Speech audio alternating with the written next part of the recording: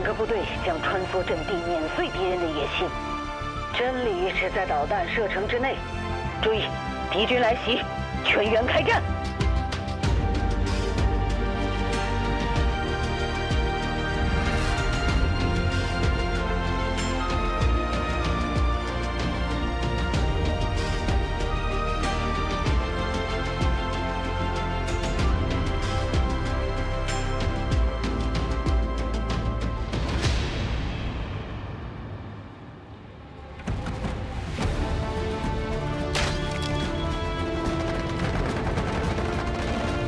击倒目标！走！医疗兵，什么我？军营在哪儿？我起来！箭幕覆盖！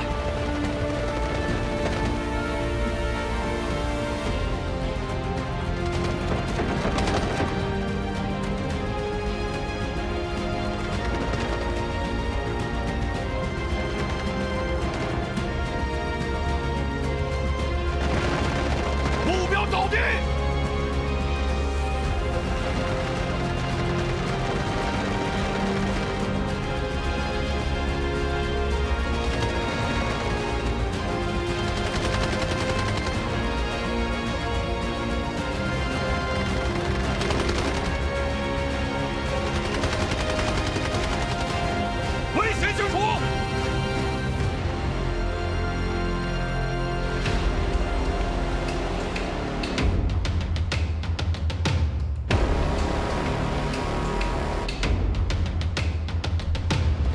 有坦克保持移动。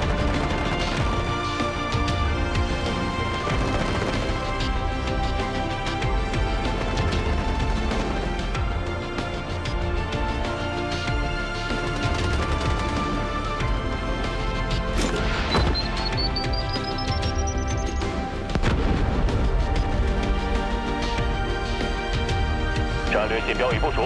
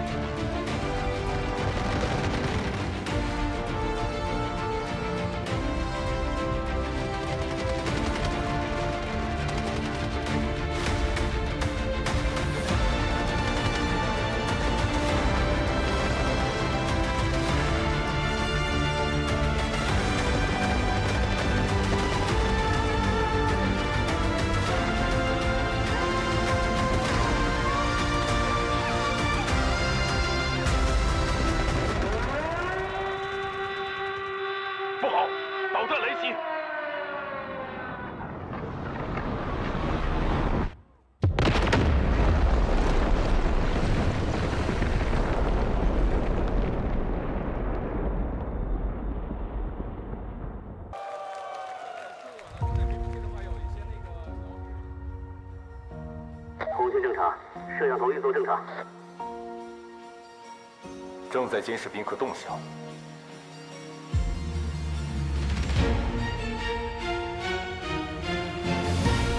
I don't know just where we're going. I don't need your light. I'm holding on for a better life, on for a better love. Whoa, I'll stay warm tonight, knowing what's to come. Sun is rising. I'll be rising up. How I find enough. Into the dark I cannot see. I wonder dark side of belief, I'll keep you there. Into the dark I cannot see, I wonder what'll come of me. Into the dark side of belief, I'll meet you there.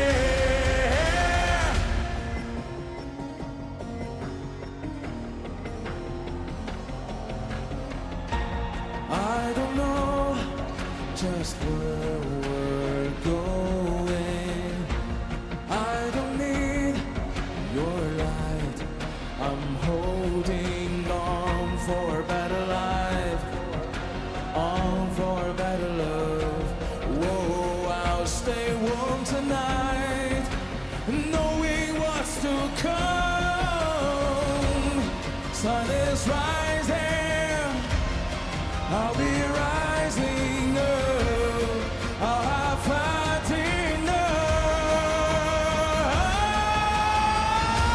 Into the dark I cannot see, I wonder what'll come of me. Into the dark side of belief, I'll keep you there. Into the dark I cannot see, I wonder what'll come of me. Into the dark side of belief, I'll meet you there.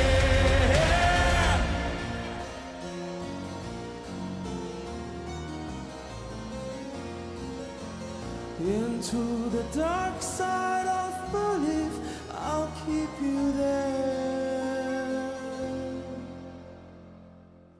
真巧，我准备了玫瑰。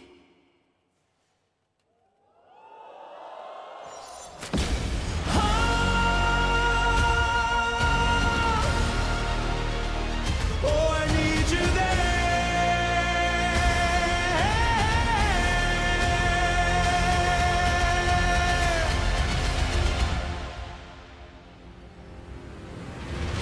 Into the dark I cannot see, I wonder what'll come of me.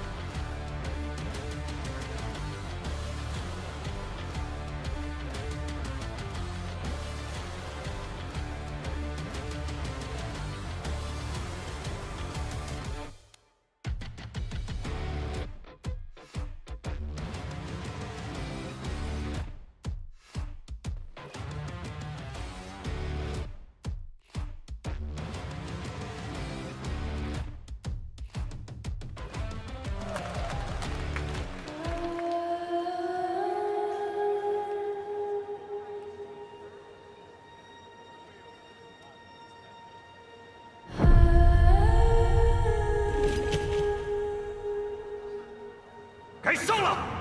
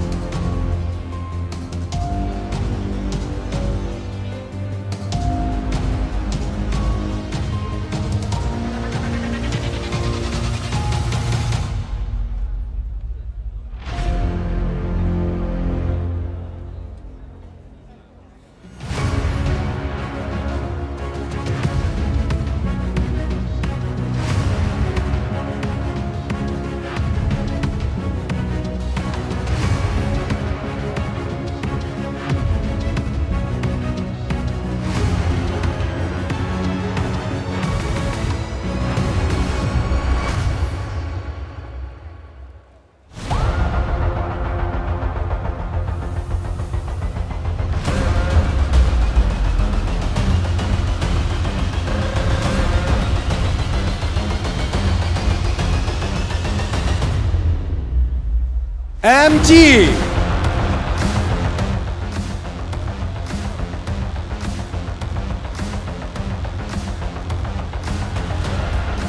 Bonnie 格瑞恩卫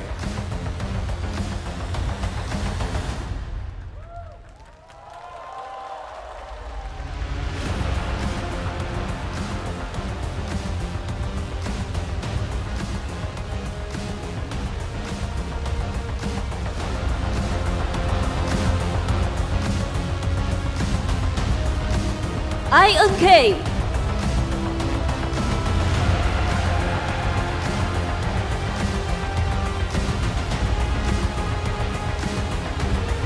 Baby B Hangzhou Too easy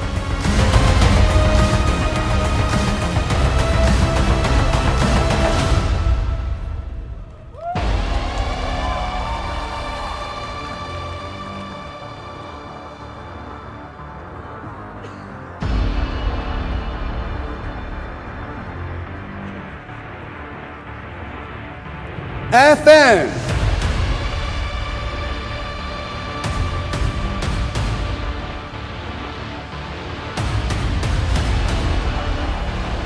HR Flourish USB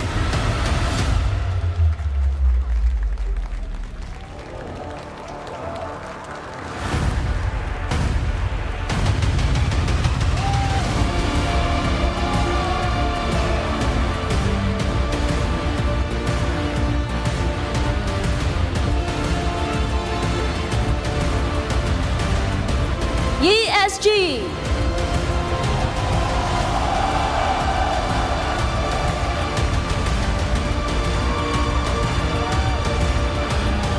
刘云富江 DT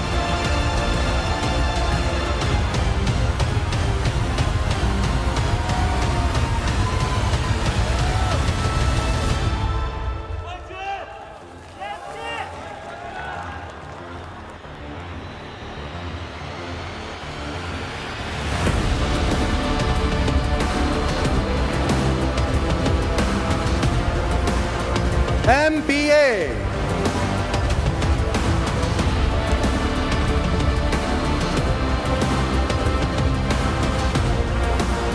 Budo Skyte Juvenile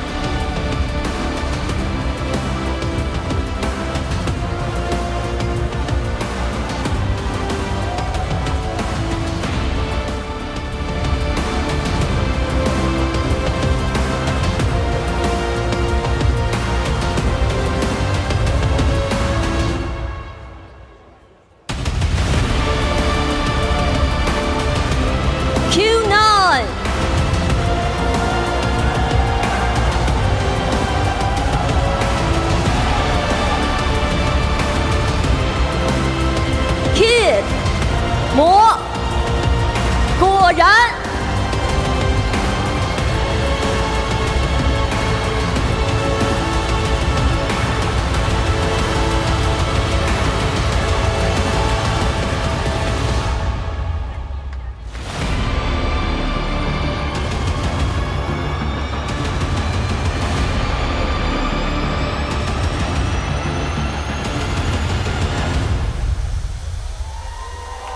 象征着总决赛席位的曼德尔专现已归位，谁能用信念与荣光破译出这终极荣耀，捧起2025烽火世界杯总决赛的冠军奖杯？我们拭目以待。We walk toward the world. The world walks toward us. We've journeyed this far. How could we be nameless? Ну, в первую очередь, мне интересен сам процесс, мне интересно участвовать в турнирах против очень опытных игроков. Мне не важно, какой будет результат. Главное, чтобы моя семья гордилась с нами. 双端是勇敢者的奖励。战略这里应该就是我。 Эти яркие моменты — это не только талант, но и большая проделанная работа всеми нами. Мы стараемся сделать так, что мы запомнили эту поездку на всю нашу жизнь. 我觉得我们就是最强的，我们的目标是冠军，也只会拿冠军。这里是我们的主场。 วิธีรักษาความตั้งใจก็คืออย่างที่เรามาถึงจุดนี้ได้เรานับว่าเป็นประสบการณ์ที่ดีครับแล้วก็ไม่เสียใจที่ได้เข้ามาแข่งที่นี่ครับความชอบเป็นแรงผลักดันและเหตุผล I'm putting in the work. I'm putting together the team, training every single day to be better, and I think I'm just simply putting in more work than everybody else. I will prove that this stage will never let anyone down that works hard. 大丢两个，大丢了！全部团结。NBA with the fourth clear. This Phoenix Tower of Babel in Reservoir, and they're catching STS in there. 没问题，一瞬间完成 M 的面对。One is meaningful of a big show. They wiped out ISG, but they're not done just yet. They're going to focus.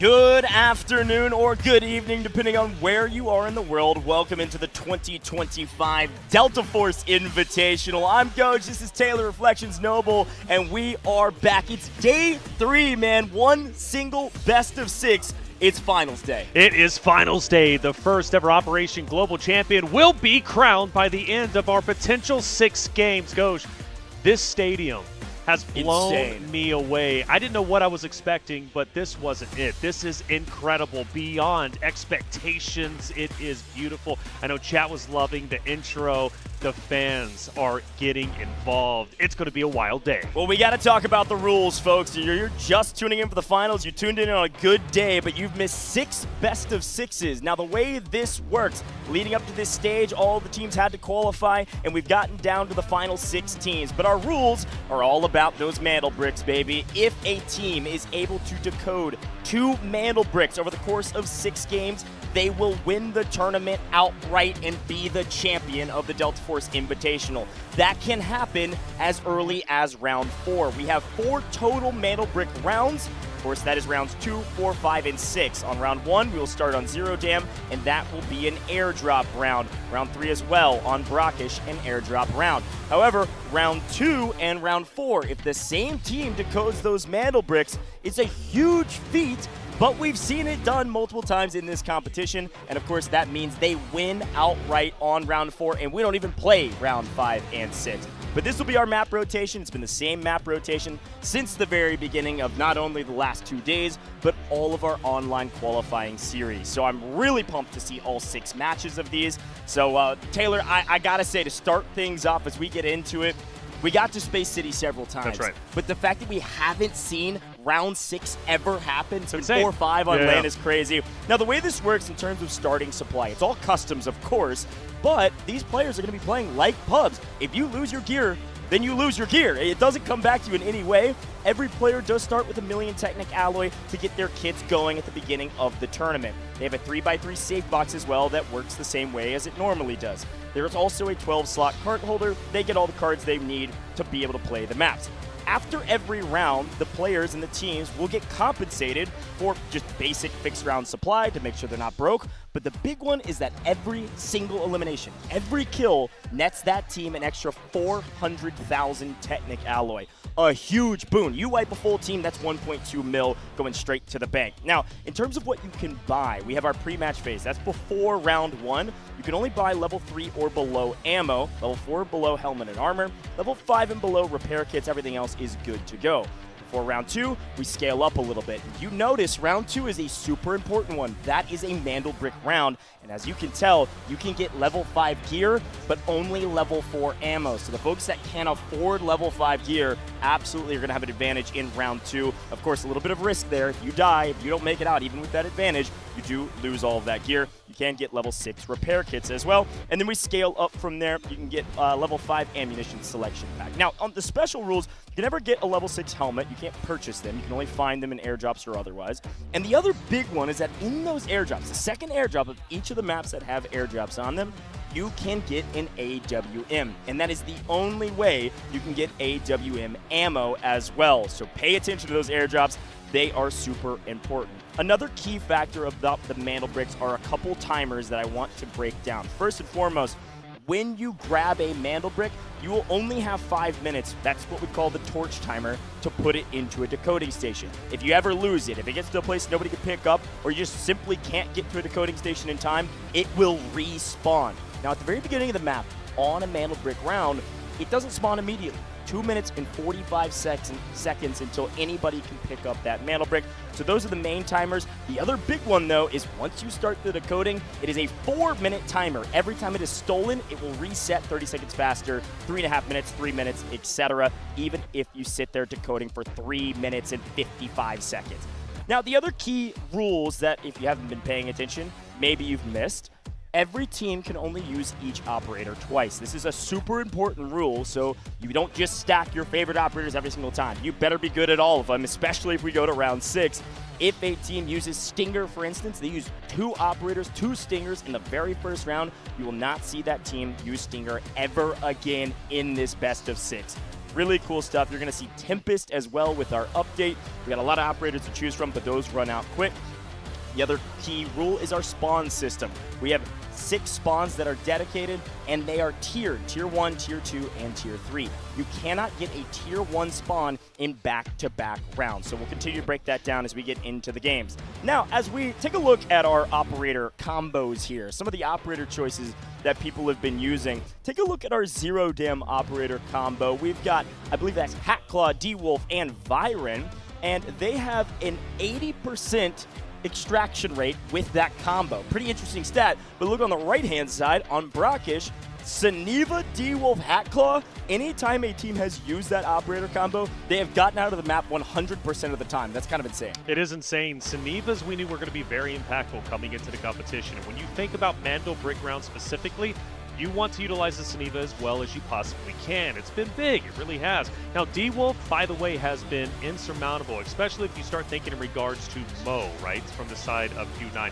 Using a D-Wolf, he's been brutal with it. The Triple Blaster is beautiful. Now, it is going to be fun to watch what operator combos, though, find success today. I believe people, or at least the competitors, especially if they haven't played too much, have been holding back what makes them successful. Yeah, and here's a couple more of those operator comps, if you will. We see a Stinger, Uluru, Tempest, and 50% of the time that has been used, a Mandelbrick has been decoded successfully. That's an interesting stat as well. Brakkesh, all of these on Brakkesh. You can see on the far right-hand side, Shepard, D-Wolf, Uluru. When this comp is chosen, an average of only 0.9 million is extracted with in terms of total loot value.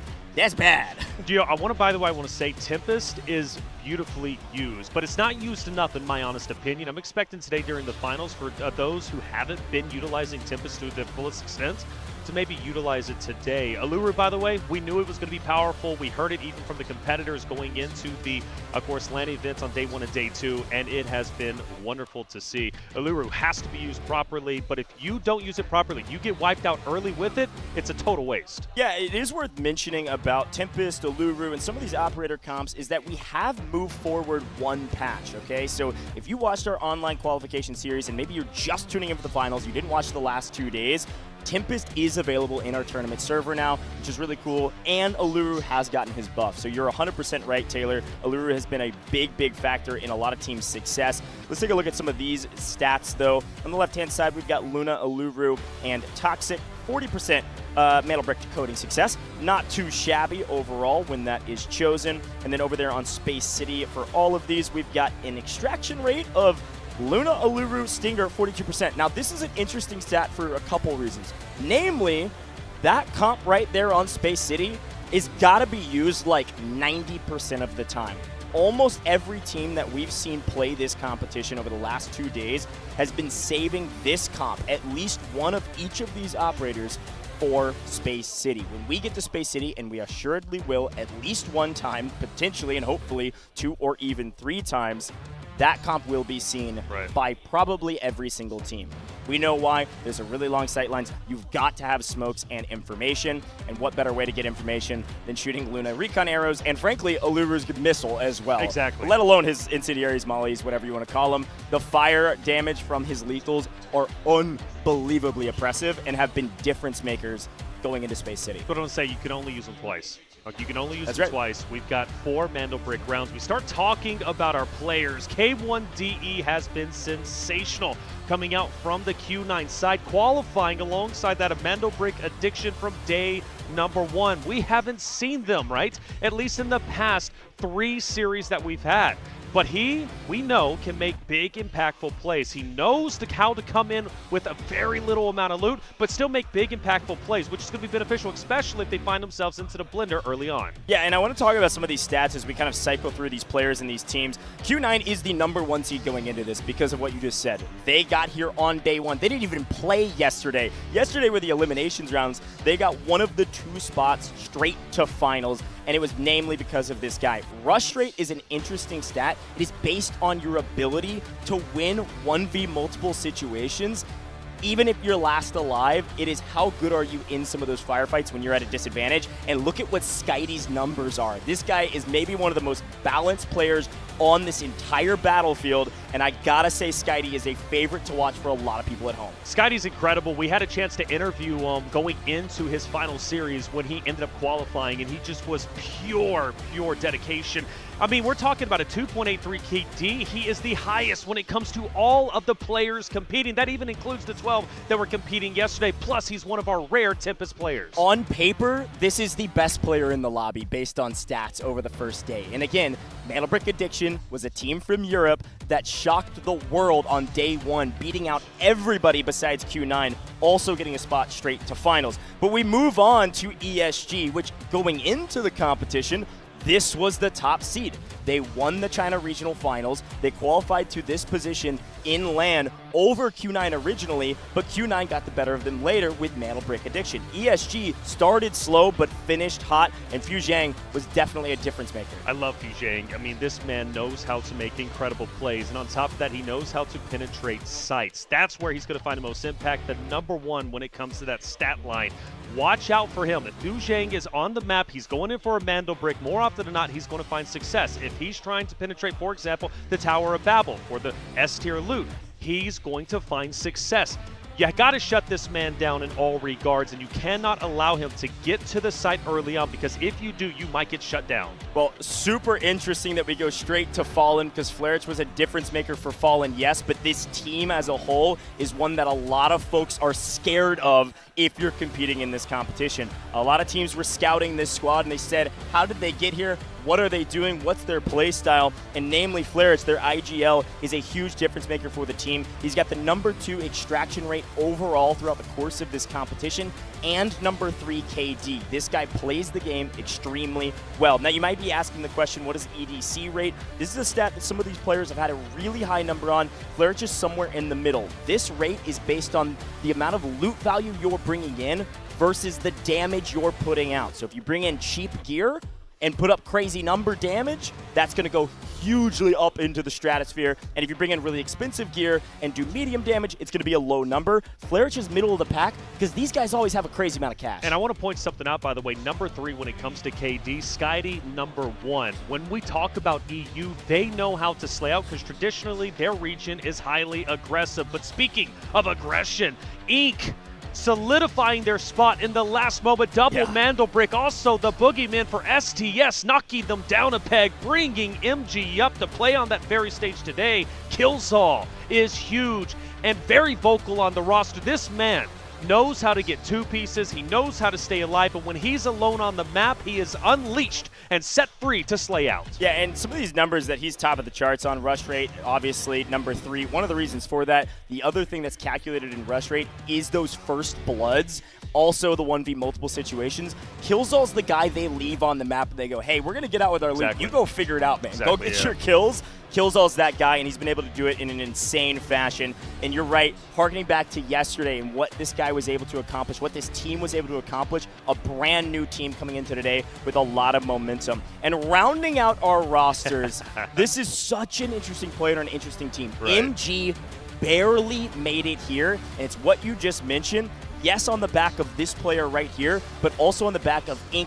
wiping STS even after they had earned their spot to finals because NA was trying to style on them. Wiping STS put MG up above. Yesterday was electric. I can only imagine today with Onigiri is going to be even more so. It takes an army to win a war. It was Bonnie who was able to get that extraction and then ultimately STS eliminated. That's why they're here. But Onigiri, we're consistently saying this man's name. And the reason why is because he knows how to make plays even if he doesn't necessarily have the best loot. That's why his EDC rate is #3. Now, Onigiri, just like Killzall, is a player that can be left alone on the map, and more often than not, he is. And he can still pick up an additional elimination, which, let's not forget, is now 400,000. That's pure profits. Onigiri knows how to get it. Now, this guy, by the way, in even some of our last fights in map #4 yesterday when Inc. ended up eliminating STS, was staying alive as long as he could and picking up those valuable elims. MG didn't qualify by very much. Onigiri was the reason why, alongside that, Abani and, of course, Envy, why MG is here today. Yeah, and the thing about MG is that, and Inc., frankly, is that they were roller coaster teams. There were moments where you're like, wow, this might be the best team here. And then other moments you're like, man, they are lost right now. And the real question I have for both of these two squads who looked really good in our last round, lower round 2, they got the final 2 spots to land. They're on this stage because of one single best of 6, basically. Right. The question is, what team do we get from them? Do we get the Inc. from upper round 1, upper round 2? Do we get the Inc. from lower round 2? That is a totally different squad. Same question for MG. Onigiri is going to have to carry a heavy load, but I absolutely think that they can do it. I want to, by the way, point out MG, as far as every other roster on that stage goes, has played the most Delta Force on land so far, okay? They had to play all 6 best of 6s to get to this point. They started yesterday playing first off, and they ended up getting 3rd and 4th, therefore, or excuse me, 3rd and 4th, or 1st and 2nd, my bad, excuse me, going into the 2nd best of 6, but they fell short, just like STS did, and therefore had to qualify in the last best of 6 that we had. That was a grueling testament to who MG is. And you mentioned roller coaster teams just like Inc. That valuable land experience on day 2, in my opinion, was absolutely necessary for them to potentially find success on that stage. If they qualify day 1, maybe having that, peak of the roller coaster performance, maybe they go onto that LAN or they go onto that very stage and they underperform. Sure. But because they got that valuable additional experiences in the 2 or the 3 additional best of 6s that they had yesterday in their competition, plus now they're well rested. Sure, yeah. I think they're going to be coming in even stronger today. Look, folks, we did 3 best of 6s yesterday, 3 best of 6s before that. We went from group stage to upper bracket to lower bracket round 2. It was a grueling process. For us, we're just having a dang good time up here. We are. But for the players, that is a lot of Delta Force. And for some of these teams, they desperately needed it. I want to talk about the qualification process, not just from the last 2 days. There were regional finals, regional qualifiers for every single one of these regions. And every region looked a little bit different. The one that was the most significant, though, China mainland. That regional qualifier with ESG and Q9 coming out of it ended in a LAN event to get to this stage. There's over 30 plus orgs all competing for these 2 spots. And what's wild is, yes, they're 2 of the top teams, absolutely 2 of the top teams that could even get first and second. But EU is looking extremely strong, even though their qualification series was maybe a bit smaller. I'm looking at Fallen and Mandelbrick Addiction to shock the world on main stage. Well, you said it over the past couple of days. A lot of the teams, specifically ESG Q9, are researching specifically Fallen. They expected Fallen to be that #1 EU team. Of course, they're going to research all the other rosters too. But specifically for Fallen, that was a tremendous threat in the eyes of China. Again, one of the regarded as the best region. After all, we are in China. ESG, Q9 are the home teams. When they walked out on that stage, the crowd erupted. They want those 2 rosters to win, but like you said, EU might be a thorn in their side. Now, for Mandelbrick Addicts, their route to get to this point was very interesting because you were casting the qualifiers, I believe with TIFF, if I'm not mistaken, and even Vivid had a little bit of a portion in it. One of the things about Mandelbrick Addiction is they qualified by getting double Mandelbrick extractions in the last 2 games. Before that, they weren't even really a massive talking point as far as I'm concerned. Yeah, no, I think that's a good shout. I mean, this is a team, and Fallen, for instance, that frankly have just been in the lab, man. I mean, they've been prepping like crazy. They've been running scrims. They've been running scenarios. One team has a coach, one team does not. Mandelbrick Addiction is here and just vibing, man. They feel really good about their playstyle, and so do I. Like, we were making the joke yesterday, or actually 2 days ago, because they didn't even play yesterday, that the name of their team is very well earned. High expectations. It was kind of a joke. It was like, hey, in American football, it'd be like calling your team the people who get touchdowns. It's like, what? Like, a crazy team name, but it really has been the case for them. They have always found their way to a Mandelbrick. And another fun, interesting stat about the last 6 best of 6s that we've casted is that not a single team made it to this stage. Not a single team got a Mandelbrick that didn't make it to this stage. That's right. If you get a Mandelbrick, you're on land right now. You're in a stadium. There's thousands of people in this stadium all around, all getting food, having a good time, cheering. It's going to be insane, and it's because you got a Mandelbrick. That's it. So this format is really, really important to understand, is that if you want to be a top 2 team, you've got to have a Mandelbrick. We had a chance to actually run into AKA outside. We were roaming around because, the stadium is incredible, but even outside is even better. We're talking about the cosplayers of all the operators, Tier 1 cosplayers, mind you, professionals. I hope you enjoyed that stage when they were doing the intro. It blew me away. But when we were talking to AKA, one of the talking points specifically was the Mandelbricks, getting the Mandelbricks early on, getting the extraction early. Not a lot of teams were contesting. They mentioned the new meta naturally. When you, at least over the last 2 days, right, in our 6 best of 6s, the team that was able to secure the Mandelbrick early on most likely had a tremendous successful route in order to decoding the Mandelbrick. Nobody would challenge them. I expect that to be different today, but one thing is for certain. If history repeats itself, you need to be one of the first rosters that can get in cleanly, pick up the Mandelbrick, start decoding it, because chances are high you get the decode without anybody else contesting you. Yeah, it is an advantage for sure to at least start it, because you can set up the earliest, most likely. It kind of depends on what map we're playing, and we'll get into the minutia of that. I do like that play. I was using the phrase fortune favors the bold a lot over the last 2 days. I'm going to start coining it, maybe put it on the shirt. FFTB, I think, is what that would be. But no, it's absolutely been the case. Now, the key difference maker, though, about the last 2 days, it's really important to remember that there were qualification spots. And so you had teams that didn't even have a Mandelbrick or had one that were letting another team get a brick on purpose so that they hit the qualification spot. Today, that is not the case. It is 6 teams all battling it out for $500,000. So you want first, you want second, you want third, you want as high as you could possibly get up this list to make the most money. And you've got to remember, most of these players, especially non-mainland China players, don't have competitive backgrounds in any other game, or if they do, it's like Tier 3. Well, I want to point out, by the way, now there's going to become a conversation. You mentioned the money, $500,000. Okay, so now I think there's going to be a couple of teams, though, that are going to forgo the profit aspect of this tournament and want to value. want to simply be champion. they want to be the champ. You know what I'm saying? Like, they're going to think, because there comes a point in a tournament where we have the conversation of teams saying, okay, if this team stays where they're at and they don't drop down, maybe they make $100,000. Okay, but if they lose a spot, maybe they go from 3rd to 4th. Now they're only getting $50,000, right? That's a $50,000 spot. Now, I think there will become a point where that will be a narrative. However, for our top 3 teams who are in the running, let's say we have 3 teams going into Game 6 who all have Mandelbricks themselves. I don't think they're really going to be thinking about where they fall. They're only going to be thinking about where they can be, and that's going to be getting the double Mandelbricks so they can win. Now, that's not the only win condition necessarily, right? Of course, it could come down to assets, but I don't think we end the day without a team getting double Mandelbricks. Taylor, you know what I love about you, man? You are the what-if guy. You've been doing it the last 3 days, and I love it. Every single scenario that could happen, we're always hitting the what-ifs and trying to break it all down. I love it. Folks at home, I'm so glad you're tuning in. I don't know where you're tuning in from. We are live all over the place on all the Delta Force socials. But as you can see behind us, we've got multiple broadcasts going on, and namely in person, we're the English broadcast. Our Chinese casters are right next to us for the China broadcast. They're also behind us on the big screen, I suppose, with the stadium down below. Our players are getting ready. We actually have a look at the lobby, and it is looking like they are about to get started. I want to remind you at what's at stake. It's round 1 of day 3. It's finals. It's Zero Dam, but we are only playing a single best of 6. We could be done in 4 maps, or 6, or maybe 5. Only time will tell.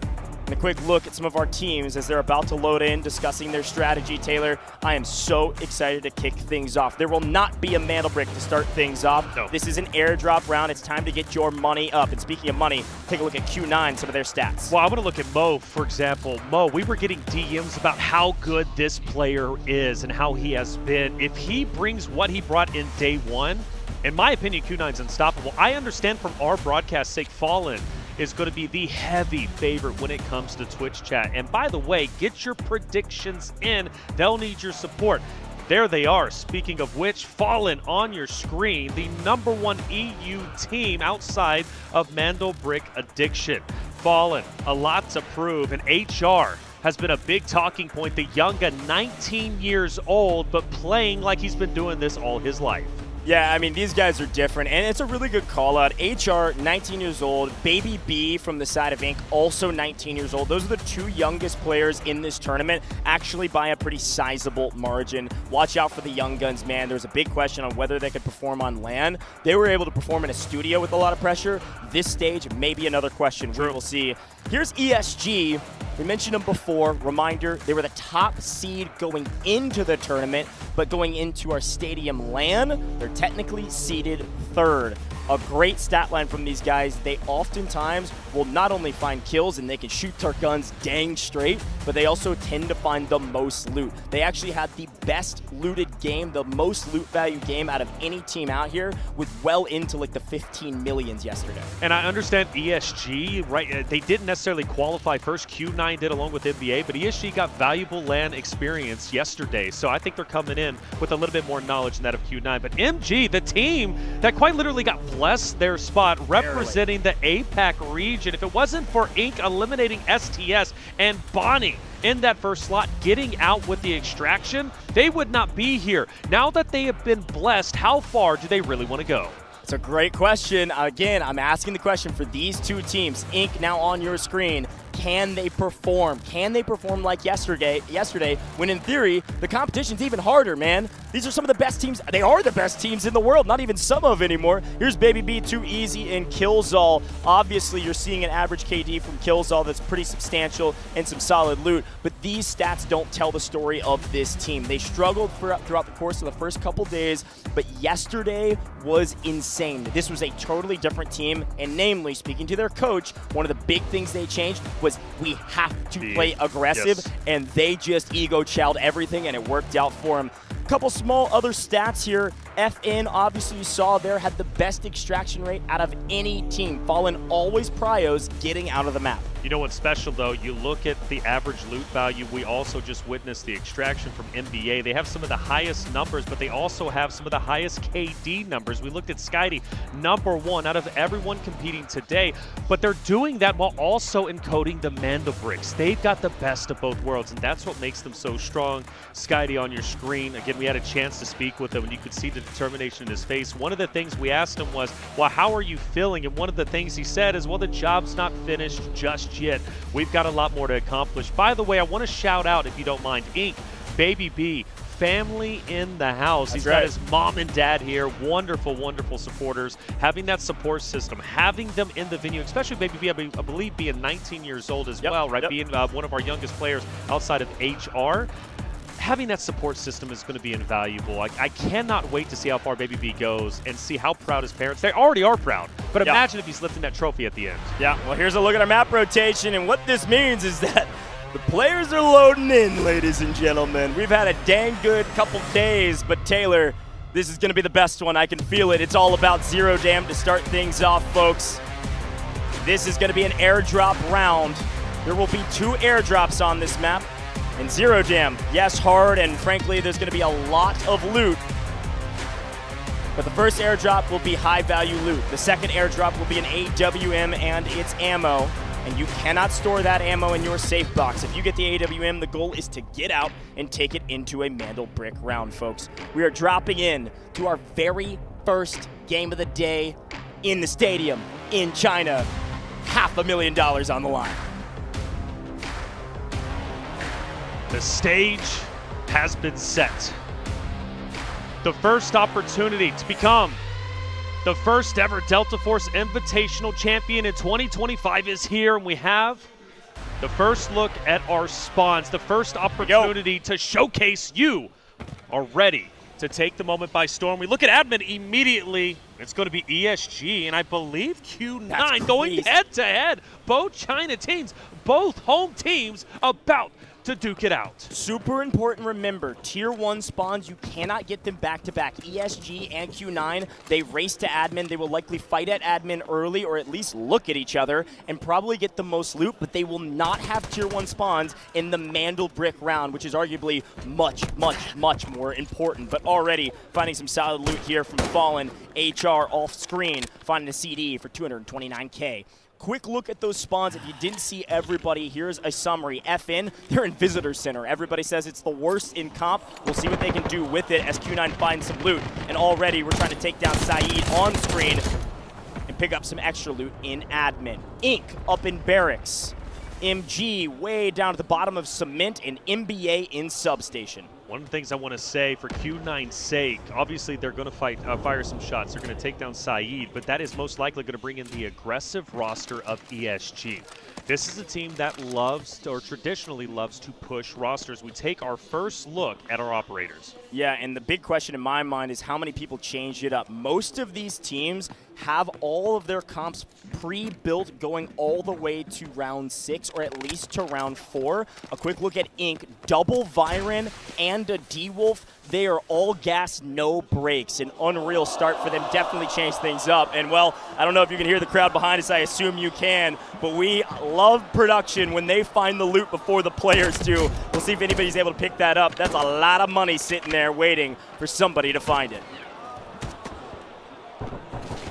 And the Brick Addiction going with the triple LMG setup. Something they've been doing quite well. Clearly slaying out the most out of everyone. Yeah, one other thing I saw on the left-hand side when they were showing those builds, reminder, as Q9 actually takes a look at a potential wall breaker mission being done by ESG. Shouldn't find a knock here unless there's a huge mistake, but at least get some info. One thing I saw, reminder, this is round 1. It's all about getting your money up. Some of these teams did elect to not bring in very much loot at all. Maybe not even armor at all, because it's about just getting your money up. They're going to prio getting out of the map and not spending a bunch on loadouts for the very first round where there's not a Mandel Brick.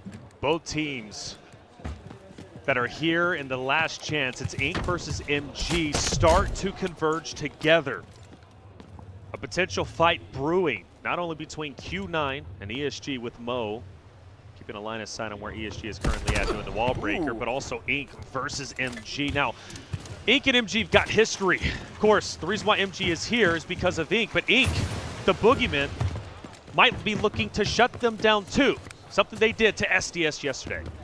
Yeah, they looked at him and said, well, we're just going to get back to our spawn. Don't like the fight, didn't want to take it. They're going to back up. I think not a bad option. They're kind of out in the open. Weird fight to push inside. MG is going to have cement still free for the most part. Theoretically, take some longer sight lines, and okay, MG still catching a few strays, but Inc is backing up, and MG may get a little bit aggressive here. One of the things we saw from MG that was really interesting is they're a team that definitely was prioritizing looting. I saw chat calling them the looters of the lobby.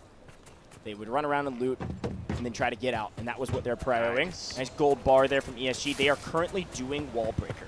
But MG, when they had to, when their back was against the wall and they got active, on the back of Onigiri, Bonnie, Envy, I mean, they put up crazy kill numbers in a couple maps, so we'll see what they're going to do this time around. Let's see how aggressive they are. As one of our favorite missions of all time on Zero Dam, we all know it, we all love it. See how much value we get out of the wall breaker mission. Good grief, that's crazy. Oh, that's huge. Q9 up to 3.5. They're finding a 1.5 mil item. So critical. Reminder, there's only a potential of 6 games today. Assets are going to matter, plus the airdrop going in between Q9 and ESG, and they got priority over it. Yeah, a nice find there for Q9. ESG doing wall breaker, finding 4, I think, antlers that are like 14K maybe, and a couple slaughters, which really not great for wall breaker. Yesterday, I think we saw a team do wall breaker and pick up like 4 million out of it. But not as much luck this time around. And you're right, here's a quick look at the map view. An important part of this map is paying attention to those airdrops. And like Taylor said, airdrop is going to be landing right behind the shipping containers, between admin and shipping containers, basically where Q9 is currently set up. But also, once again, MG and Inc start to converge together. Another fight potentially going down. So one between Q9 and ESG, the other between Inc and MG. They are dangerously close together. Ivy takes a lot of damage. It's going to be all right, though. No worries. We know the AI has been quite deadly, honestly, throughout our 6 games throughout the days. Yeah, I'm going to be honest. Everybody is laughing because yesterday and the day before, I think we saw like 5 full, not only knocks, but full kills by some of the AI on the map. Stress can get to you, man. Small mistakes. The AI do hit sometimes, especially our security director on Space City. But either way you look at it, Inc is not interested in a fight early. An aggressive roster in terms of operators, but not an aggressive playstyle thus far. Here's our first airdrop.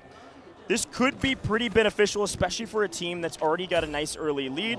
Obviously, some gold armor early is nice. Can be able to pull that into the next round where there's a mantle brick. Nothing insane from this one. Decent drive. We'll take those and a CD. Nice. All right. Nice. Solid. Yeah. One of my favorite things about this crowd is that anytime a red item is pulled, you're going to hear them roar, man. They love it. I'm they love so pumped about this, but that's like 500K plus or minus another like 80K or so from other gear. Solid start, Q9 obviously with a major advantage in terms of loot value if they can get out.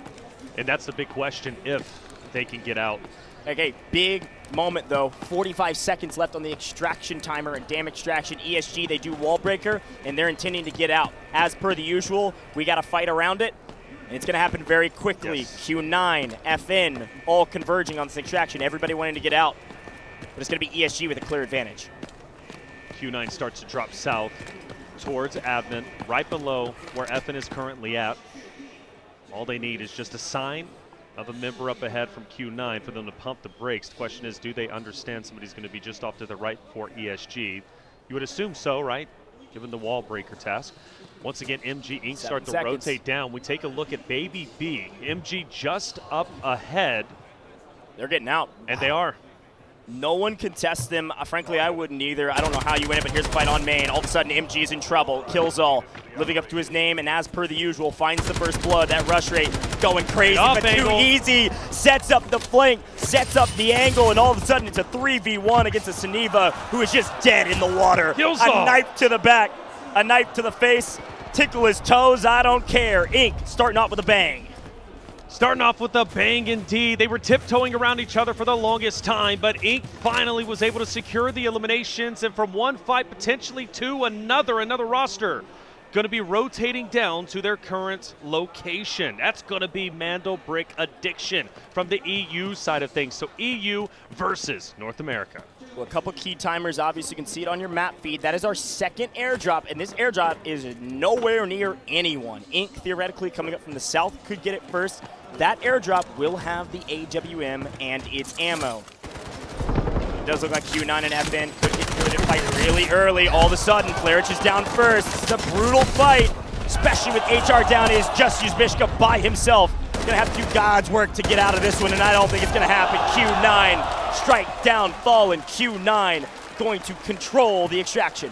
Controlling the extraction indeed. Well done, a big fight going their way. You gotta be happy with that performance. Only 3 teams left on the map as ESG has managed to extract. The question is for Q9, will they get out unscathed? You'd have to assume so. The 2 remaining teams left on the map are going to be all the way down south. Inc. has not been able to avoid a fight, but that's maybe a good thing. Remember, it is $400K per elimination. A potential 1.2 million value fight just in front of them with NBA. I assumed they would play aggressive based on their operator choices. Mantle Brick Addiction staring at Inc., wondering how do we take this fight in a way that makes any sort of sense. An extraction between them. Boldo technically in control. Still 2 minutes on the dam extraction at the top of the map, where assumedly Q9 is going to get out. Start to slow down a bit, only because you can't really push that open fight. Great shots onto Skydie. That'll drop him down low. Too easy in the last fight that they had against MG, by the way. Did a wonderful job getting the off angles, and he's looking to potentially set up for another off angle himself. He is going to be the furthest away from his roster, so with Killzall taking all the attention and focus with the shots, it maybe gives an opportunity for Too Easy to make a play on NBA unbeknownst up ahead. Patience is a virtue often. And on stage for $500,000, the margins have been insanely thin in the past. So remember this moment. Single kill, 400K. Fight over an extraction at the bottom of the map. Q9 absolutely will have the best game here in Zero Dam by a country mile, 6.6 mil. They are leaving in 53 seconds, completely uncontested at the top of the map. This is the only fight and the only 2 teams left that actually matter now.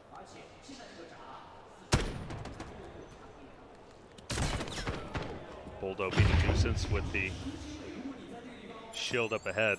Again, Too Easy with this off angle. He has been spotted, but that makes things awkward for NBA. They just can't push forward. They're going to get taken down. Baby B hasn't fired a single shot just yet. He's staying low. How do you think this plays out? I mean, neither team can really push up.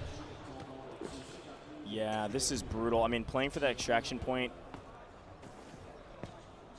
you're going to have to get a knock. Smokes and runs, sure, from the side of NBA, but both of these teams just in a blender, trying to figure out how to take it. Right now, it is just a waiting game. Just can't wait too much longer. 4 minutes. Theoretically, Inc. could wrap out of here. Both teams could. NBA would have to go to the crest to get out.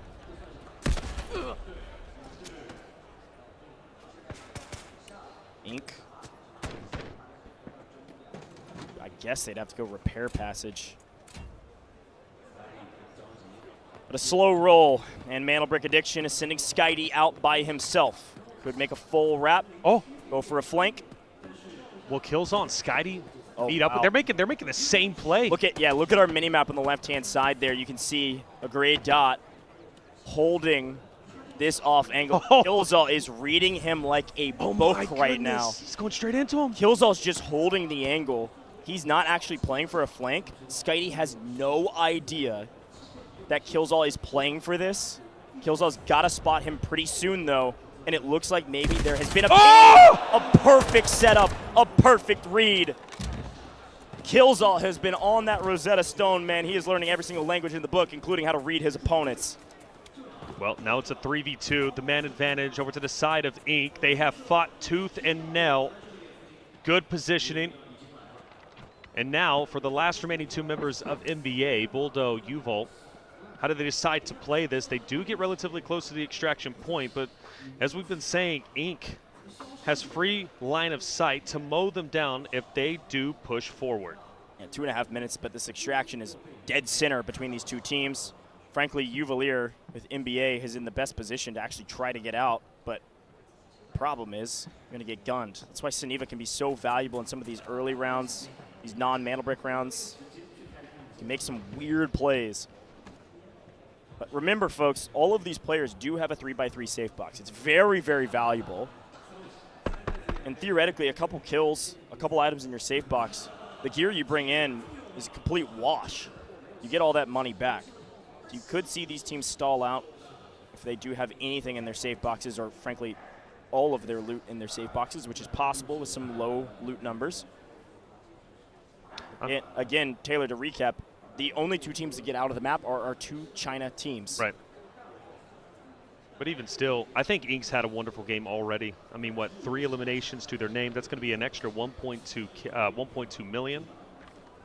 NBA, I don't know how many elims NBA has been able to accomplish. I don't think any, if at all. But either way, though, Inc. getting out with the best, you would have to assume, outside of Q9. Maybe we make a play. There is only 1 minute and 15 left. Like you said, it could stagnate, but I have a feeling, man, like you got one aggressive roster on the side of E. You've got Inc., who's been getting more aggressive the more they play. Who knows? They might make an attempt here. Yeah, they're going to play for this extraction. I think everybody's going to sprint at it. Obviously, player advantage. Here comes potential knockdown for Viren. Does land. A great hit, but unfortunately, I think they're just a hair too far away to capitalize on it. They do have 2 Virens, so they could stack these. This player wouldn't be able to play for it. Unfortunately, I think it was mistimed. We'll see what they're able to do. NBA throwing triple blaster downrange to try to get any connection that they can. Somebody's going to have to be a hero, and it's going to have to be Mandelbrick Addiction. Here they go. On the point. Gonna have to move up and play for it. Barrel stuff, can you get a knock? Yes, he's able to get one. Can he get the full? No. Yes, he knifes him. He knifes both. Can he get both cleaned up? This is a lot of money exchanging hands. And Mandelbrick Addiction, somehow, some way, on the back of Suniva, on the back of some smokes. Inc. cannot run, and they cannot hide. Boldo, not even a weapon likely, just a Suniva. What a error, what a mistake. Mandelbrick Addiction pick up 800K, and they're just going to run this player out of here as Uvalier does get out of the map. What a wild finish to a very weird fight. Well, it was Q9 who got out with the most, but it was fireworks till the very end. A beautifully done job from Mandelbrick Addiction to hold their ground despite the beautiful read from Killza onto Skydie. Ultimately, it was the 2 remaining members from NBA who were able to head glitch and ultimately mow down the players going for the extraction of Inc. Inc. could have had such a tremendous game number 1, and they fall behind. Granted, only game 1 at 0 down. It's not a Mandelbrick round. That's going to be coming up next, but you've got to give credit where credit is due. A beautifully done job from NBA to finish in second behind Q9. Yeah, that was a very interesting way to start this thing off. We have seen a ton of different Zero Dams, and every single one has looked different. Again, we will only play Zero Dam once today. That is the only Zero Dam on stage in the stadium here in China. We are done with it, but it was a fun one, and it started off, obviously, with the Q9 ESG getting priority spawns, playing over admin. ESG electing to go straight for wall breaker, test their luck. Don't get a ton from it, but do get out of the map. Yeah, they got out of the map, and that's the most important aspect of it. Sometimes you just have to leave. I do wonder if the second airdrop was gathered. There was so much going. I don't think anybody got it. I don't think anybody did. And the thing is, for Inc., like, they wanted to rotate up, but they had to fight against MG, and then all of a sudden they had to fight against Mandelbrick Addiction, right? Yeah. So there was no real opportunity for them to disengage. So maybe ESG, but I don't think so. No, I don't think anybody. ESG got out pretty early. Pretty Nobody early, got and the Q9 after, yeah. It was the second airdrop, and it just happened to drop on the northwestern side of the map up by Barracks. Of course, the team up at Barracks was way down in the far south. Right. I think in hindsight, knowing that they lost that fight, absolutely, you should have seen Inc. wrap all the way back up, go for that, and maybe try to get out. Maybe you can go repair passage there if you're willing to drop items, or you can go up to the damn crest. That's probably the other play they could have made. But I don't think they thought they were going to lose that fight over the river extraction. And frankly, especially when they picked up 1, they were like, okay, we stick here, we stay. It's a 3v2. Yeah. It's going to be really difficult to take down a Suniva in situations like that, but that wasn't the problem. there was a lot of smokes, and they just got barrel stuffed by a PKM, man. Like, it happens. Right. And then an extra knife to add insult to injury. That was a bizarre way to take that fight. Definitely was. Even early on in admin, Q9 ESG, they spot each other. Mo, for example, fired a couple of shots, and I think he did a little bit of damage to ESG, but it was interesting to see that kind of aspect of respect. Both of those rosters didn't necessarily want to fight each other, and I do question if ESG sees another roster on the opposite side of them over in admin, do they decide to push them? I mean, you've got two of the top dogs there. They understand how to play against each other, and I wonder if that's going to be a reoccurring theme. But anyways, they're going to have to challenge in the future maps, especially if it gets down to a Mandelbrick. Yeah, I think they were just cash respecters. Like, I think they just recognized that neither team really had an advantage. How are you actually going to push that fight unless somebody made a mistake? They stare at each other, nobody makes a mistake, and they just back up. The team that gets to the dam extraction first almost always wins the fight at dam extraction. Not always, but almost always. And in this case, nobody wanted to chow them for the sake of not wanting to die. So a very interesting map. A lot of folks trying to get their money up, but only 2 teams actually get out, and it's our 2 China teams. Everybody else, sure, some will get some money. Again, every kill, every elimination is 400K. So albeit Inc. maybe made a mistake there and struggled, they did pick up enough kills to probably compensate not only all their loot, but a little extra on top. Yeah, it's still early goings. I think we can be very proud of the way MG Inc. ended up playing in general, especially Mandelbrick Addiction. We take a look at our highlights. So many wonderful moments. Obviously, the CD off the rip for H Sharp with Fallen in a decent spot. Q9, though, was the one who profited the most, immediately hitting 3.4 million, but that's not where they would stop. They would get the airdrop. They would eventually go up to 7 million assets gain and then get out. But of course, we have to look at ESG, the first team to extract, but the fights were incredible. Inc. immediately on to MG, but that wasn't going to be their only fight that they would get into. Yeah, there was a lot of fights, actually, because Q9 also was fighting Fleric and Co. up at this dam extraction. And as much as I was saying, if you get here first, you usually win it, not this time, gentlemen. Q9 were able to rip Fallen off first. Player advantage may be more key than positional advantage. A 3v2, Fallen lose it, and Q9 get out as well via the dam extraction. But this was a fight that was crazy. Smoke on point, and they just didn't hear Uvalier right next to them, or they're in the middle of reloads. I couldn't tell. Certainly not that player. The second completely lost through the smoke, didn't have an idea where he was, and all of a sudden, a couple knives to the face, and there was nothing that they could do. A wild map, and with a quick look back from the highlights, a celebration, of course, from Uvalier. I think the big question for that final fight for me was, why are we using a cooldown so early? That knockdown from Viren has a decently long refresh timer, and they used it very early behind a rock, where even though they hit the double knock, it was perfectly placed, they couldn't execute on it. And they were covering their push, but they weren't able to get him down. A weird fight, a frustrating one, but you did see Inc. pick up a lot of kills. Here's a look at the overall leaderboard. Yes, Inc. had basically nothing in their safe boxes, 0.32 mil, but they did get 4 kills. That is 1.6 mil that team will be added to their stash value. Right. But our round earnings absolutely are dominated by Q9 at the top. Yep. Not only because they were able to get the 6.63 mil, but they were able to get out with it, man. They beat Fallen at the dam extraction, and those are their 3 kills. Yeah, the 2 teams that took the heaviest hits on Zero Dam was Fallen and MG. They basically walk out with nothing. It's almost like it didn't even happen. For Inc., even though they are at the bottom, like you mentioned, the 1.6 mil going their way, that's going to put them up in 3rd place. We take a look at the round damage stats. Dominated by Inc., followed by NBA, and then Q9. All 3 of those rosters eliminating teams. Of course, ESG, they have 0, but it doesn't mean that they were eliminated. They were the team that extracted early on. Yeah, super interesting damage stats across the board. Inc., NBA, super solid. Q9, like you mentioned, pretty solid as well. Overall, a pretty good start, but ESG, not a shot fired because no one contested them at the dam extraction. Dam extraction can be pulled twice, even in a 16-minute timer. It was done so the first by ESG, and everybody said, nah, we can get out later, and because of that, they get out scot-free. Scot-free indeed. Beautifully done from Inc., though. I think they came to this land environment. We had a lot of questions for them. You mentioned that roller coaster kind of experience, roller coaster route to get to that very stage down there and compete for $500,000. And of course, the first chance to become the Delta Force Invitational champion, the first global operations champion. I think Game 1 was a massive success. 3rd place, they're going to be looking quite solid. Plus, they weren't scared to get scrappy. North America looking like they might become one of the most aggressive regions out there. Best team has to be Q9. Naturally, they get the most loot extracted, 6.63 million.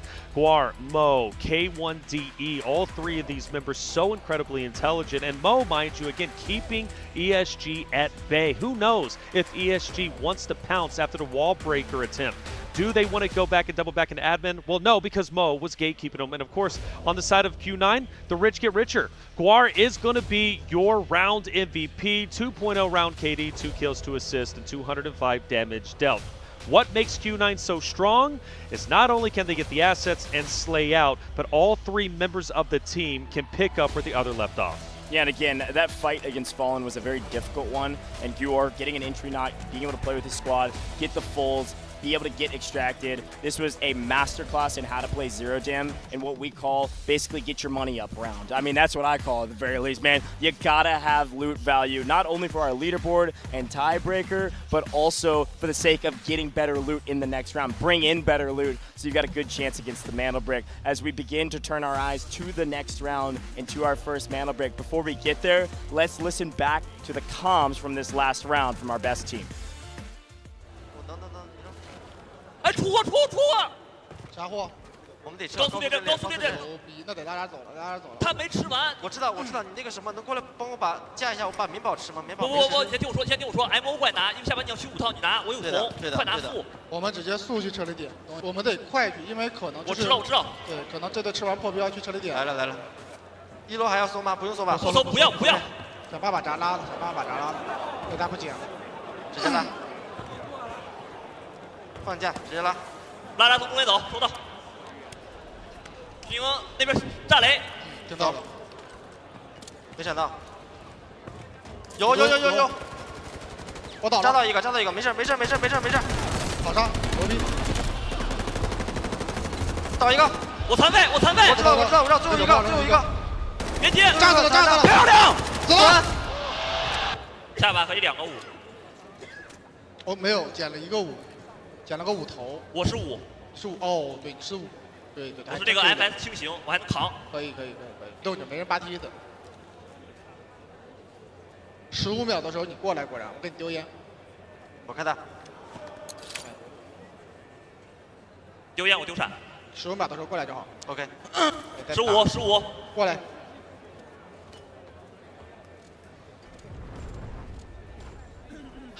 走了。牛逼！ Some excitement there towards for the first time. Look, the thing about Q9, whenever we listen into their comms, it's always the classic what I say every time we listen to comms, which is calm, cool, and collected. However, on stage, in a stadium, with fans screaming when they make plays, man, there is a lot of passion in those voices and a lot of passion not only for the kills but also the extraction, folks. A 10 mil plus round for the very first round for Q9. We've only seen this a couple times, and this is a very impressive stat. Sure, a little bit of luck on their side, but also a ton of skill to get out for free. Yeah, we've been saying it throughout the past 2 days. We'll say it once again. The Mantle Bricks are so valuable. In fact, that is most likely the win condition. However, there have been moments where the assets do come into play for the tiebreaker, right? Or at least for the second place. And, well, this is going to be the biggest discussion, though. You brought it up at the very beginning. ESG, Q9, 2 of the top dogs in the lobby, well, their prio spawns are gone. Therefore, they're not going to have priority on Brakkesh, our first ever Mantle Brick for the finals. So that means Inc, MG, NBA Fallen all get prio spawns straight to Museum. Yeah, they absolutely could get those prio spawns, and as we look at our operator choices, it is confirming what we saw on main briefly before the fights broke out. Inc has burned both Virons on that round. An interesting conversation around their assault operator choices. They will not have assault operators pretty quickly if they use D-Wolf moving into the next round, but ESG had a nice even spread across the board of Nox, Stinger, and then Luna. Q9, of course, this is something we've seen from them every single time they've played. They burn both their Noxes at the very beginning. They don't love the operator for the later rounds. Why not use them early so we have all the choices that we could possibly want going into the Mantle Brick round? So those are the namely kind of big things that we start. Usually we see a lot of folks use Hat Claws. We only see 3 used used in the first round, you will absolutely see some hack claws used in this next round. By the way, we looked a little bit earlier about the Mandelbrick decoding success, and Luna was instrumental in that. ESG has already used a Luna, so that's a big talking point too, yeah, sure. Especially going into a Mandelbrick round. What's going to happen? We're going to find out. Now, does Tempest come back into play, though? Those Tempest plays are phenomenal. 100%. Skydie. You think Skydie is immediately going straight to Tempest? $1,000,000%. There's no reason not to. He saw so much value with Tempest over the course of the last couple days. Put up crazy numbers, not only on the operator, but also the plays he was able to make. Sure. Whenever we pull up that best player of each round, it's always based on stats. I almost put Skydie in the category of best player every time because of the plays he's able to make from an MVP standpoint, right? Using Tempest, being able to retract your steps 3 seconds is so valuable for Mandelbrick steals, let alone the rest of the plays you can make with the dive roll. I mean, it is an assault operator essentially, the way it plays, and so being able to retract yourself is going to be the difference maker when it comes to stealing Mandelbricks. So watch out for that from NBA. If they don't get the prio spawn, if they don't get the Mandelbrick on spawn and go for the plant off rip, they will absolutely be playing for steals all around Skydie. And speaking of Mandelbrick addiction, they're going into one of their best performances, or at least historically. Map 2, Brakkesh, you go back to their respective match. It was match B when they were playing against the likes of MG, Legit Brazil, I'm Special Gamer, Inc., ESG, right? These talented rosters. They ended up getting out with the Mandelbrick, but also 9 eliminations, and the way they defended it was phenomenal, and Skydie was truly instrumental in that. So, of course, Mandelbrick addiction looking like the team that's going to be quite scary here, but there's Q9 on your screen. One of the home teams out there aside from ESG. They look serious, they look poised, and for Inc., look at those beautiful smiles. They're just happy to be here, and their performance, they're even happier with it. Yeah, and again, the first round is not a whole lot, frankly, comparatively to what this next round is. Round 1 is almost a warm-up. Obviously, a 10 million stat line from Q9 is going to be a massive boon for them going into the next couple rounds. It's essentially a safety net. If they make a couple mistakes, they don't extract like they have been known to in the past. They've got room to work with, and so I like their stat line right now, but everybody else is feeling fine. I don't care if you died early, I don't care if you took a bad fight, I don't care if you're Inc. and you don't really like the way the last fight played out. No one cares. We are moving into a Mandelbrick round. And I'll say this again, every team that has gotten a Mandelbrick has been at least top 2 in any series we've casted over. Getting a Mandelbrick here puts all of the power in your hand, folks. It is time to get into Brakkesh. Our very first Brakkesh round. We'll head to Brakkesh again after this without a Mandelbrick, but a key reminder, also for the first time in LAN competition, no one has an AWM going into this round. No one picked up that airdrop. And I think that's going to play a big impact and might even get teams a bit more aggressive because they're thinking, hey, my head's not going to get sniped off the AWM because nobody has it. It's going to make a clean route to Museum. Absolutely possible for the teams such as Inc., Fallen. They might get prio spawns. That would be huge going into our first Mandelbrick round. Chat, get loud. Support your favorite team, whether it's Fallen, the crowd favorite so far, at least when it comes to our specific chat, or maybe it's going to be Mandelbrick Addiction or Inc. Let's get it started. We take a look at the spawns, and of course, you have to start considering who gets priority. Well, NBA and Inc. Once again, North America versus EU, and they're full steam ahead. MG and ESG have the Tower of Babel spawn, and always the question, turn your eyes to the bottom of the map screen. The question we always have is, do you stay in Tower of Babel or do you sprint up to Museum to play for the brick? ESG has been known to sprint. This time they stay. They want that loot at the bottom of the map. So we turn our eyes back to the middle. Of course, we've got FN on the Cherrytown spawn, and we've got our Grand Hammam spawn for Q9, but around Museum is going to be a crucial place to watch because this is where the Mandelbrick spawns. For those that did not watch the last couple days, the spawn for the Mandelbrick has been slightly changed. It is on the outside of Museum, kind of hugging this fountain right here. You can almost see it on our overhead cam. It is not inside of the Museum, so a little bit different, and there is a lot of plays that you can make looking down at this fountain from some of these buildings, and Inc. has already occupied one of them. Last time we watched a team, it was Fallen, who set up in this very position. They were able to stagnate the game to the point where the Mandelbrick was burnt. One of those rare moments, the first in your time casting Delta Force operations, where Mandelbrick was not gathered. A quick look at our operators and our gear being brought in. Remember, you can buy Tier 5, a nice loot there from Q9 graphics card. You can buy Tier 5 armor if you want to. Q9 is electing to do so because they have so much cash, but you cannot buy Tier 5 ammo. Q9 is going to have an advantage in whatever fight they are in based on the gear that they are bringing in. If you look at weapon choices, everything's fairly standard. We talked to the players. The things they prioritize are big mag sizes. Extremely important. You will see plenty of LMGs today. You will also see maybe more P90s than you're used to. It's a decently cheap weapon with a lot of ammo. And of course, if you want to go MP7, not a bad option, but you better not run out of ammo in some of these fights. By the way, 2 Tempest coming out. Of course, NBA with Skydie. And then the other one, I believe, going to Flarich from the team of Fallen. We take a look at 2 teams That's relatively close, MG and ESG. Yeah, we actually saw 2 champagne bottles, by the way. Production, I love the fact, I'm going to keep saying this, they find the loot before the players, just so we get a quick peek of it. 2 champagne bottles should go for like almost 700K in total between the 2. A fun look. We'll see if anybody finds it. But here is the Mantle Brick spawn, and it has just spawned. Reminder, it was 2 minutes and 45 seconds. We've already had that elapse. And let's see, Mantle Brick Addiction. Will they live up to their name? Yes, they're going to double smoke it and run because we already have one down. Boldo connected with 2 easy. With an incendiary, it not only landed, but it cleaned him up. A huge boon for Mantle Brick Addiction. Not only to get the brick, but also get a knock so they wouldn't be stared at. What a play from them out of a blink of an eye. They've got a Mantle Brick, and they've got 5 minutes to get to a decoding station. Historically, the team that picks up the Mantle Brick early on gets it decoded without any drama. Since this is the first Mantle Brick to be at play, that could very well be a possibility. NBA are dipping, and they're looking to get it down as quickly as possible. But if they take it up north, they could unintentionally be running straight into Q9.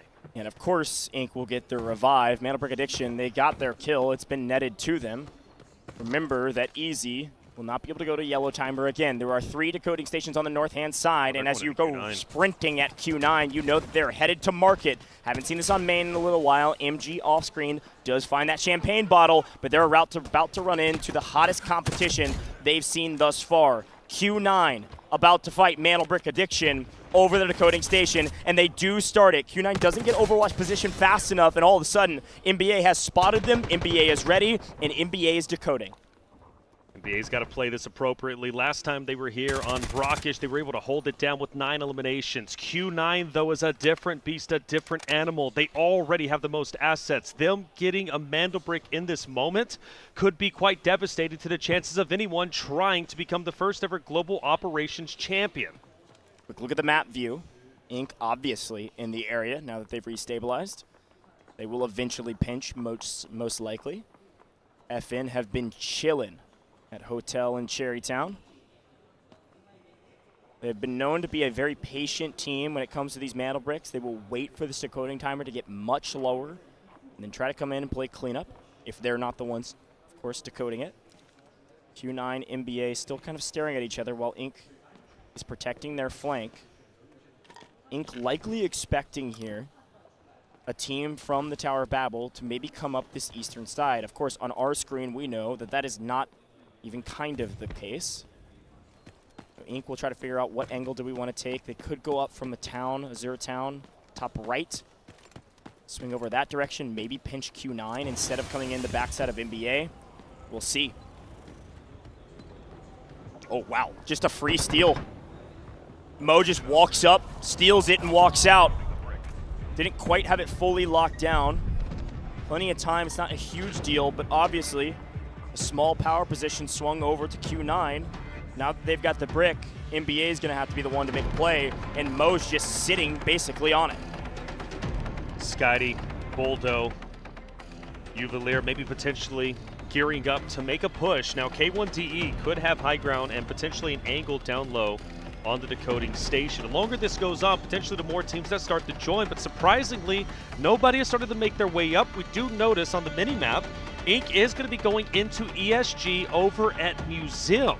So for now, all attention on the Mantle Brick between NBA and Q9. Nobody making a move. Like you said, it's not the biggest deal. We do have a fight, though. ESG is starting to get active on Inc.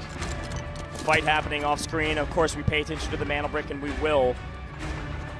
But while everybody's in a stalemate around the decoding station, aside from Mo, turn our eyes to potentially this fight and see what's happening. A little bit of a stalemate in its own right, so back to the point we go because NBA is going to go for a steal. They're on the point. Mo can't spot him.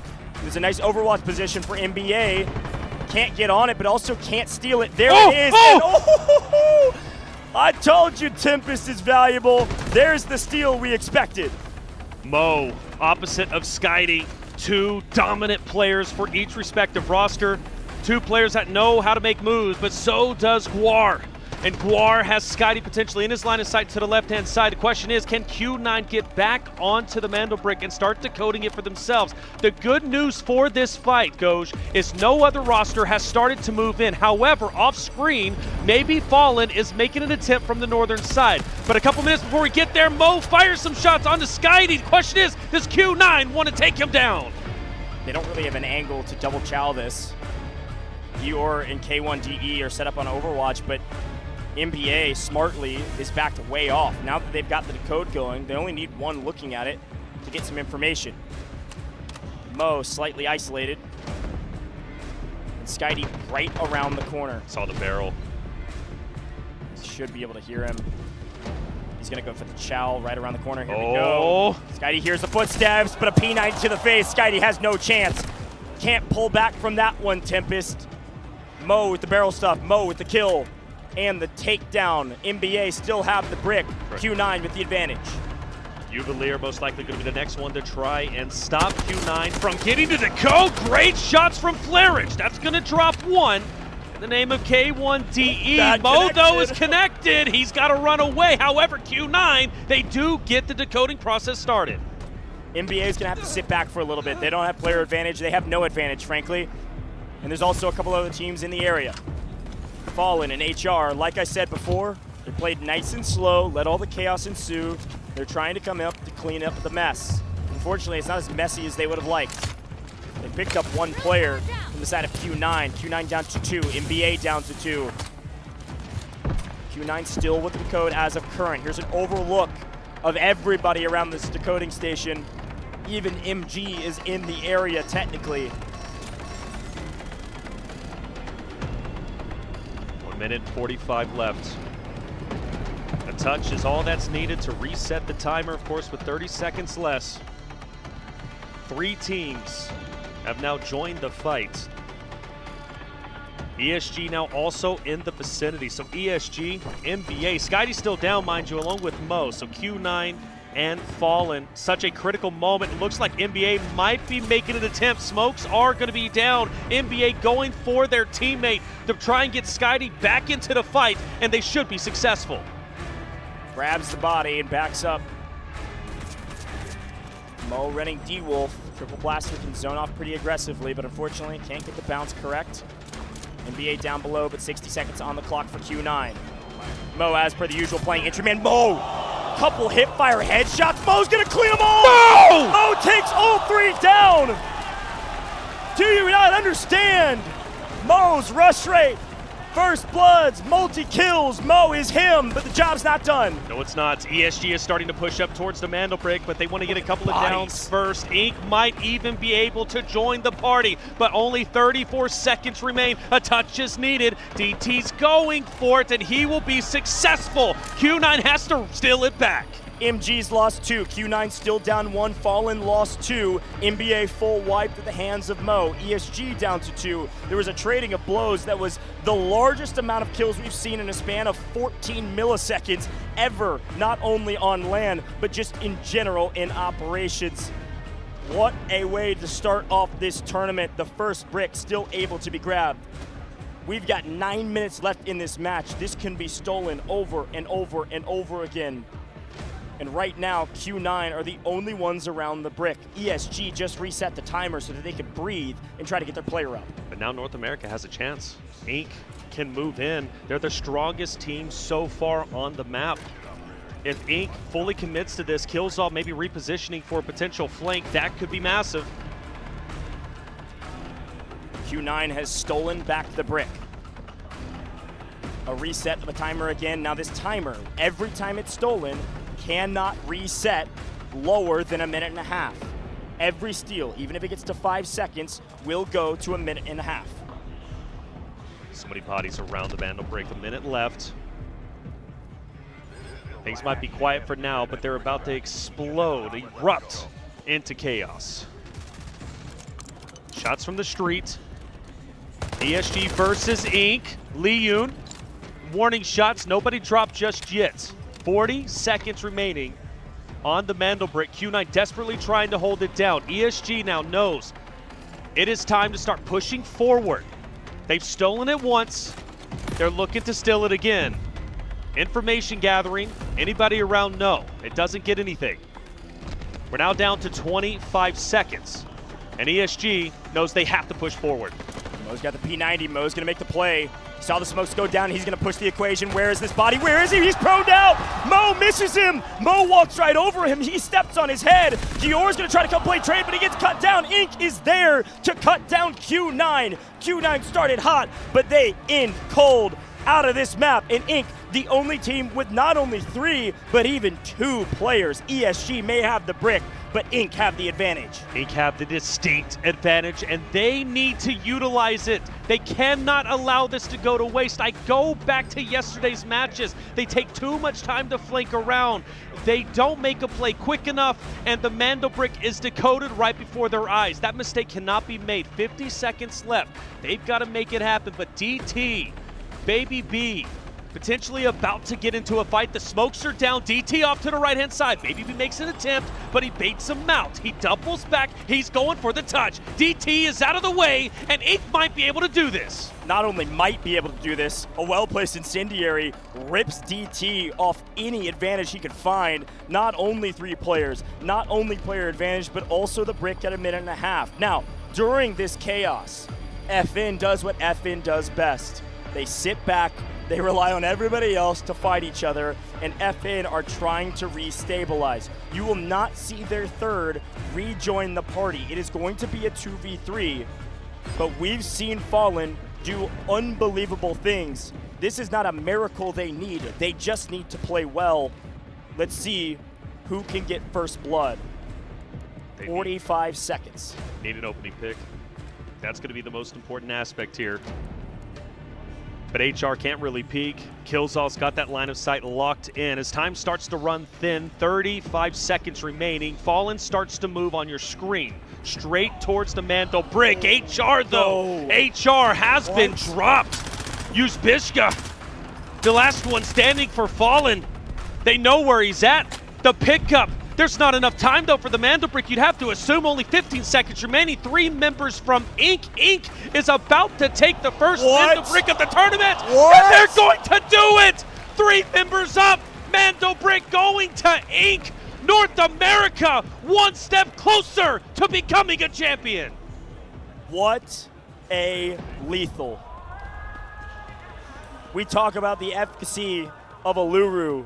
We talk about the value of this operator, but talk about the value that Inc. has found. A Mandelbrick, last alive. Unbelievable job from a team that frankly were struggling for 2 full days. They have found their strengths and they have found the angles over and over again.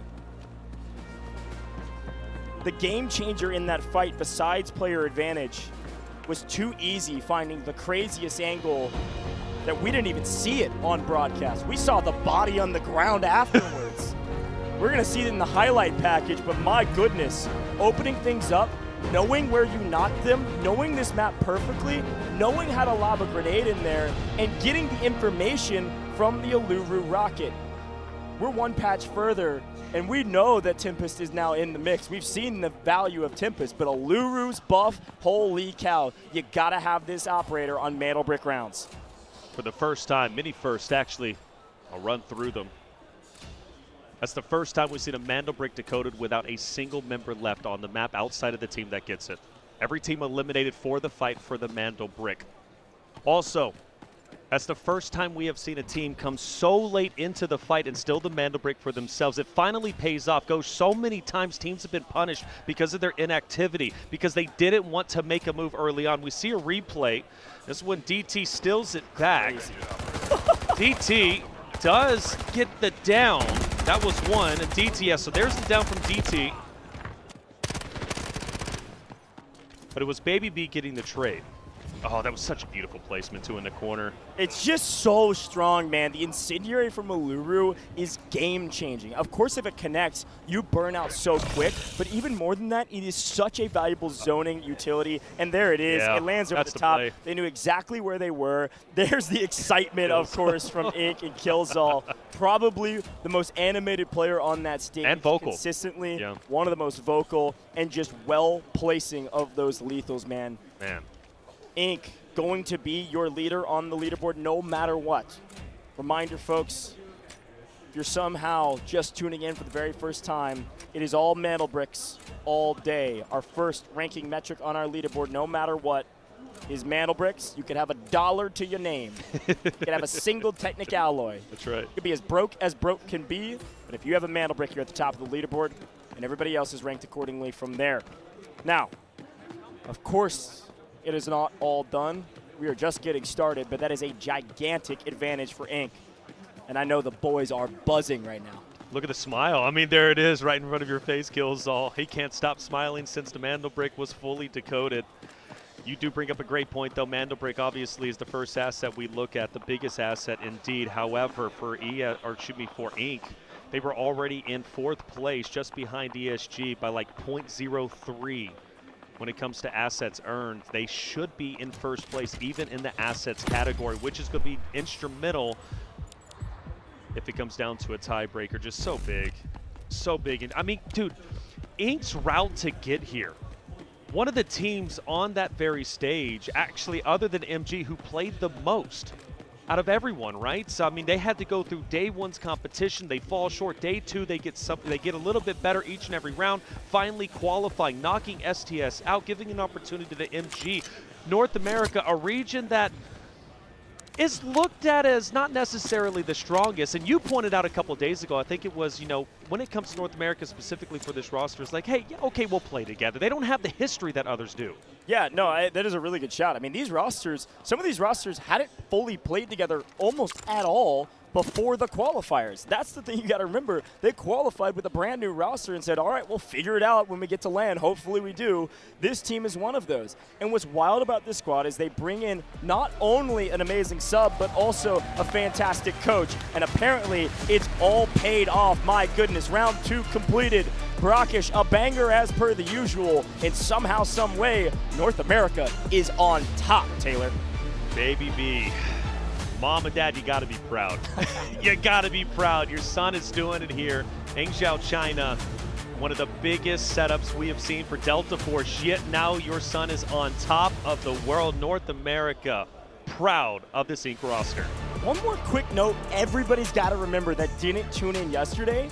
Ink picked up basically in what I'm calling the last chance to get to the finals. They picked up their spot to the finals in lower round 2. They lost, got to the final best of 6, and won it. You had to be top 2 in the final best of 6 to make it to this stage. They were one of the last 2 spots to this stage, and now they're at the top of the leaderboard. Yeah. Insane stuff. You know, I want to say, by the way, Goj, I'm going to keep it 100 at this point. When Ink went into that final stage, they were not a team on my radar that I expected to make it to grand finals. I thought, hey, good effort. I already had the narrative in my head. Ink, great effort, but you just weren't good enough. But you were at that very stage. However, in the fashion that they won it, in such a dominant fashion, hunting down STS, getting the double Mantle Brick, I said, wait a second. This roster can actually do something. In fact, this roster could, in fact, go all the way and win this entire event. And now it's a possibility. What a beautiful thing. I know you're smiling. Look, we got to smile. Come on. We come from the North American side of things. We're trying to remain unbiased, but the boys are getting it done. You're the most biased guy I know, all right? He's a North American stan. I'll stand with the EU teams. I'll stand with our China teams. Taylor is North America all day, and for good reason, obviously. Ink put up crazy numbers, not only in that game, also in their last round, in the last series, but even in Zero Dam, they're putting up kills, man. This is a different roster than what we saw in the first couple best of 6s over the last couple days. But this is the same roster, which was the question. This is the same roster in that last best of 6 before they got to this stage. They earned their spot, and they've carried the momentum forward. It all comes down to confidence, and these guys certainly earned that along the way. I'm pumped to see what they can do in the next round, folks. There's a lot to talk about, a lot to break down with Brakkesh. We got to remember our priority spawns and prepare for what is next. There are some amazing rosters out here, and I think there's a very good chance we could go to Game 6 in this series. Just because Inc. gets a brick now doesn't 100% assure them that they're a top 2 team. That's right. But just so we're clear, if Inc. gets the Mantle Brick in round 4, the tournament is over, and they win it all, and that is a powerful position to be in. Yes, it is. Definitely a powerful position. What, $500,000? You're getting the bulk of that. Become the first ever champion. But does it end in 4, chat? Honestly, Ghost, I don't think it does. I really don't. However, how many times have we said that? Or at least I've said it. I know you've said it a couple of times. You can't get away from it. It doesn't end in 4, and then it does. Inc. is in prime spot to do just that. Such a wonderful thing. And well done. We go back in time, though, and Q9 still had a great performance. I mean, Mo's 1v3, mind you. Dude put up crazy kills. That was insane. We take a look at our highlights, and we start to reminisce of everything that ended up taking place. It was first a Mandel Brick. It was spotted, and immediately NBA went straight in. This was crazy. I mean, NBA has been known to hunt those Mandel Bricks quickly, and they absolutely did it this time around. Not only do they pick up the brick first, and they get the code first, but they steal it because of a well-placed nade up onto the roof of the only team that could hold them. However, immediately was utter chaos around the point. Q9, NBA were exchanging blows and exchanging steals, and a great steal there as a Tempest operator. Skydee doing exactly what we thought he would, but there just was nowhere to run, man. The decoding station they chose proved to be a bloodbath position. There's just this wide open space in the middle of all of these buildings. You can just get shot from so many angles, and of course, sometimes you only need one angle. Mo walks in, hip fires with a P90, and just crits them all down. Mo simply is that guy. At this point, though, we're looking at 4 rosters still up. Q9 gets Mo down. DT did everything in his power to stay up as long as he could, picks up an Elim on the last remaining member from Q9 and Mo, but he can't escape the Molotov in the corner. Yeah, these incendiaries do so much damage, especially when you can't escape them. Inc. was cooking with them. Killzall, man, namely leading the charge with this Alluru operator, changing the game for what it means to win on Brakkesh. He does it almost entirely with his nades, which is insane. Insane indeed. So now Inc., what do they have? Well, they've got the Mandel Brick, and they also walk out with the most assets. Everybody was eliminated. No one was able to extract, losing the loot they came in with. We take a look at the round 2 results, and 9 eliminations for the side of Inc. That has only been matched once, and that was from Mandel Brick Addiction from day number 1, excuse me, in game 2. Yeah, it was day 1. They put up crazy numbers on the same map, by the way. Brakkesh round 2. Insane to say. Always chaos in Brakkesh on a Mandel Brick round. But this is huge. Obviously, let's do the math. It's 9 kills, 400K apiece, okay? That is 3.6 mil overall for just loot value on top of the 6+ that they got. So loot value may matter if there's a brick tiebreaker. We'll get to that later. But here's a look at the damage. Of course, Inc. on top. Again, I would love if we could have broken this damage chart out to how much damage did just the incendiary nades do from the Inc. side. Right. I think it would maybe do more damage than MG was able to get, honestly, on this map. But the damage chart, pretty solid across the board. Matches the chaos that we expected to see on Brakkesh. Maybe exceeded the expectations of the chaos we wanted to see. Yeah, Q9 walking out with a lot. Obviously, the 1v3 was huge. Baby B kills all too easy. The best team, naturally, 9 eliminations. That's 3.6 million going their way. But, of course, the 6.62 total loot extracted puts them well over 10 million. Just a sensational job. Plus, most important aspect, they walk out with our first Mandel Brick in Grand Finals. Yeah, 9 kills, crazy loot, and the Mandel Brick. You literally couldn't ask for more. And our match MVP, I heard the crowd sigh because they wanted Mo. And I'm going to be honest, I wanted Mo too, man. That dude was going crazy. But Killzall stats were 6-0 KD. undeniable. 6 kills, over 800 damage. He absolutely earned it. They get the mana break. That was a Killzall game. That was an Iluru masterclass. Keep saying, at least off of day one, Mo is inevitable. I don't know, Killzall might be still in that title. That's true. Hey, look, I mean, they both had very similar Yes, stats, too, especially once Ink actually came online. If you go back and compare those player highlight stats we did with the big graph, those rush rates were very similar. Mo and Killzall are their guys to look to when they need to get multi-kills, when they need to get those 1v3 kills when your team's dead. This time, Ink had all three alive, which is very different. Let's listen into their comms and hear the excitement. Minute. They're not even fighting. Somebody just... One right here. Right here. One right here as well. Whole team right here. 3. Oh, someone just killed one. Stole a kill. Stole a kill. Nice, nice, nice. One right here. It's so bad. I'm throwing Molly right there. He made it through. I don't know how. Smoking? I'm pushing in. Is he left or right? What do you mean? We can't push down here? We can. Let's go. 20 seconds. I don't think we can seal unless we sprint for it. They reset. Seal it. Seal it. One's on fire right here. Right here. He's one shot. He's wipe out. Let's go. Oh my God. Steal it. Stealing.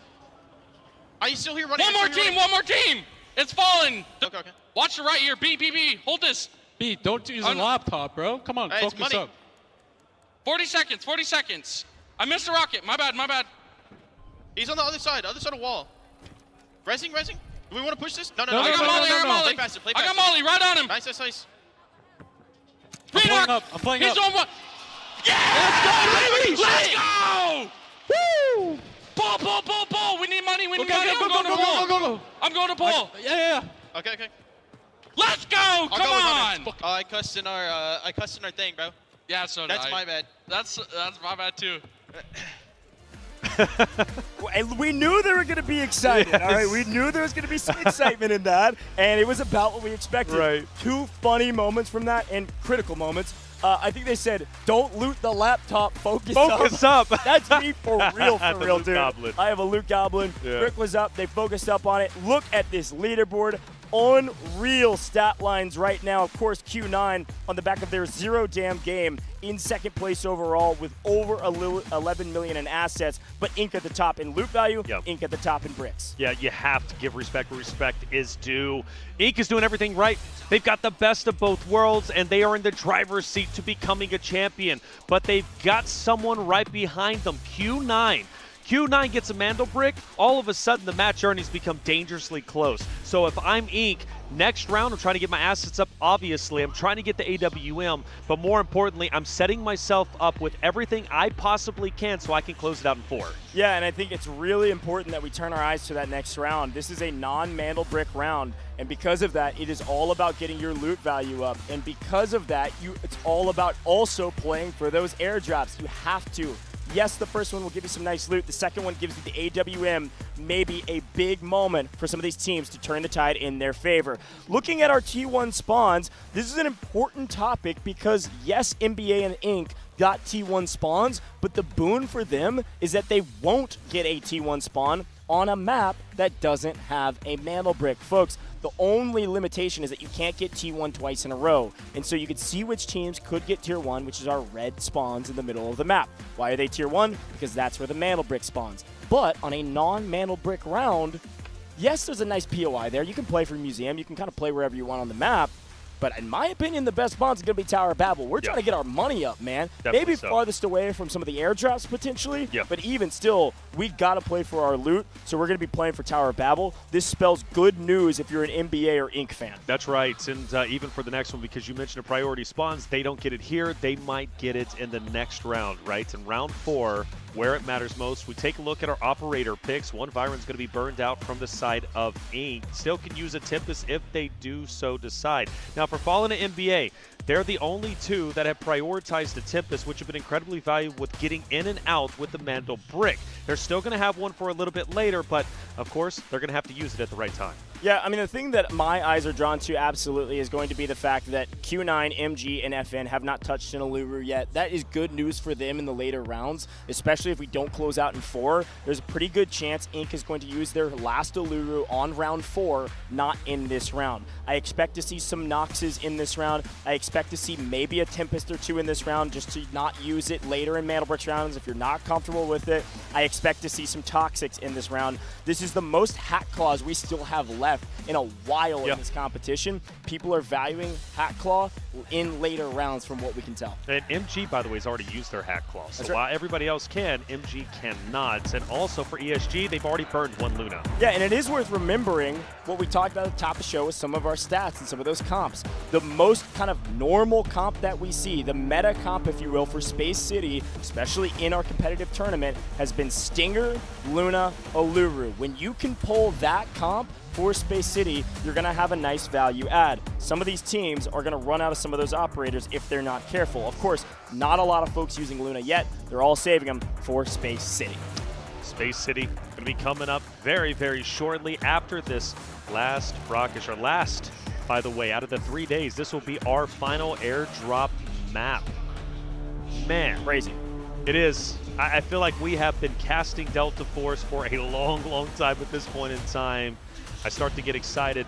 Things are heating up. And the question is, who are we supporting in the chat? Let us know. It was Fallen, right, at the very beginning, and Still now, is. what, is it still Fallen? Yeah, look, there's got to be some Ink fans when you out go there to now. when you go to the English broadcast, I think some people will start maybe changing to Ink. North America audiences don't usually cheer on the teams. They usually say something like, I should have been there, or I could be there. I'm better than that team. Or other things. That's how North America works. Right. The EU teams, they've got great fan bases, and Fallen absolutely showing it out in our chat. So looking forward to seeing what some of our chat will be saying about some of these teams now that Ink is in the lead, man. I am so pumped to see what happens in this next round. And again, as we jump in, I want to listen in to some of the cons of these players right before the match. All right, well, pretty casual, I'm going to be honest. They seem very relaxed. I mean, they should be, right? They did what they needed to do to set themselves up well. Right. As we move into this Brakkesh round, folks, again, no Mantle Brick. Whatever they do in this round could set them up well, sure, but they've already got a power position. So if I'm them, I don't care about anything besides getting the AWM, namely because you don't want somebody else to have it and maybe go for that brick, tie you up, and all of a sudden you're now battling in loot value for the top spot. Again, it's not a top 2 do this, top 2 do that. It is about winning this whole dang thing. And sure, 2 Mantle Bricks can get you there, but there is a chance that a team does not get 2 Mantle Bricks, which means any Mantle Brick squad will be ranked via loot value. And that's what they were talking about at the end of their comms, listening in game. They said, okay, we got it. Let's run out and get some loot. So let's see what loot we will get in Q9 and FN. Get the T1 spawns on round 3 here in Brakkesh, which means you will not see Q9 or FN have T1 spawns on our first map of Space City on a Mantle Brick round. Other than that, Taylor, talk me through the rest of these spawns and what we can expect, as already we've got a fight. Never mind. Holy cow, Q9, get entry blood. Yeah, it's going to be Guart getting the entry frag. Mo called it out from the streets. He kind of hovered to the left-hand side of Museum. He sees FN coming in. He makes the play call and says, this is a team we can take down. Now, for Fallen, this is a big, big test that they have. They need to get their teammate back up, but more importantly, trying to outslay Q9. I understand they didn't get the Mantle Break, but they are the second team when it comes to assets. They're one of the most aggressive rosters out there, and traditionally, when they get into a fight, Coach, they win it. Good grief. You guys thought operations was slow. This is nutty. Teams pushing each other, looking for blood early. One way to get your loot up, get your money up, by taking down your opponent's flare. It's right around the corner. I don't think they know it. Of course, we'll come back to the fight as needed. We'll pay attention to the left-hand side of your screen just briefly. Overall, it does look like ESG is doing the tried and true strategy of not bringing in hardly any gear at all. You can see none of their armor slots has been taken up, but here's a fight on screen. Q9, not only the entry blood, but also a second blood and a nice trade out from HR. The young gun shooting, but not shooting hard enough. Takes down one member of Q9, but that is it for Fallen. A brutal way to start this battle and a brutal way to go out when they desperately needed money. Fallen, like you said, desperately needed match earnings. They needed assets. They needed Technic Alloy. They are in last place with 3.52 million. This game doesn't help them whatsoever. And quickly here, ESG, you saw them pick up some nice loot value already. A big pickup for them, and they are ways away from that original fight. They are all the way up on the north side of the map, taking a look at MG, finding good loot, but now they're looking for their first kills. Onigiri, told you he shot straight. Those are great tags on ESG, forcing them to back up a little bit. Settle down just a bit, but not for long. This ESG-MG fight might be taking place shortly. They are acutely aware of where each one is at. For MG, a big game is needed. They're currently in third place. They need to catch up to Q9. Great shots on Leon. Will back him up for the time being and maybe gives an opportunity for MG to start penetrating the house. The first 4 spots to finals are 2 EU teams and 2 China teams. The last 2 spots was North America and APAC. And APAC on your screen, MG, led by Onigiri in stats and abilities. Trying to tag up ESG. Quick look at that mini-map on the left-hand side. Looks like there's a flank coming. See how long they can stall out. But the thing is, even though it's a great flank, inside, it is still now, or it should be, it is going to be a 3v2. Fu Zhang needs to get up there because MG is starting to push forward. If they can take priority quickly enough, it's going to be a 3v2. Numbers are in their favor. This is Fu Zhang on the right-hand side. He is the one that potentially could run the flank, but MG's already pushed inside with a Saniva. Q9 off screen, picking up a graphics card. Solid value. Everybody wants to get their money, but... Oh, now this is deadly. Now this is really bad for MG. They had priority before. They're finally, they actually are going to take it. This is big. Bonnie's going to get the opening elimination alongside that of Envy. DT will fall. Fu Zhang starts to sprint through the street. He's finally here, but he needed to be here seconds earlier. Fu Zhang cannot connect. Envy's taking down DT, and all of a sudden ESG is on their back foot, they're on their heels, and Saniva is running you down. We talked about the value of this operator. It's being showcased on main. Fu Zhang over the top, picked up Onigiri though. This guy is cracked. Let's see if he can chase down. How is he alive? Saniva, I don't think he's shooting his gun, man. He's just trying to block for his team. Envy on the backside has picked up Lyun, so it is one player alive. Fu Zhang on your screen, and a Saniva just blocking so that Li Yun can get taken out by his squad. They're going to fully restabilize. This is the value of Saniva, a bullet sponge if done correctly. Still, for Fu Zhang to be alive is, in my opinion, unacceptable, but it's not the worst thing in the world. They've already recovered. All 3 members from MG are going to be back into play. Again, this started because Fu Zhang went on this long flank. By the time he starts to get involved, there's already a player down from ESG. It was D2 was the first one to fall. The man advantage for MG was taken advantage of. But Fu Zhang, we know, is a player that can make moves. He's a player that can be depended upon. Despite it being a 1v3, he might be able to turn his tides. However, he also might be leaving, and that's not necessarily a bad play either. I'd be leaving, brother. That's brutal. Especially with the Saniva, it's like, we've seen players, I mean, we saw Mo 1v3 earlier, but doing it against a Saniva who can just literally sit in the corner and then grapple you and beat you down with your shield. We'll come back to that later. Fu Zhang's going to try to restabilize somehow, or frankly just loot up. ESG may be down to 1 player, but they still have 2.4 mil on that leaderboard. That will include safe boxes, yes, but that military radar they picked up is a lot of that cash, so they're doing just fine. Again, this is not a metal brick round, so it's not the end of the world if you get wiped FN, namely being the only team full out, but it certainly would be nice to put some nice stats on the board to make sure you win any tiebreakers. We'll pay attention to these airdrops as well. Should see the first one. It just hit. Right there it is. 13.5 minutes. That one is just off your mini-map to the left-hand side. You can see that team in green. That's Q9 running off your mini-map right now on your screen. They're going to be playing around that airdrop. That's that yellow icon right there in the middle of the street. Now we can see it on main.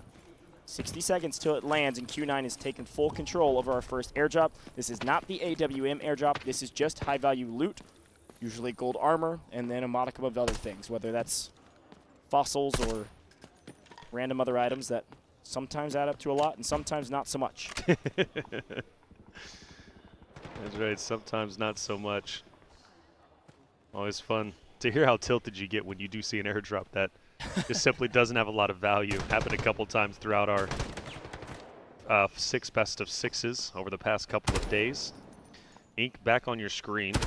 Opposite. Ooh, wow, great shots on the Bonnie. I'm thinking wasted bullets maybe on the Saniva, but geez, Killzall can hit.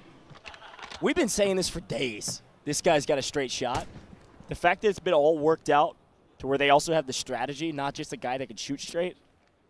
Killzall is a dangerous man. I'm a fan of. I need a jersey with Killzall on it at this point. I'm serious, bro.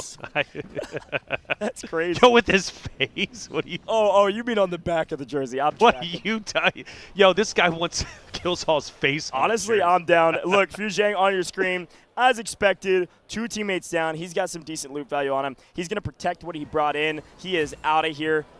First look at the airdrops. This was decent. Hey, so far so good, man. Talk about some nice value. You guys could do the math there. That's over $1 million just in the airdrop alone. And they're going to disseminate this across these 3 players most likely. So pay attention. Obviously, Q9, they're at 5.2 million, but you're going to see these. Yeah, there they are. The items are just going to be dropped on the ground. They're going to be picked up. So they keep kind of registering on the right-hand side of your screen, but it's the same items, obviously. They're going to stock the safe boxes full of everything they get their hands on. And at this point, I can imagine that those safe boxes are very much so full. So anything else they pick up will go in backpacks and be at risk of losing. Off screen, another red item. Stopwatch, not too bad. 214K. As we look at the map, Taylor, we've got Mantle Brick Addiction in the Tower of Babel by themselves. I can only imagine they will find some more loot here shortly. Yeah, 2.3 million's not bad at all. I do want to bring the narrative back to Q9, however, and the reason why, when we talk about the tiebreaker, if 2 Mandel bricks or 1 Mandel brick apiece are gathered, in this case, Ink has a Mandel brick. Let's say Q9 gets a Mandel brick in the next round. It comes down to match earnings. If we finish with only 1 Mandel brick per team, lots of loot being found once again. This is going to be Skydie on your screen from NBA. The rich get richer, 3.3 million. So where does that put them now? Well, it puts them up in the top 3 if the game ended now. Talk about a suitcase. My goodness, got a vacuum for 1.4 mil and a champagne bottle. Crazy, and this is what we expect. A team that has full control over the Tower of Babel, nobody else down here. They're just going to keep looting and looting and looting and looting, stockpile everything that they can, and then try to get out of the map. Now, reminder, we've got a couple extraction points we could play for. Of course, the helipad, one, but namely the one that we always see fought over is our extraction point near dead center of the map to the north side of Tower of Babel. It's the one we always see, and I'm not sure, actually I'm positive, the Mantle Brick Addiction does not have any dog tags. They have no ID tags, so they cannot get out via the Tower of Babel. They will have to fight over the middle of the map. But more loot, as per the usual. They're running out of space as well, Taylor. For sure are. It's another 200,000. Nice. Puts them up to 4 million. This has been a big round for Mandel Brick Addiction, who has had glimpses of wonderful rounds, but of course they've had some devastating losses. Here's a look at our second airdrop now. This one, extremely important, folks. Q9 has full control over this one as well. This is going to be your AWM and its ammo. This is a game changer when it comes to Mandel Brick rounds in particular. But you have to get out with it. You cannot store the ammo in your safe box. You've got to extract. This could be the first AWM gathered in our grand finals. And the last. And the last, potentially. That's right. Well, excuse me, it will be the last outside of ground loop. But AWM wasn't gathered on our first game. They came to 0 down. The reason why so many teams are battling in the south that nobody was able to work their way up to the northeast, or should be northwest, to fight. That's crazy.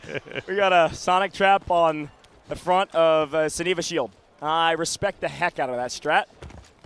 As our folks continue to disseminate loot, we've got MG making some interesting plays. If Q9 gets to AWM, which they're most likely going to get, they're right next to the airdrop, nobody else is around them. This could be very interesting going in to game number 4 because they desperately need a Mandel Brick, and they have the ability to do so. They most likely are going to have an asset lead over that of Inc., so they're going to be in a wonderful spot now going into game 4 if they can get out with the AWM. And again, you can count the rounds. It's only 10 rounds, but those 10 rounds can be tournament-winning rounds. One shot to the head, and certainly a lot of damage to the body. As we get into these later rounds, Q9 is rich right now. But now it's about playing for the extraction. The middle extraction point has been active. 2.5 minutes on that clock, and we know this middle extraction point is a point that is not just fought over, but bodies will fall there, and many bodies will get out there. Multiple teams often get out at the same time on the extraction point. I want to set it up for something, Taylor. I want to remind everybody that you can extract while crawling. We may see that here in this moment. Middle of the map completely controlled by Q9 for now, but NBA is going to extract via this point if they're going to get out at all. Unpopular opinion, I don't like where Q9 is currently at, and I think they need to get away from the extraction point. They're too center.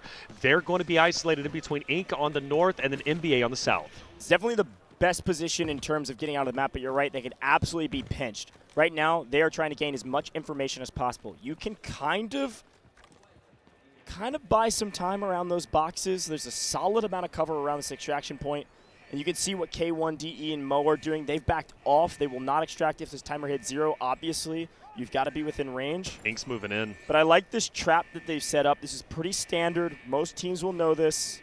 So as Ink comes flying forward, it's going to be Mandelberg Addiction from the backside, Ink from the front side, Q9 dead center. Who shoots first and who gets out of the map could be a game changer, especially remember Q9 and NBA, they've got loot in their bags that they need. Oh. And finally, the Blue Eagle. The Blue Eagle. Oh no. As per the usual, if you don't kill Blue Eagle early, they're gonna get involved. All right, they always do. Mandelbrick Addiction has started to move up. K1DE is going to be the closest one to him to potentially go for the engagement. Guar can also peek.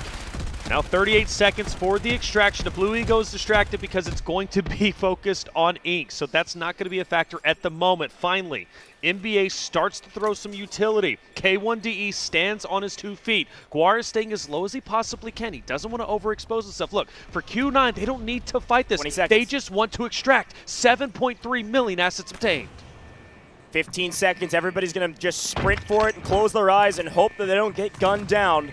You got to be within range to get out of the map. And these teams desperately need it. Here goes NBA. They're going to make the move, and they're going to get tagged by some equipment, but they're just trying to get on the point with 3 seconds, 2 seconds, 1 second. He's still crawling, folks. He's still crawling. He will get out. Q1, Q9, K1DE may get a kill in 1 cleanup, but we've got 4 players out from that point, and 2 easy's going to go clean up the rest of the mess. And that means the AWM is safely in the hands of Q9 going into map 4, another Mandelbrick round. They've got the asset lead now over that of Ink, which means if it comes down to a tiebreaker, they will have a distinct lead. The round's not over just yet, still 4.5 minutes remaining, and a couple of teams still need to leave. All 3 players of Q9 get out. The strategy paid off. Mandelbrick Addiction lose 2 but get 1. We take what we can. It's a nice win for them, but they couldn't get there fast enough. Frankly, Blue Eagle played spoiler there. They needed Ink to get into the mix to try to draw some fire. Otherwise, they were going to get shot down. Yeah. We got a crawler out, and that's the best we could do.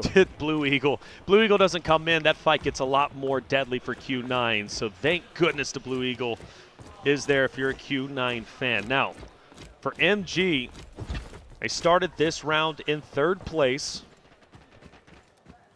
And they should maintain it if they somehow manage to get out. Now, when we start thinking about possible options here, Ink, I think they know that MG is not too far away.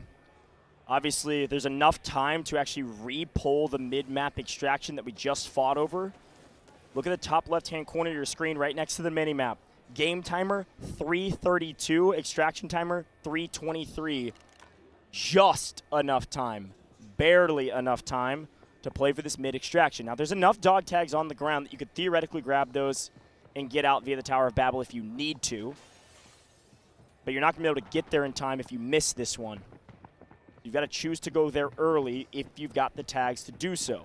Otherwise, it's helipad, and, well, I don't think that's happening either. So it's going to be a fight over the middle of the map, MG versus Inc. We're going to stockpile our bags with everything that we can get our hands on. We'll see. 2 minutes and 50 seconds. Things are as quiet as can be. Putting near each other. MG starts to leave. Big assets going their way. Time to extract in the middle. I thought MG maybe might prioritize it. There is an opportunity. They still do. Maybe go down towards the south. So there is still a chance. Inc. decides to battle against MG. Now, 400K per elimination. Taking down MG would be huge for them. An extra 1.2 million. So they're doing the Dr. Prometheus extraction. This is a fun one, of course. They're not going to risk it via mid-map. They're instead going to go down towards helipad. I don't mind this play. Got plenty of time to do it, especially because there's been so many shots fired. They're likely thinking we can make a play for this instead, or maybe giving it as a backup. Either way you look at it, it looks like Onigiri and Bonnie still going to take a look at the middle of the map.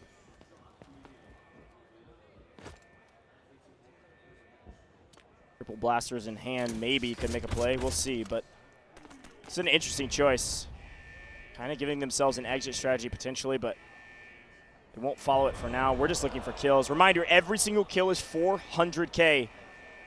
So these kills are important, but again, we just saw this a moment ago. We just saw a moment where you don't have to get the kills. You just got to get to the point when that timer hits 0. Whether you're crawling or on your feet, it does not matter. Killzall has an angle. Killzall playing the off angle here. MG does not know it. Trigger discipline is going to be key. He only takes the shots when he knows for a fact he can secure the kill.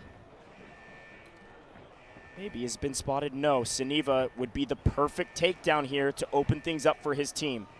52 seconds on the extraction. There's an angle. That could be the time. Is he spotted? No! He takes the shots too late, and he tries to go through the face shield. Oh, he's shaking his head. What a mistake. Trigger discipline and patience, absolutely a virtue. But in this instance, maybe waited a hair too long, and Onigiri now on the hunt. They know Killzall's there. Easy has picked up 1. Easy's picked up 2. MG out of here. It didn't even matter. Inc. stand tall, not only with the mantle break in the last round, being the last team standing, but they've done it again. Back-to-back rounds, back-to-back clean up men. Inc. is unstoppable. North America is on top. There is no question about it, and they're going to be able to get out of the map as well. A full extraction, all the kills. What a map for North America. Holy cow. What a way to wrap up this map and wrap up our last map that will not feature a mantle brick. Woo! Alrighty. This is a crazy way to start things off, and I say start things off, but frankly, we're about halfway through this competition, or maybe on the penultimate match. Now, Taylor did a great job casting with me there, but we have sent him off while we take a look at our players on stage, because I've got a very special guest with me in the booth. Excited to introduce them and talk all things Delta Force. Got the Beard guys.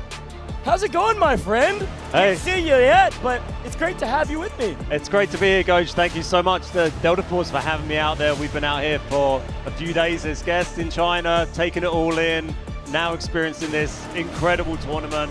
It's my first big live esports event, and it's just been crazy. Dude, it is insane, right? Yeah. Like, obviously, the games have been fantastic. Let's start there and then talk about the event as a whole.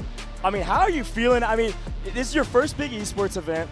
The audience is going insane every single time a red item is pulled. Like, any exciting moment, it's utter chaos. I mean, how does it feel to be in an environment like this where it's so loud and exciting? It's amazing. I mean, the reds these guys are pulling is like nothing I've ever seen before. It's absolutely crazy. And every time, especially when one of the Chinese teams picks up a huge red, people just go crazy in the whole arena. It's been really amazing to see. Yeah, well, the hometown buff, obviously, nice. Yeah. But North America somehow on top. I mean, did you watch any of the other like qualification parts? I know you've been flying. I mean, you've been flying a long way. So you've been seen a bit. North America somehow are on top right now. I mean, how are you feeling about the stage of the competition right now? We're moving into what will be 3 rounds, Mana Bricks on, and maybe the end, even in round 4. Yeah, well, this is everything to play for, right? And we've seen players and teams saving their operators, saving their Lunas, saving Uluru, waiting for this round 4, and for Inc, they've got to go for it this game. This is their chance. They can just close it out. You know, we went downstairs earlier and we met some of the players. We chatted to Inc. The American players, they were so chilled, so relaxed. They're talking about what they're going to do afterwards.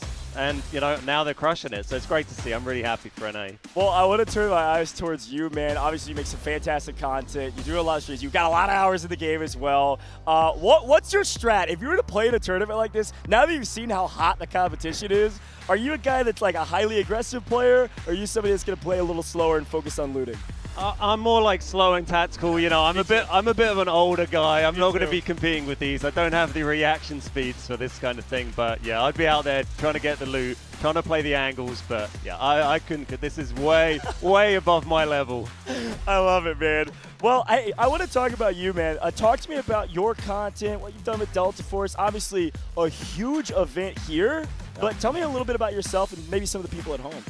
Yeah, so I'm Ben. I run a channel called The Beard Guys, and it's mostly focused on like tips, guides, informational content I make for new players, for experienced players, and I've been doing that, you know, since the game first came out on PC, like late last year.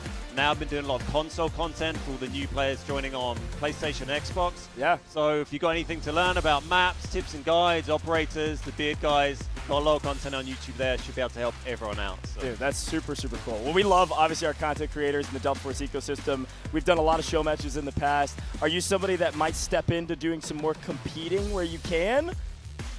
I don't know if that's me. You know what? I feel like I'd rather be standing here, I think, than sitting down there. But I love watching it. And you get some tips from it. I can't play at their level, but you suddenly see them. You're like, I did not know this angle existed, or how you could use that utility.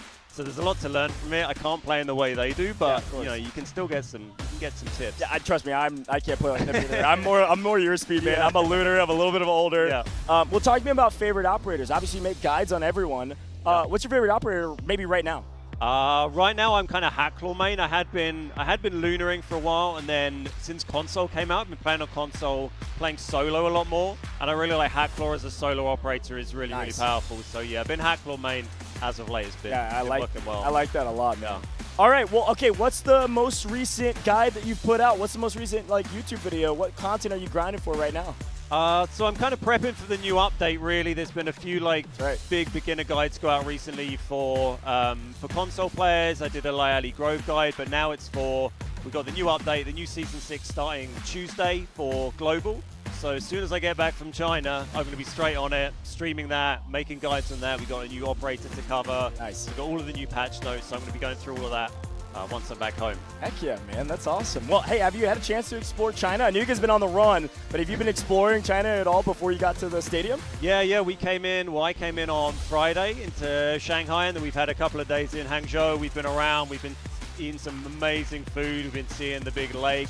We saw this huge drone show last night. Yeah, it was crazy. Over the lake.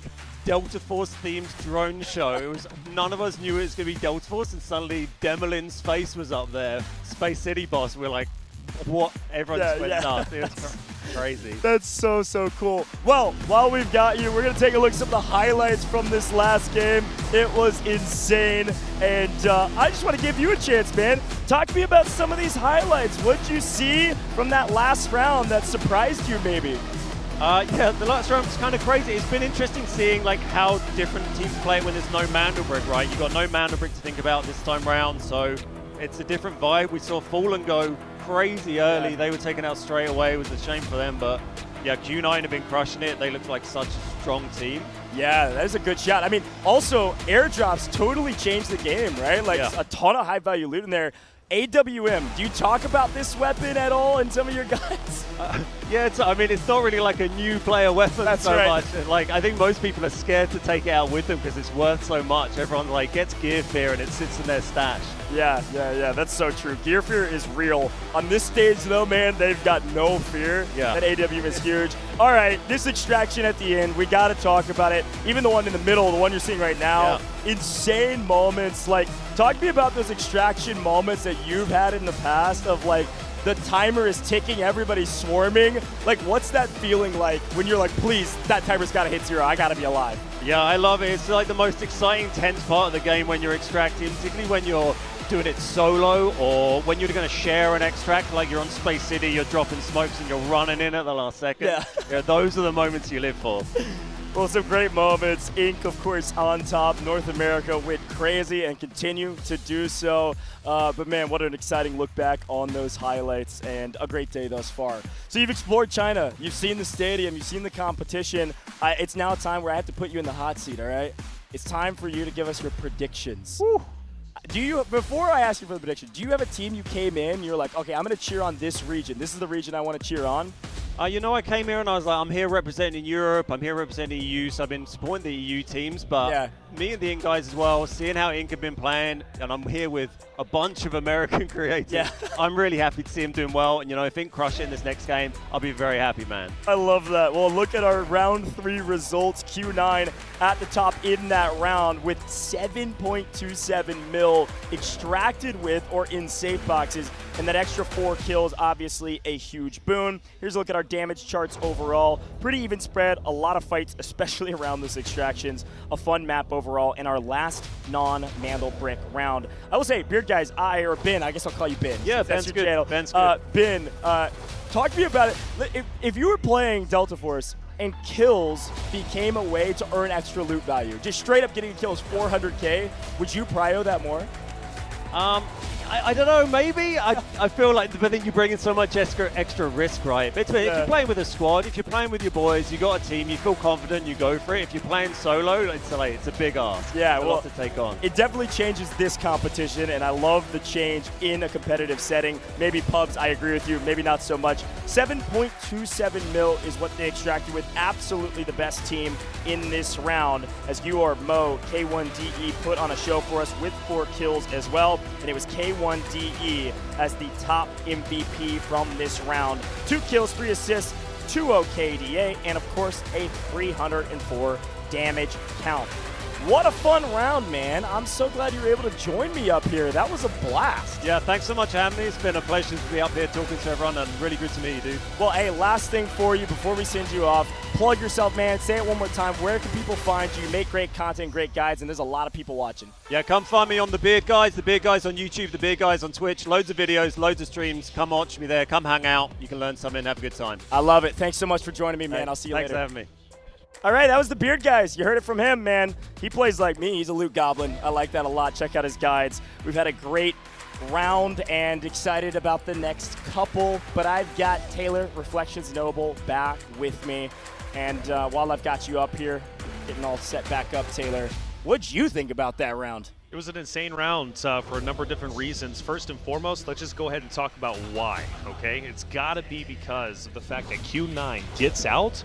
Now the assets start to get scarily close between not only themselves, but also the likes of Inc. And now you also got to think of the fact they have the AWM. We're going back into a Mandel Brick rounds. And Q9, let's not forget, nearly multiple times was able to decode that Mandel Brick. It was stolen away in like the last 30 or so seconds. So now with the AWM, despite them not having priority spawns, I still think they're going to be in a great spot. Let's go ahead and listen in to the winning moments from the winning team. Yeah. 看不到人，看不到人。给了。乌鸦。没看到，没看到。小兵，这是小兵，不用管。穿。无一击。我给你捏第二个。没看到，博物馆没看到。一条。前卡。第二个烟。分，出三红，出三个红。先回来。我这。蓝天对四乌鸦，微往后侧扫是2个害爪，一个害爪2个无名，都是4。别来转两，风都落了，落脸上了，落脸上了，我往你那边靠，靠过来吧，贴过来。我们要先拉波闸吗？贴过来，然后我去拉吗？不用，拉吧。我去拉，我去拉。博物馆有脚，博物馆有人。快点，快点，快点！城墙没人，城墙没人，城墙一直没人。城墙没人呢，城墙。换甲，换甲，快！你死鬼子换甲！博物馆有，博物馆有，我们走。不是博物馆方向来的，是那个塔里来的。果然，我知道。到近点了啊 ！OK， 卷帘门到了。30秒。左边到了，左边到个洞口，左边到了个洞口。盾是吧？深蓝，深蓝，深蓝。好。正面也来了，左边也来了。我要起来打正面了。打。得分隔断，一会儿分隔断。没有。我右边扫，我右边先分，我先分，我知道，我知道。我先分，我提前分。我先把右边封了的。这边隔断，这边隔断很重要。我蹲了那边。右边3个4，右边3个4，5个4，红狼害转。加你车的点了。车点有，走了。补不了我，补不了我，补不了我，补不了我，补不了我。我补一个，我补一个。好不，我打残了一个，好不。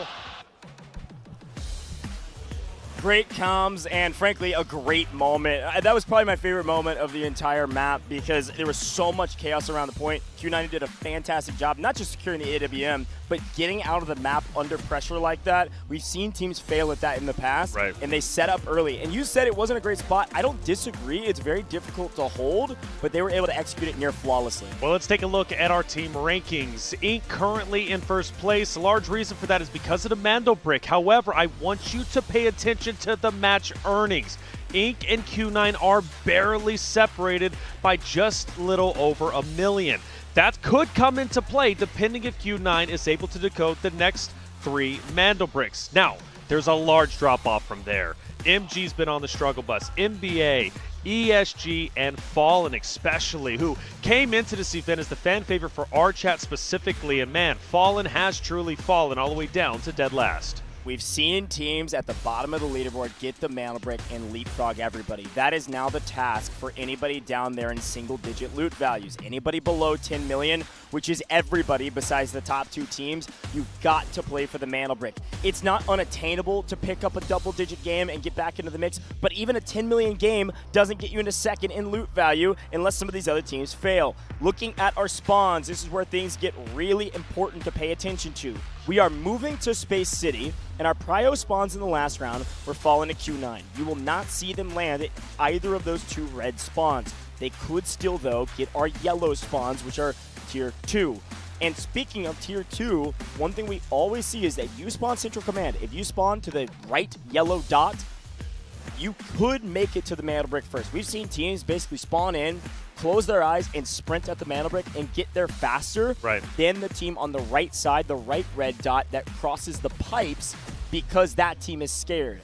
So 2 things could happen. Central Command could sprint to Centrifuge and play for the brick early, or they could play slow and try to get an early pick on one of the teams that does spawn on the right side red dot of one of our Tier 1 spawns. And one of those early picks, by the way, is going to be on those pipes that are so deadly. Exactly. We consistently see a knock. I want to point out something to somebody, or to everybody, excuse me. Inc. could have priority spawns. 100%. They get in the tournament. Could end the tournament in just 4 rounds. Talk about a tremendous opportunity. With the way we've been listening to their comms, right? Going into them, they sound calm, cool, and collected, right? Something that is very important. They seem like they're all on the same page. North America can honestly do this. Yeah, and confident, by the way. The only hat claw that can be used is ESG. Beard guys like them. Apparently everybody else does too. Hot Claw, a popular commodity early in this competition, and now only one team can use them. Now take a look at that Luna column. Everybody has a Luna they can use, and everybody has 2 Lunas that they can use besides ESG. But of course they have that Hat Claw, so they got recon for days. Everybody does, because you need it on Space City. And again, the popular build for Space City, Luna, Uluru, Stinger, everybody can do it. Most can do it twice. Right. I'm very excited, especially from the side of, FN NBA, because they still have a Tempest that they can use, and they are just phenomenal to watch with the Tempest play. Again, I feel Tempest has been drastically underused, but that's okay. Uluru is still going to be there. And by the way, Uluru for Inc., they only have 1 more left. That's right. So do they fully commit everything, put all their eggs in one basket, and use their theoretically best operators, theoretically, historically, the most successful operators for getting a Mando brick to secure it in 4. Guys, it can happen. North America can do this. However, Q9 is also just behind them too. Q9 in the assets race, they can absolutely come back. If they get a Mandelbrick, things start to get scary for North America, and China could truly be on top. It's not only scary, it's not only possible, it's like almost probable. Think back to what we did in the last 3 best of 6s on each day. We have not seen a round 6 yet. We're on best of 6 number 7, and we have not seen a round 6. That is insane to see, especially because of our online qualification series. We see it all the time. So remember that. Remember, we could go to 6, but if history repeats itself, we went to 4 3 out of 6 times in the last 2 days, and we went to 5 the other 3 times. Very probably 50% chance, if history repeats itself, that we end in 4 here, and it has to be Inc. Yes, it could be the last match, it could be the penultimate match, or it could be the 3rd to last, but whatever it is, it's going to be a dang good time. Inc's done it before. The way they qualified for Grand Finals was because they decoded 2 Mandelbricks, and they did it in 4. They've already done it just last night. Q9, though, on the opposite end, they've also done just that too. Will they settle for 2nd place, or do they want to go broke? Do they want to go for it all? The first Mandelbrick round on Brakkesh was exhilarating. We witnessed every single roster go to Museum to challenge the decoding and the Mandelbrick to steal it for themselves. But one by one, players started to fall until the last 3 remained. That was Inc. This time around, will they be able to do it again, or will Q9 rise up to the occasion? But it's not just them, is it? We also have Fallen at the very bottom. When you think about Mandelbrick addictions and their qualifying run, how did they do it? They did it by getting 2 Mandelbricks. They can do it. Let's go in to the next game. 10 kills, bro. 10 kills. Buddy is going. You're smurfing. It's actually crazy, bro. I feel like I haven't been putting in much work, and I have like up there with kills too in 5. You're 2nd highest in the lobby, tied with Gewer. Did Oh, you yeah. disc the Seneva? Did I? Disc him? Yeah, both of you did. You hit him direct on. Let's go! I saw him in that corner. I sprinted over to it. I looked at the top, and he did a thing, and it came down on him, bro. That shit He laid down, I shot his legs. Bro, that shit was so funny. You tickled him and he died, bro. Yeah. Oh, that's so nice. They may call it a tactical deployment, but it never is with them. The boys call it a good time to just rehash what just happened. And frankly, I'm right there with them. That was fun. And I'm going to be honest, too, we did get a chance to see their coach, Zapok, and he said, "Finish it, boys." And we said, "Sure, sounds good if we're a North American fan." I got a lot of folks in the chat. We want to hear from you. Who are you a fan of? Who do you think is going to win it all? Or frankly, I think the better question is, how many rounds will it take? Could Inc. end it right here on Space City, or will we have one more round, or maybe even 2? Space City loading up right now. The players are loading in as we speak, folks. The first thing we will pay attention to is priority spawns. The second thing we'll pay attention to is who gets to the Mandelbrick first. 2 minutes and 45 seconds is the timer before you can pick up the Mandelbrick. And we are dropping in as we speak. Here we go. Mandelbrick Addiction and MG Prio spawns, and it's ESG in command build. Oh, but Q9 gets arguably one of the worst spawns available on the map, at least for the Mandelbrick attack. That is going to be tough for them for sure. This is one of those dangerous crossings. Hopping about, gets away unscathed. Mandelbrick Addiction getting shot at by ESG. Both teams sprinting towards this Mandelbrick. One zipping, the other sprinting. MG already in a bit of trouble, and as per the usual, the other fight that oftentimes happens is the team from Dormitory taking shots down at the team that gets Prio spawn at Westgate. Tags him up, but doesn't knock any down.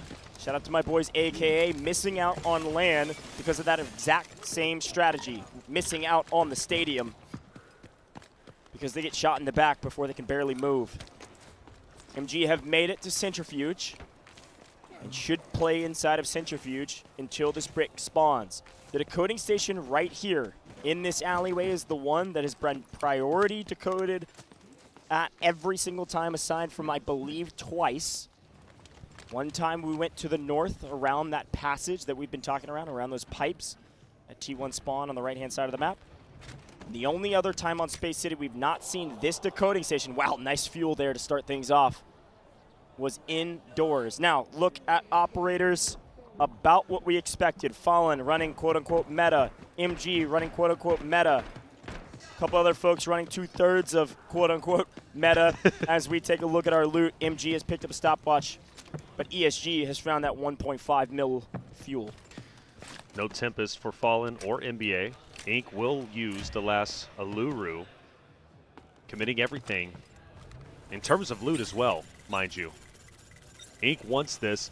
Now, typically, I'm quite critical of a team playing very passive. However, Inc. played passive enough to the point where by the time they joined for the first Mandelbrot attack on Brakkesh, they were the healthiest going into the final fights, and it paid off. This time around, they look to be taking the same page from that very playbook. They're going to stay up north. FN out of the equation, hanging out in dormitory. The fight around the mailer brick, as per the usual, involves a lot of teams taking control, taking the space in these buildings. Centrifuge, right now, is MG. ESG is going to be going for the brick potentially. No, they're going to stay up high. Looking over it, Q9 could be first to the brick on the low side. We know that Mantle Brick Addiction likes to get pretty aggressive here. Mantle Brick Addiction in test facility. Black Chamber technically the top of it. ESG's. Here goes APAC, here goes MG. They grab it on spawn. It's got a lot of smokes on it, and bullets rain down as well. Uvalier trying to tag and tags, but doesn't get a knock. Uvalier running forward. Mandelbrick picked up from MG. This is big for them. They weren't too far behind when it came to the overall standings, so getting a Mandelbrick here could be massive. And they had control of Centrifuge, so it only makes sense that we're going to put it in the decoding station that we all know and we all love. Viral moments have been made at this decoding station. This alleyway has a lot of looks, a lot of sight lines that can look at it, but no one can truly hold it unless you're sitting kind of out in the open. Right. Somebody's got to control the ramp outside of Centrifuge if you want to guard the backside of this. And to guard the north side, you're just going to have to peek out of the door if you're MG. Teams on the outskirts, Q9, Fallen, Inc., all three of those rosters most likely going to have a huge impact once the brick has been at least transferred hands once, and I expect it to be transferred with how aggressive the first one was. Whether it's going to be MG holding on to it, I don't think so. ESG, NBA most likely going to get a touch, and then we're going to see the outskirt teams, Q9, Fallen, Inc., start to move in. And ESG obviously collecting a bunch of information with Ultimate High. Can't shoot at him, but get a lot of info. Some of the teams roaming up. Our security director has been a pain in the side of many folks, so why not take him down if you can? Skydee has done this before. Shock Arrow should take down security director if he can connect, and weak enough to clean him up. All right. Not going to get a sniper in the back of the head when you desperately don't want it. Here's that ramp I was talking about. Nobody's actually holding this position, which is quite atypical for these positions, but it's because nobody actually has control of the decoding station. MG just hanging out in Centrifuge. It's going to allow Q9 to push up, and Mo does have the AWM. That's that sniper that he's got in his secondary position. They're just trying to get any info. And as they come pushing up the ramp, they're probably like, wait a minute, nobody's here? They're all in the buildings. They could make a quick play for a quick steal. I think they are. Yeah, Mo's going for it. They just want to force anybody to try to take a look. Now that they technically are out in the open, yes, but they technically have eyes on the decoding station as well to cover it. That's big for Q9. Now they can back away, and also deadly because Mo has the AWM, so he's going to have a great, perfect line of sight. Taking that ramp for free was critical. And minimap-wise, you see Fallen creeping down the western side of the map.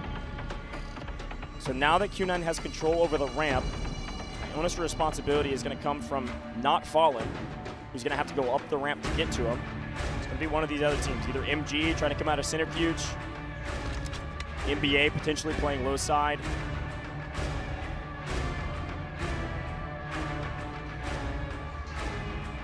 But a stalemate for now. Plenty of time still left. Fallen, the only team relatively close, maybe making an attempt from the outside. But Envy is curious. Staying as close as he is. Maybe you assume MG starts to make a move. Ink, by the way, risking quite a bit staying on the northern side. Ink is not getting involved at all. They've got a mana brick. They are going for loot in Central Command. And I'm sure that they're hoping that this brick will be stolen over and over and over again and fought over so much that they can come in and play cleanup. Their goal was to loot first, ask questions later, and unfortunately, they don't end up finding much in Central Command. ESG started there, they didn't stay there very long. Here's a look at our map and see where they are. They are now on the move. Set, moving up. Time starts to tick away. The more time that ticks away, the more nervous the close teams start to get. In this case, MG and NBA. Go. Like you said, here we are. Skydie starts to move up. Players all around, but no worries. You've got to make an attempt here. You cannot afford to allow Q9 to get this Mandel brick. It simply just cannot happen. You need to get it for yourself. And with NBA being nearly half or over half below in assets of Q9 as well as Ink, a double Mandel break is going to be a huge win condition. They finally attack onto Q9. One player is going to be dropped. That's going to be K1DE. The Mandel brick is now wide open to at least get a touch. Mandel brick addiction is going to take priority over this moment. Mind you, Too Easy is also down. Fallen. Ink are starting to fight. A nice steal here, but NBA get punished for it. Mo patiently, yes, they lose one. They let them get the steal. Then he cuts Jubileer down. It is now 2v2 when it comes to Q9 and NBA. However, Q9 have a body to res, NBA does not. NBA have the Mandel brick, but they don't have their third, and MG is going to slowly but surely creep up, and Mo hits it. Mo hits the sniper shot. This could be an opening for Mo, not only to go for the decode, but he could go for the team wipe after the decode if he wants to. It's about to be utter chaos as MG can even creep up and get involved in this fight. Q9 lose control. They look to be crumbling, but just like that, they take it back for themselves. Onigiri taking down Skydie. NBA is out. NBA fully eliminated.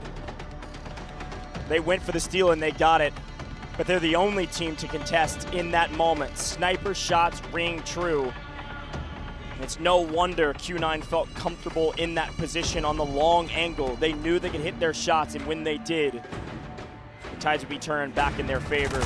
Here's a look at ESG as they've found an angle on Killzall. The top fragger is out, and now Ink on the run. ESG looking for kills, and when the smoke clears, could pick up easy, but backs off instead. They're going to go play for the Mandel brick potentially, but not immediately. MG still 3 strong. Onigiri is going to be the closest one to the Mandel brick. Bujang! We've been highlighting him consistently throughout the days, and that's going to be a long-range shot onto Bonnie. MG now with just 2 players up. Onigiri again.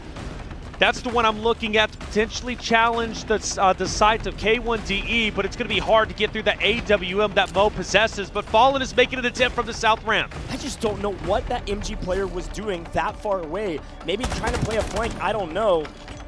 But a brutal loss, ESG just finding kill after kill completely uncontested. Fallen's got to go.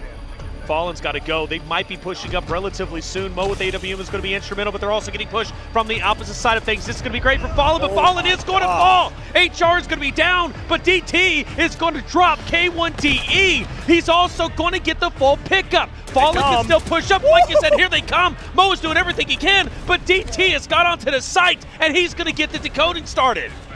Guys hitting quick shots on main, and they're still up somehow on this ramp. Take down HR into full yellow timer. It's going to be a 2v2 on ramp, and ESG can pinch here for free. There is nobody on their backside contesting them right now. Ink's been on the run for a while. They're trying to restabilize while the fight around the brick is happening. Plenty of time on the decode, but ESG in the best position by a mile as 2 go down, and now he's Bishka. The sub from the qualifiers made it to land. They made it to this position, but he's not going to be the hero, not in this map. Mo is unstoppable, and ESG are going to try to come clean him up. But once again, Ink has stayed alive. Ink is going to be 3 strong, and they're going to be rotating up towards the north and then back down towards the south, potentially to sandwich ESG between Q9 and themselves. Ink, an opportunity to steal it away, much like they did in Game 2. The question is, do they have it in them? They took the risk to stay silent in the north, and now they find an opportunity to finally attack. for Inc. to win over ESG here, it's going to take a little bit of help from MG. I think this is going to be a very difficult fight for them to win. Sure, if you get first blood, you get player advantage, you can make the push. It's possible. We know Inc. has the gunny. With a little help from MG, they could do a lot here, and they could win. And MG does not want to help. MG is not in a position where they're going to earn very much money in this competition if Inc. closes out right here. But you're right, MG, they get inaugural out, and ESG is hitting their shots, and they are sprinting at their opponents. They're going to leave the decoding station because there's only 10 seconds, and they've got player advantage. They've got the high ground. They've got everything they want and more. ESG wiped the lobby besides one single player from Q9, and ESG, the home crowd heroes, get the Mandelbrick. ESG, what a battle it was. It was DT holding his ground for the longest time. He also was the one who got the decoding started for the side of ESG. An epic battle for sure, but 2 rounds or 2 Mandelbrick rounds in a row goes where Q9 takes the initiative. Q9 sets up around the Mandelbrick, but Q9 once again falls short. No team is playing passive anymore. They may lie and wait for a little bit, but no brick will be given for free. All of them have got to be earned. There may be a prize for second place, but it pales in comparison to first. And of course, the commendation to say you are the first Delta Force Invitational champion. ESG, they stand next to Inc. on the leaderboard now. The only 2 teams with a Mandelbrick.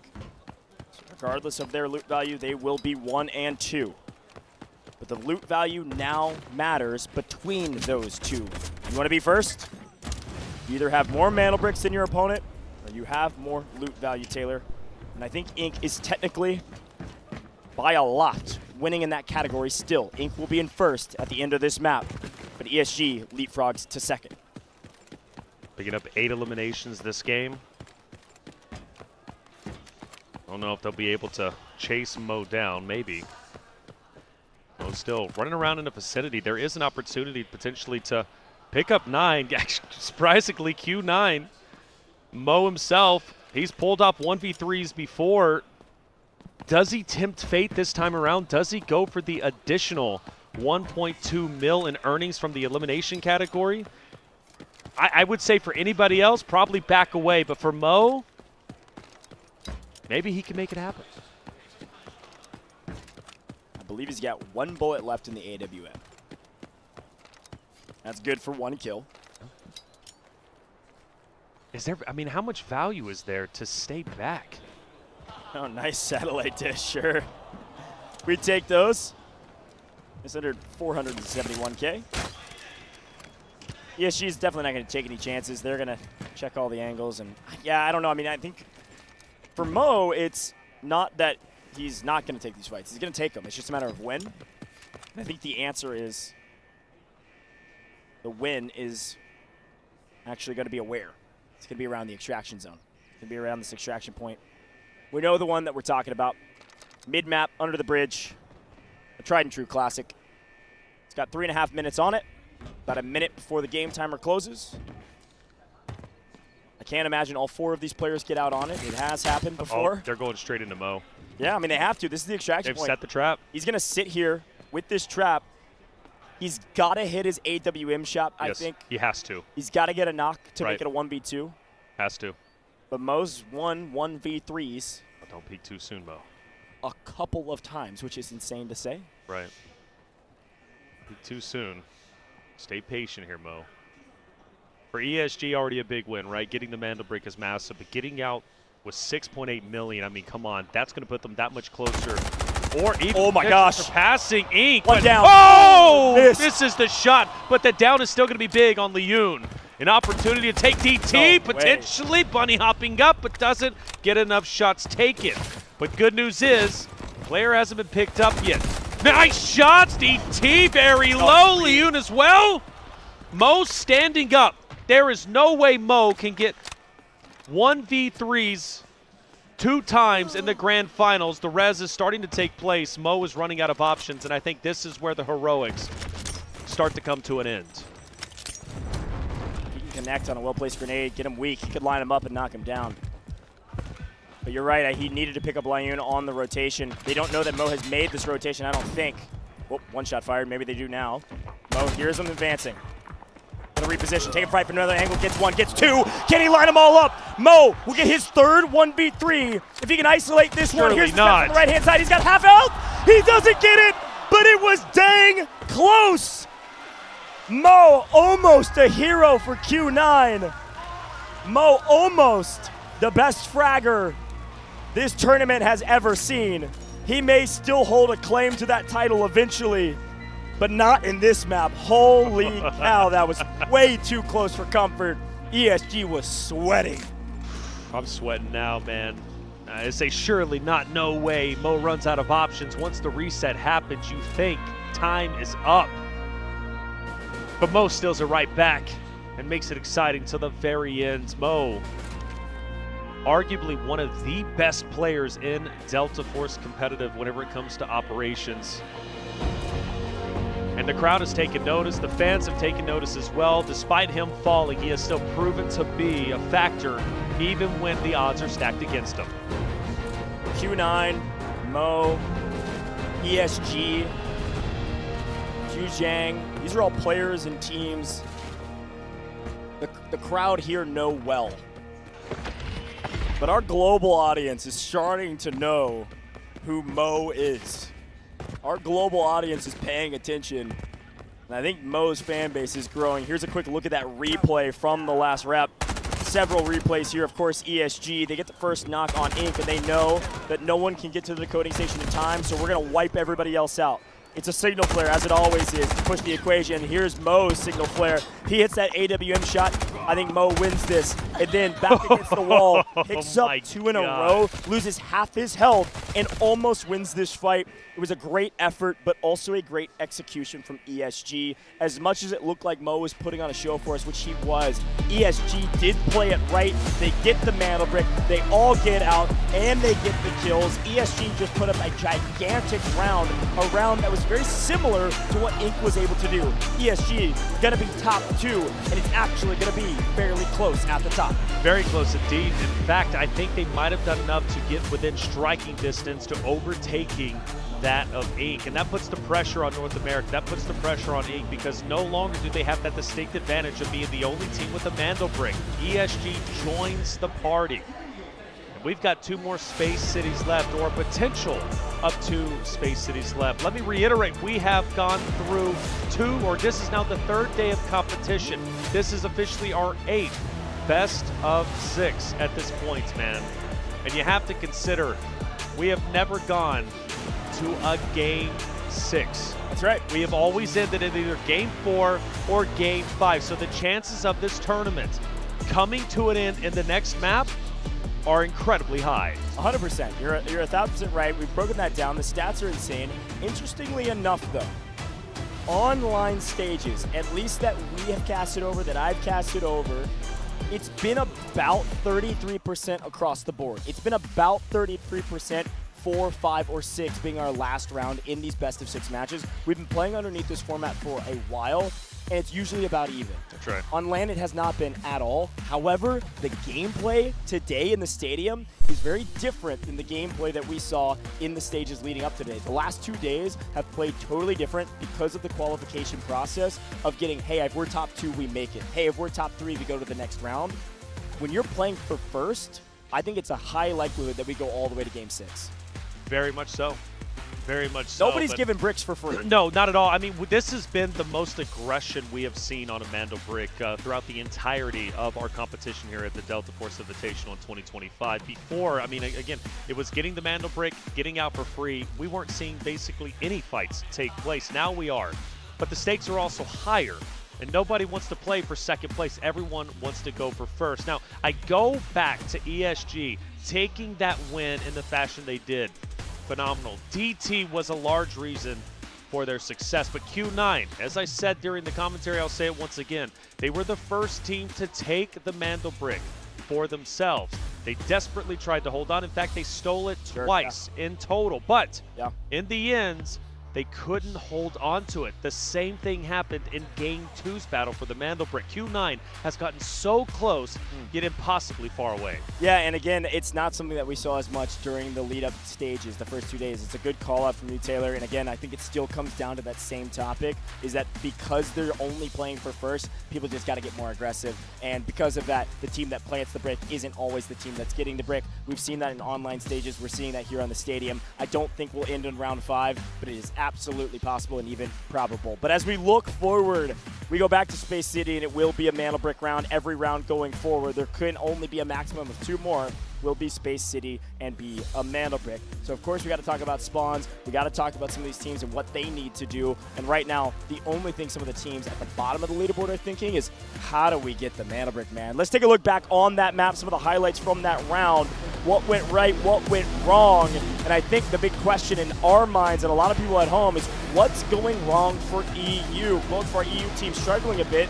MG grabbed the brick, planted, but unfortunately couldn't get their feet underneath them. Yeah, man, they've been on the struggle bus for sure. Alongside that of NBA was Mo, who ended up taking the Mandelbrick for Q9 initially. Now, that was big news, and they did so by getting the ramp for free. But they did run into some issues. It was NBA who ended up taking down K1DE, but Fallen started to join in the mix on their lone rotation through Street up the ramp. NBA, they did get a touch on the brick, but of course it was Mo taking it right back for Q9. Yeah, taking it right back was nice. MG Onigiri is the one that actually struck down Mandelbrick Addiction. Nice crowd swalking. We've all done it. It certainly pays in time. But ESG picked up a couple free kills that I was just literally thinking and even exclaiming on broadcast, what? What's going on? How are we getting these for free? People didn't know where they were. Because of that, they were able to take full control over the decoding station. And as teams were fighting, ESG came in and played cleanup. But not before Mo could be the hero, man. Mo picked up a triple there, got more, and then almost triple killed ESG. And then this is the moment where Inc was trying to make a play to end the tournament. And unfortunately, because DT had the angle on our first Inc player over the top, it was just blood in the water. ESG chased down all the kills. ESG comes in, wipes them all. And of course, a heroic moment here from Mo. Right.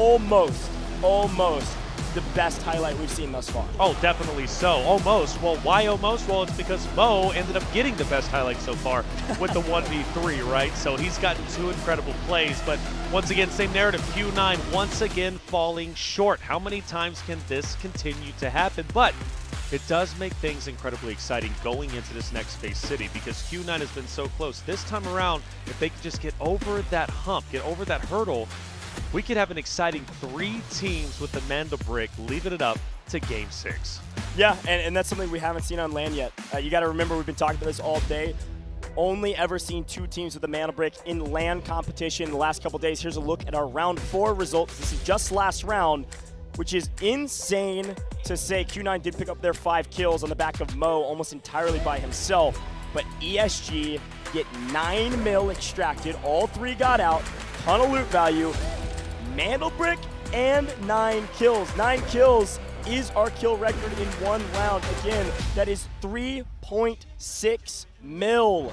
Insane stats added to that. That is a 12+ mil game for them. That's one of the biggest games we've seen thus far. Yep. And because of that, they're going to close the gap on Inc dramatically. But look at the damage charts. Q9 does top them on the back of 1 man and 1 man alone. And I can only imagine that 1 man will be our round MVP. You would have to assume so. He was caught short a little bit earlier in round 2 when he picks up the 1v3. He wasn't the MVP. This time you would assume he will be. ESG, the best team of Game 4. They get the Mandelbrick decoded. They get 9 eliminations. And on top of that, around 9.07 total loot extracted with the elims.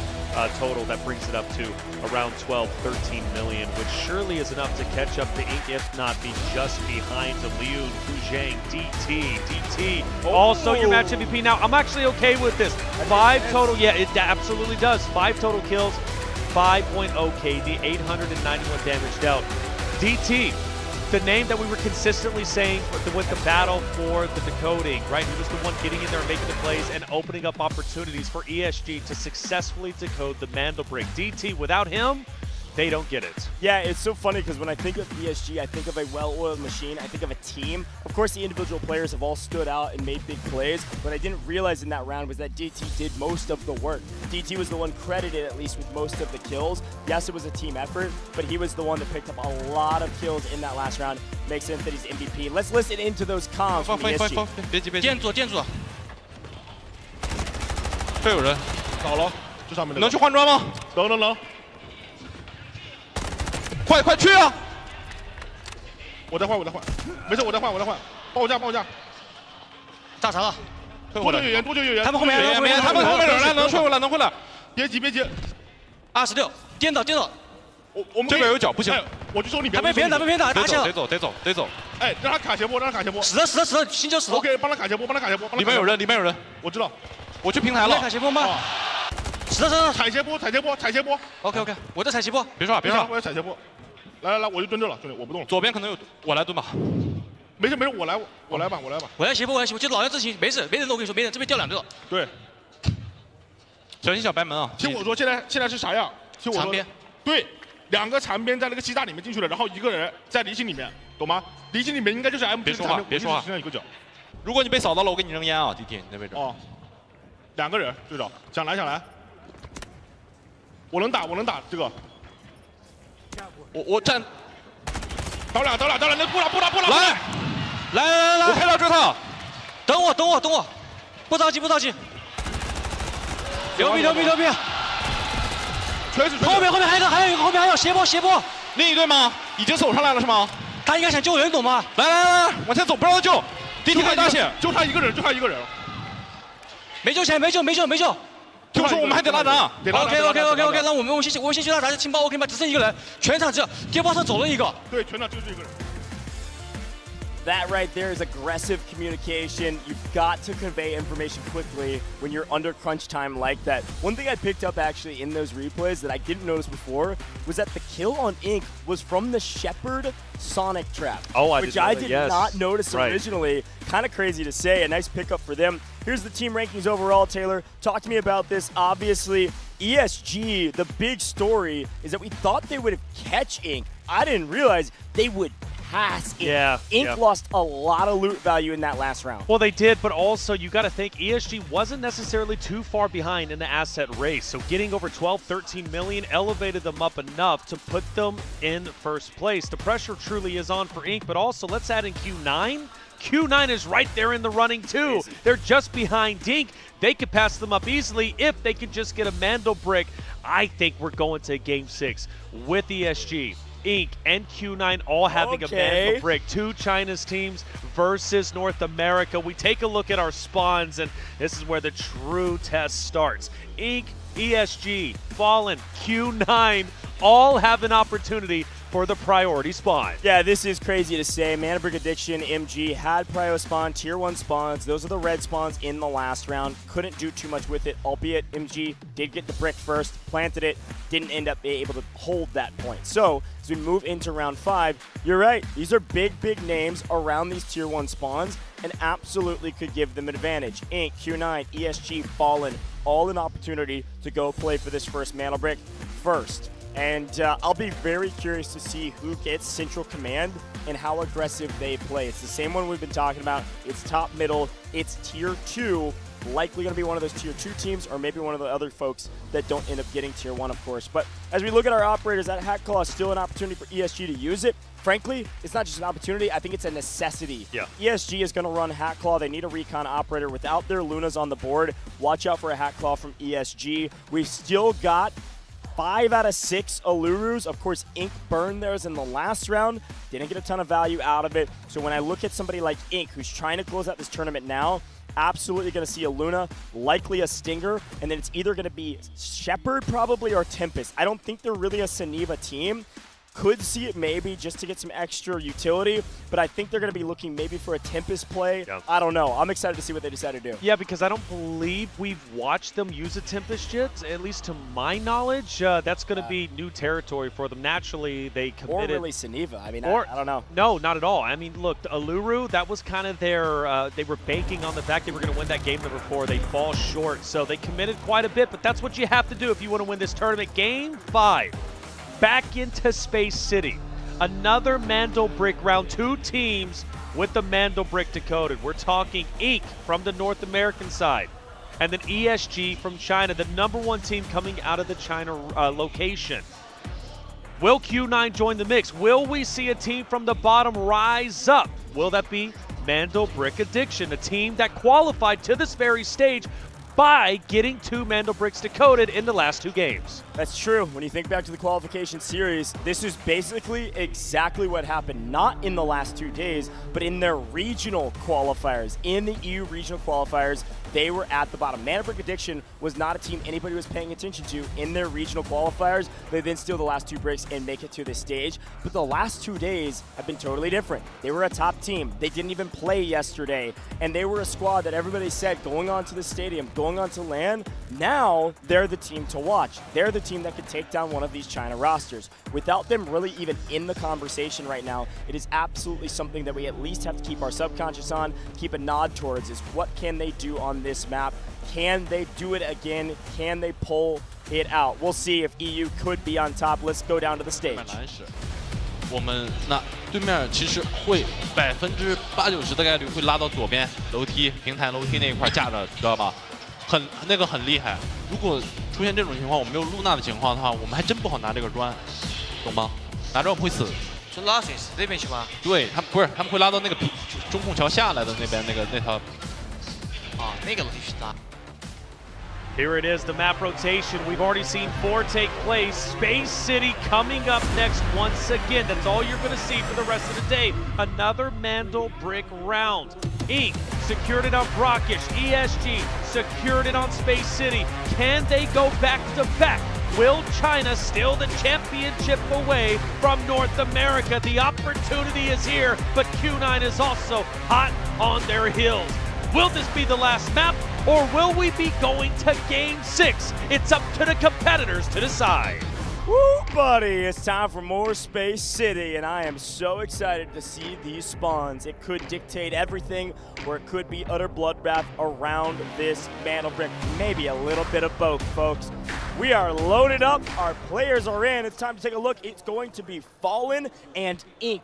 with priority spawns. And the only question ringing in my brain is Inc. going to make the same mistake as our other North America team? No, they are going to sprint towards Centrifuge. They do not want to be shot in the back by Q9, who are hot on their heels from Dormitory. We got to run, ladies and gentlemen, and we got to also make it across these pipes if we are Fallen. Nice. Fallen make it. HR took the most damage, but he's going to be okay. Now, Inc., we mentioned it. Priority spawns. They start to transition into the Mandelbrick location. But NBA is also sprinting there. Fallen getting close. MG. But on the outskirts, you've got Q9 up in Dormitory. And then on the other end, you've got ESG. Yeah, and also pay attention. Q9 does still have AWM ammo. Super important. They will be bringing a sniper into this round. No questions asked, because they conserve some ammo. So watch out for Q9 on the backside of some of these teams on the long angles that Space City offers.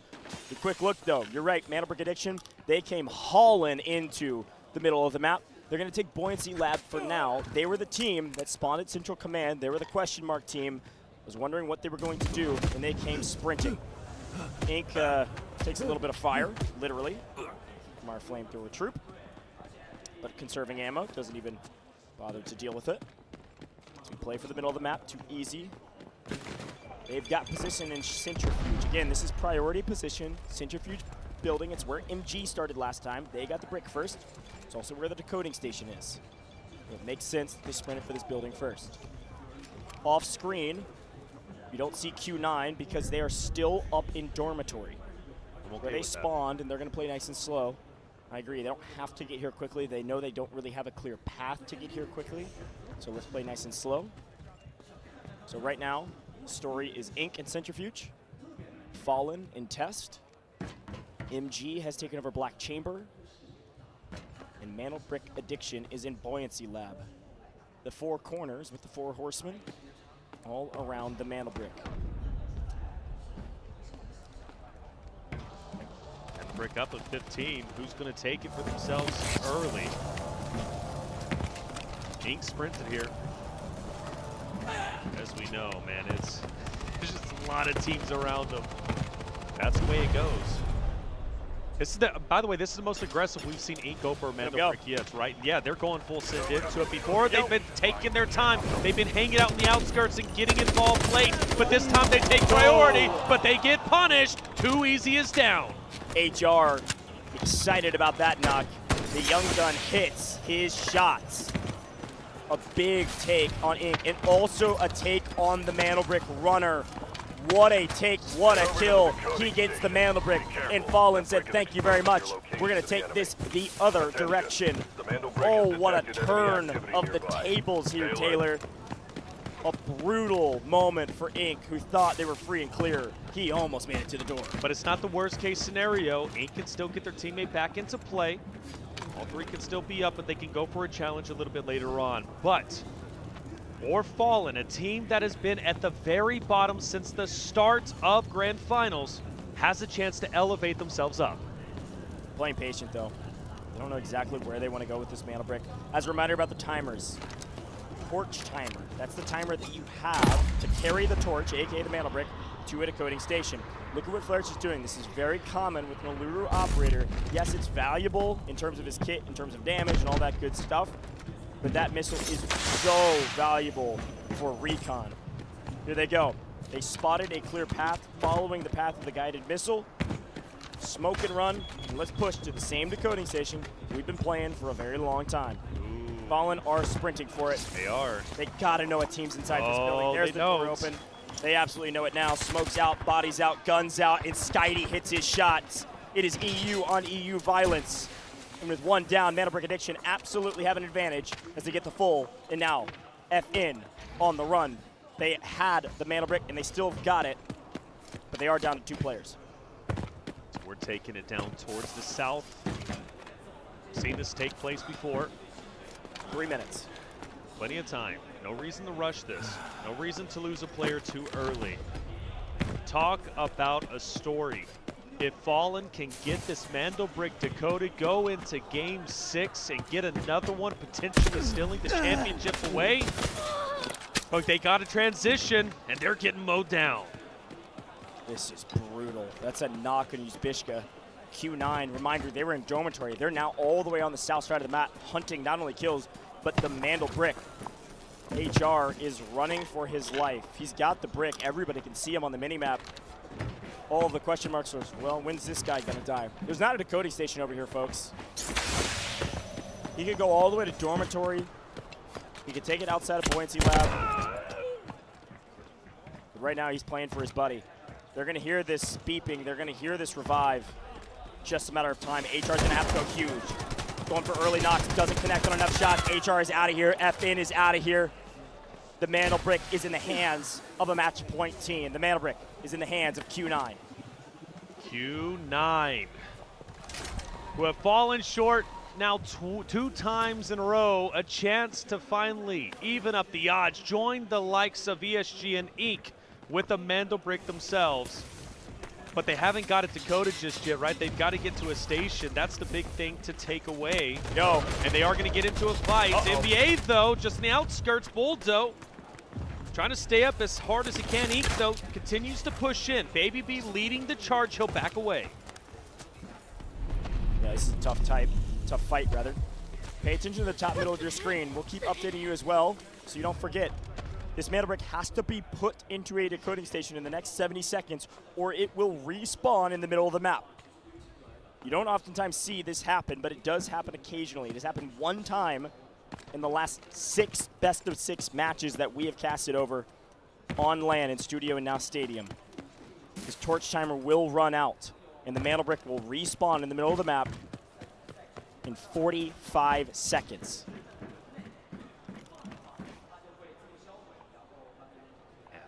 So then who would get priority? NBA? Yeah, for sure. I mean, they have basically full control over Centrifuge right now. Right. Inc, though, not far behind, even though they're only 2 strong. But also gatekeep. But I don't expect them to be the ones to make the push for the Mandelbrick. This is 100% certainty now. Going to respawn in the middle of the map. Everybody knows it. Everybody can see the timer. NBA knows it.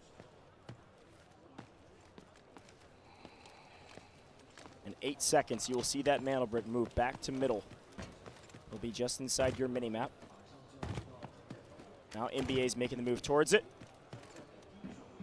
Here comes the respawn in 5 seconds now that it has fully extinguished. And they're for sure going to get it.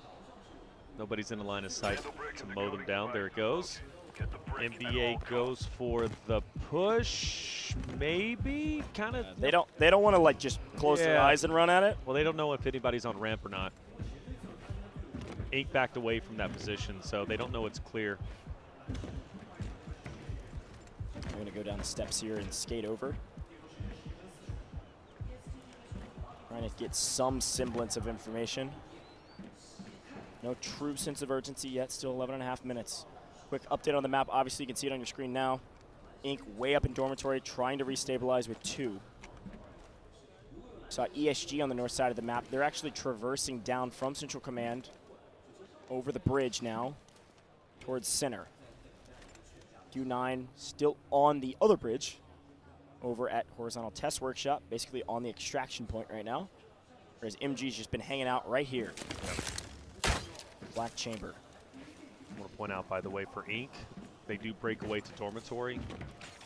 Pretty big, and the reason why that is big, staying alive, honestly, is the play at the moment. They're not going to take priority over the Mandel break. If they can stay alive long enough and enough bodies drop, let's say it ends up like map number 2, they could steal it for themselves, but it's still going to be far-fetched. It's also a decoding station. Nobody knows necessarily that Ink is up there. If somebody grabs this brick, here they go, Mandel break addiction. They try to clear as much of a path as they can. End up being completely uncontested. Does look like ESG has sent some front man up. Q9 actually had an angle from the low side. NBA a little bit trapped in the middle of the map, but they should be able to get out no problem. I say no problem. ESG is waiting on the other side, so. Right. Question is really, where do you go from here? Got to get indoors if you can, but they, oh my gosh, DT is hunting these guys. Oh yeah, I mean, he's incredible. We witnessed him earlier. Oh no, See you later. NBA's chances of decoding the Mandel brick gone in the blink of an eye. You said DT was on the hunt. ESG mows him down, but hold up a second. The AWM from a distance will drop Fu Zhang.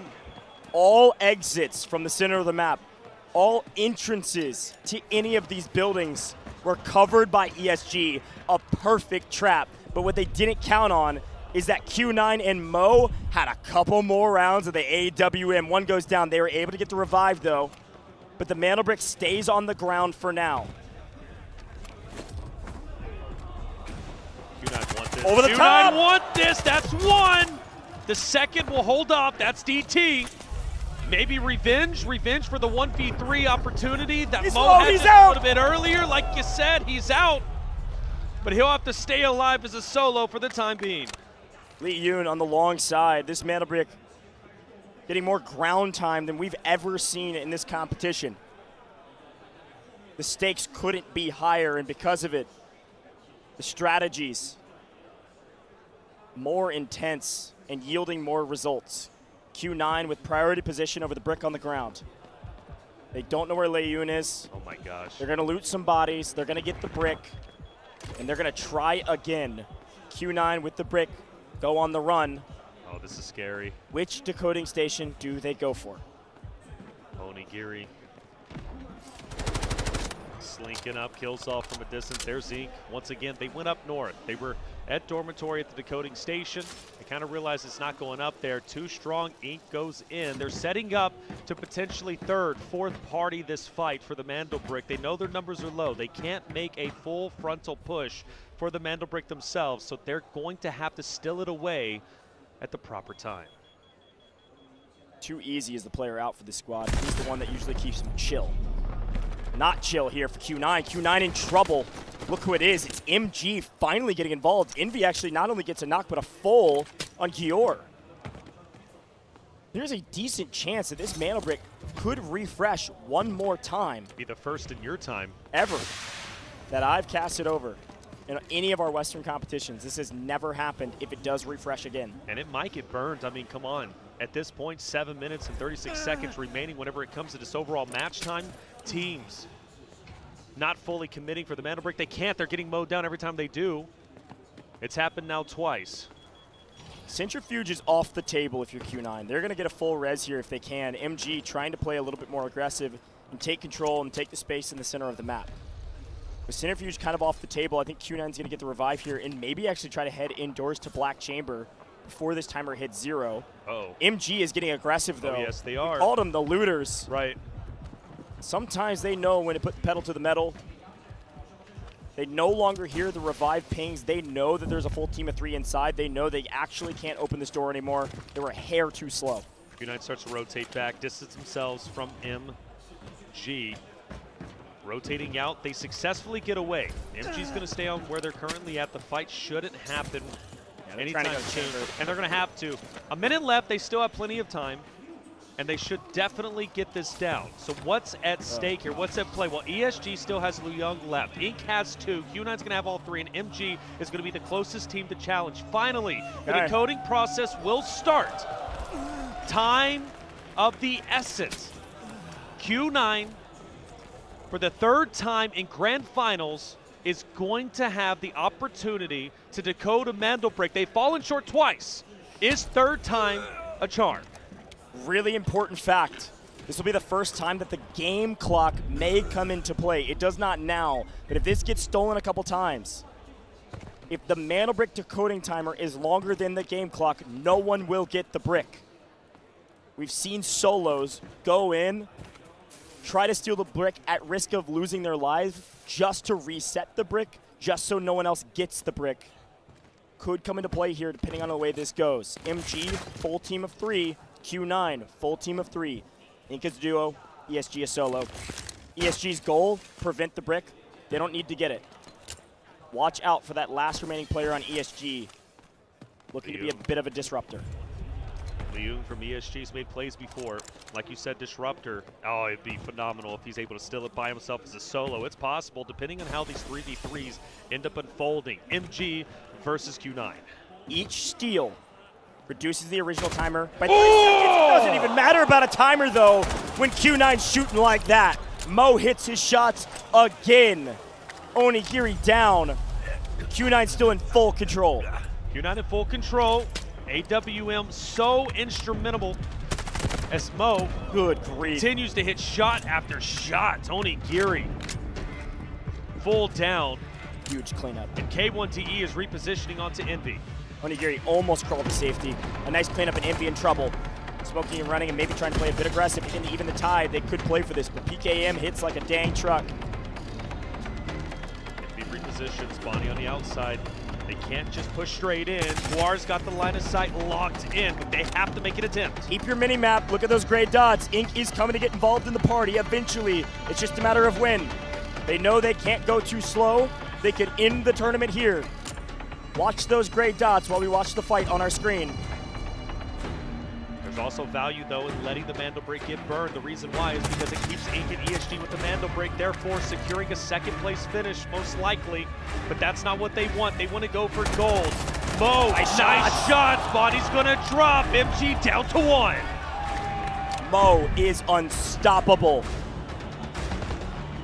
Going for maybe the revive here shortly, but there's just no chance. Those bodies are wide out in the open. It's going to be a 3v1. They're going to jump this, and they're going to wipe MG. MG is out of here.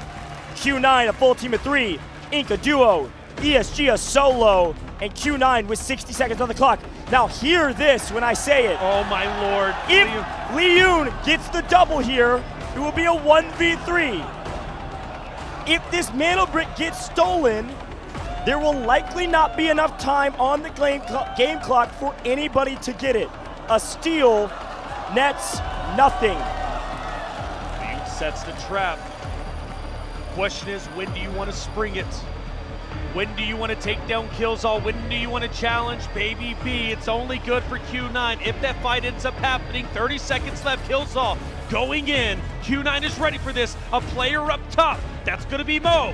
The Grim Reaper so many times. He takes damage, 20 seconds left. Inc continues to pressure. ESG only plays for this if this brick gets stolen. He can play patient. He wants Q9 to get it. He just can't allow Inc to get it. 10 seconds and counting. We gotta keep eyes on the brick, and here's the eyes. Dior first here. He's gonna play aggressive. They've got 2 on point, but they gotta get on the point, and they've got the trap.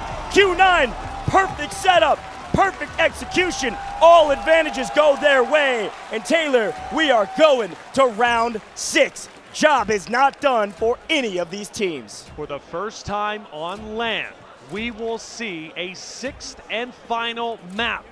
The final Space City, the final opportunity to grab a championship.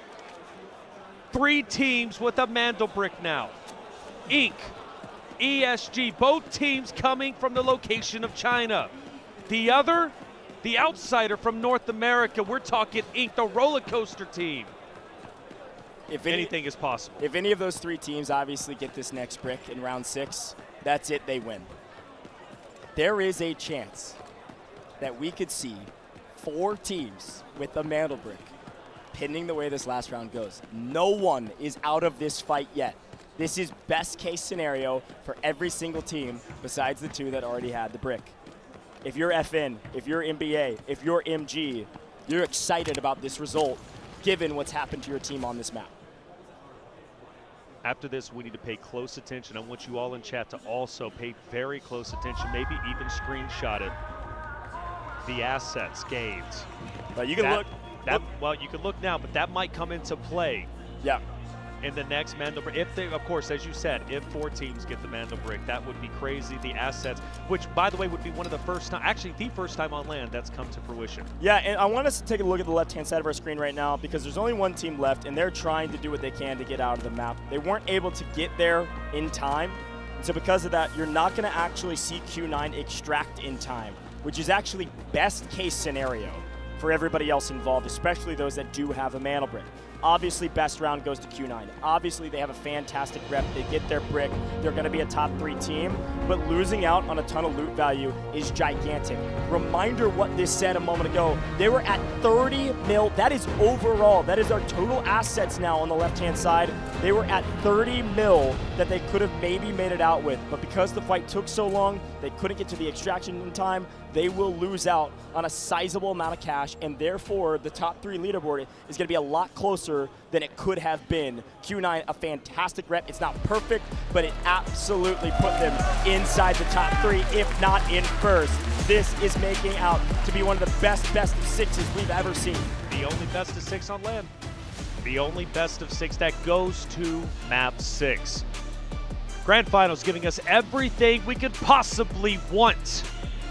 So many locations representing so many clutch moments, so many opportunities to catch a victory yet falling short. Others finding victory. Q9 tried to decode a Mandelbrick 2 times, but as they say, the 3rd time's a charm. Q9 finally get it for themselves, and they might have even taken over in the assets race. They could be in first place. Yeah, they absolutely could be. Luckily for everybody else, it's not going to be by a gigantic margin because they don't extract. They probably lose out on, I'd guess somewhere, if they were at 30 mil, not extracting, I bet they're going to be at somewhere around like 25, 26 mil in total. Yes, their gear was expensive. They also get some round compensations based on kills. I'd expect them to see them around 26, maybe even 27 mil overall. The other teams, though, with the Mandelbricks, they're still going to be above 20 mil 100%. Insanity. Absolute insanity. And we wouldn't have it any other way at the first ever Delta Force Invitational here in 2025. The opportunity to grow for gold, the opportunity to grab the first ever championship is here. The question is who wants it the most? And we also have $500,000 up for grabs. Such a historic moment. I can't stop smiling. This event has just absolutely been wonderful. Happy to be here, obviously, with you guys. Yeah, I mean, come on, this has just been great. Operations, phenomenal. Nail biters all the way through. I mean, this is the 8th best of, the 7th best of 6 that we've gone through to get to this very stage, and it's just great. Now, Fallen, for example, I do want to say, by the way, Fallen, they do not have a Mandelbrick, but a chance to at least, get 3rd place or 4th place, I would say. Well, Is still an opportunity. I think that is the big question mark, and I'm excited to see this total leaderboard because that's where we can actually start doing some math and do the classic Taylor what-ifs, because it is important to do them with some of these teams that don't have a Mandelbrick, because you're right. Now, if you don't have a Mandelbrick, You have to get the mana brick, sure, to even be in the conversation, but then it comes down to loot value. Yeah. And a lot of these teams near the bottom of the leaderboard don't have anywhere near 20 mil right now. So you're 100% right. Getting this mana brick does not mean that you are winning if a 4th team picks it up. However, if one of our top 3 teams does pick up this mana brick, we're done. That is it. They win the tournament. Yeah. The other thing that we got to remember, we haven't seen on land, we're saying this over and over, this is the last round no matter what. I don't care if it's a team getting 2 bricks. We don't get any more. I don't care if there's a chance nobody could get this brick. It doesn't matter. This is the last round. Right. So these teams are going to be doing a lot of what-if calculations. These teams are going to be doing a lot of math in their own heads, trying to figure out what's the right thing to do, because the right thing to do will change as this map evolves. Keep that in mind. We'll try to keep you involved on what this map could look like, but they're going to do the math behind the scenes so we can peep the leaderboard before we get started. I'm going to tell you this right now. The math is only going to matter for the assets in terms of second place. There's no way we get a 4th Mandel brick. Okay. No way. You like my what-ifs, the Taylor what-ifs. I'm going to give you one. Hey, you've been right so far, to be honest. I'm telling you, I've been doing this a long time. Not necessarily Delta Force per se. You've been doing that longer than me, but I've been in esports 13 years. I'm telling you right now, the Mandel brick is going to go either to Inc., ESG, or Q9. There's no other way. Okay. There is no other way. So it's one of those 3. Chat, you have a decision. Who are you picking? I think at this point, Chat's kind of, at least moved on from Fallen and into Inc. Now, I will say, though, Q9 gets a lot of love, and a large reason for that is because of Mo. Like, Mo has stolen the hearts of our chat, too, and rightly so. Mo is just a phenomenal, phenomenal player. But I don't know who's going to take it, and I'm going to tell you what, I'm not even going to give my prediction because I'm not going to cast or curse it in any way. I want this to fall as it does, and the competitors to get what they want. I love it's not up to me. Yeah, you're doing all these predictions, but the one you won't do is I will not say a team. All right, fair enough. And that's very rare, by the way. I always full send for a team. I won't do it this time. So here's the thing for me. I will absolutely say a team, okay?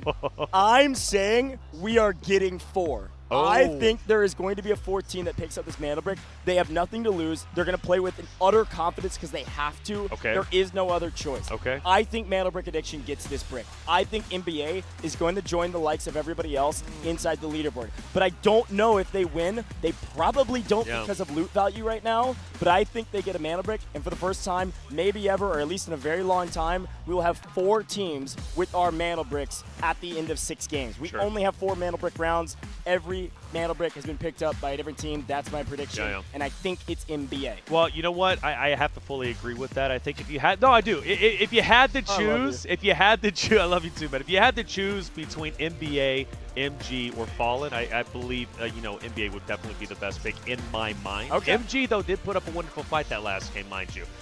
Tremendous fight, but if they didn't get their head taken down by an AWM with Mo, who knows how that push would have ended up unfolding. But no, I will not dare say one of the top 3 teams who's going to get the mana brick. Unless you want to. I'd leave it to you. It's funny because you joined my prediction. You said, man, I like that. I like it. I like that one, but no, not for the second Mandel brick, okay? I'm just not going to give it. We take a look at our highlights, and what an exciting game it was. The Mandel brick didn't start getting decoded until there was, I don't even know, like 7 minutes left. It was just exciting all the way to the end. It was a bit of a chess match, truthfully, but it was Guar opening up wide, the matchup for themselves. Mo, as well, has to be the MVP. I don't see anyone else taking it. Yeah, and Q9 not only did a fantastic job getting the break, but this moment right here was insane. Obviously, ESG, that is one of the most perfect traps I've ever seen around a mana brick spawn, but unfortunately, Mo be different, Q9 be different. They hit the AWM shots. The fact that they had a couple extra AWM rounds left is insane, and he got crazy value from it too. This Q9 roster is unstoppable when they've got momentum, and they had momentum the entirety of this map. Pick up all of MG, pick up all of Inc. This was crazy to watch, and frankly, sometimes when you get the mana brick, the rest of the things you did on the map are overshadowed. You gotta remember, Q9 got so many kills. Maybe the most kills we've ever seen in a round, at least here in the land. That'd be more than 9. Have to be more than 9, right? There's been 2 teams who have managed to get 9. That's Mandel Brick Addiction from day number 1, and then ESG from a couple of games ago. So will they surpass that? Will we hit number 10? Well, it's very possible, and that's a lot of money where it matters most. A lot of technique alloy that might come into play if a 4th Mandel brick is picked up. So assets are going to matter going into this game number 6. The final game. We don't get tiebreakers. We don't get another game played because there is a tie in the Mantle Bricks category. No, we don't. We just decide it based upon assets. It's all or nothing at this point. Yeah. There are no second chances. Everyone only gets one more. Only gets one more map, man. Space City, right around the corner. Got a couple more things to wrap up before we go there. We've talked a lot about a what-ifs. We've talked about what this team could do, what that team could do. If you're a team at the bottom of the leaderboard, you have to play for a brick. There's no question about it. However, if you want a chance to win this thing, you also have to get a brick and get a ton of loot value. One of the ways to do that is kill everybody, loot their bodies, and get out. For the teams at the bottom of the leaderboard that don't have a Mantle Brick, it's 3-3 right now. It is split in half. Those 3 teams, they have to be perfect if they want to win this tournament. While the teams at the top, they do not have to be perfect at all. They just have to get the brick. The stakes have been set. The rules are very clear. At this point, if you don't know what's going on, I don't know where the heck you've been, man. We've been doing this for a long time, and it's been so much fun. The crowd has been electric throughout the entire course of the day, and we're about to wrap up right here, right now. Now, one of the other things we got to remember is I don't think, somebody correct me if I'm wrong, I don't think Q9 has any more AWM ammo, and they did not extract. So they don't have the weapon, they don't have the ammo. I don't think they can get it any other way. They burnt it all up. Right. So it's going to be a fairly even playing field coming in for the most part. So I turn the question actually to another what if before we head down to the stage, and that is how much cash should you bring in? How expensive gear should you bring in? It's a risky strategy. It is. If you go extremely heavy into the category, like kitting everything out you could possibly kit out. I'll give you my answer. And you go down. Yeah. Let me give you my answer. You can't play for second. You cannot play for second in this moment. I don't care. And look, if this was maybe the second, third, fourth Delta Force Invitational, okay, maybe play for second. There's a lot of money on the line, There's man. a lot of money. No, there is. And again, that's that conversation we had at the very start of the show. You know, now you got to weigh your pros and cons. Are you satisfied with a second or third place finish, securing that bulk of money? And make no mistake, I'm not downplaying it. That is a lot of money that can be earned, all right? A ton, in fact. More than we're even making coming over here, right? Significantly, okay? By a mile, okay? So something to think about. I'll answer it more in just a second. Let's listen into the comms for the winning moment. 给到了。打！面对面对！头上小心一点，小心一点。中脚还有，中脚给的大。这里，讲一下铁梯岛的，讲一下铁梯岛的，铁梯就俩，铁梯就俩，铁梯就2个。我开大了，铁梯有一个，铁梯有一个，上了一个。你们压他，你们压他。站满。好炸。好香。 哪倒哪倒，脚下脚下还在脚下，脚下最后一个，站满站满站满站满，打了倒，剩一个中脚的了，堵了，还3星，我放砖，好，秀头，做好位置，我们怎么踩？烟已经死了，中间外面来了，外面来了个，对，他们可能要拉，赶紧黄板，赶紧黄板，倒对点倒。 黄门有火，黄门有火，帮不了，就一个了，就一个了，外城。我知道，不一定，不一定，不一定，不一定。右手卷帘，我脸上把他抓了，抓住！回去，快回去，快别舔包，别舔包，别舔包，别舔包，换了个脚，换了个脚，我脚烂完了，拔不了，拔不了。OK， 我硬手。换兵吧。 别打！哎！八百，我拿果盘，我拿果盘，我拿果盘，我拿果盘，我拿果盘，拿果盘，拿果盘。速8果盘，速8果盘，把果盘再装里，我知道，有啥都掏起来。我知道。我看2分钟够8，够8，2分钟速8。我扣裆一个牌子。哦，铁梯。我知道，我知道。铁梯。我去趟蓝市看一眼。可以。我全撇了。 全撇了。然后下把，这是第几把？第5把吧？对。你们附装了吗？附了，都附了。我吃老太，我吃老太。吃。这全牌子都没抠呢。蓝是没牌的，好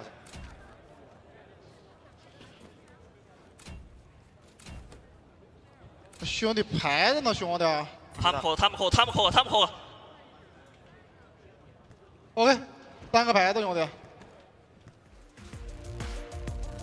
solid communication across the board as per the usual. Taylor, the thing that I love about those, obviously you don't understand all the language that they're speaking, and frankly, even if we did, sometimes you can't understand some of these teams when things are going insane. The thing we always understand, though, is the celebration when they get the man of the man. And the crowd noise included in those comms is so sick because their mics are going to pick it up. It's loud in here. That's right. That's right. And by the way, chat was asking about the assets and how close it is. We're about to find out in just a second, but I love the crowd. The crowd has been electric. Chat, you've also been enjoying it. This is poetic.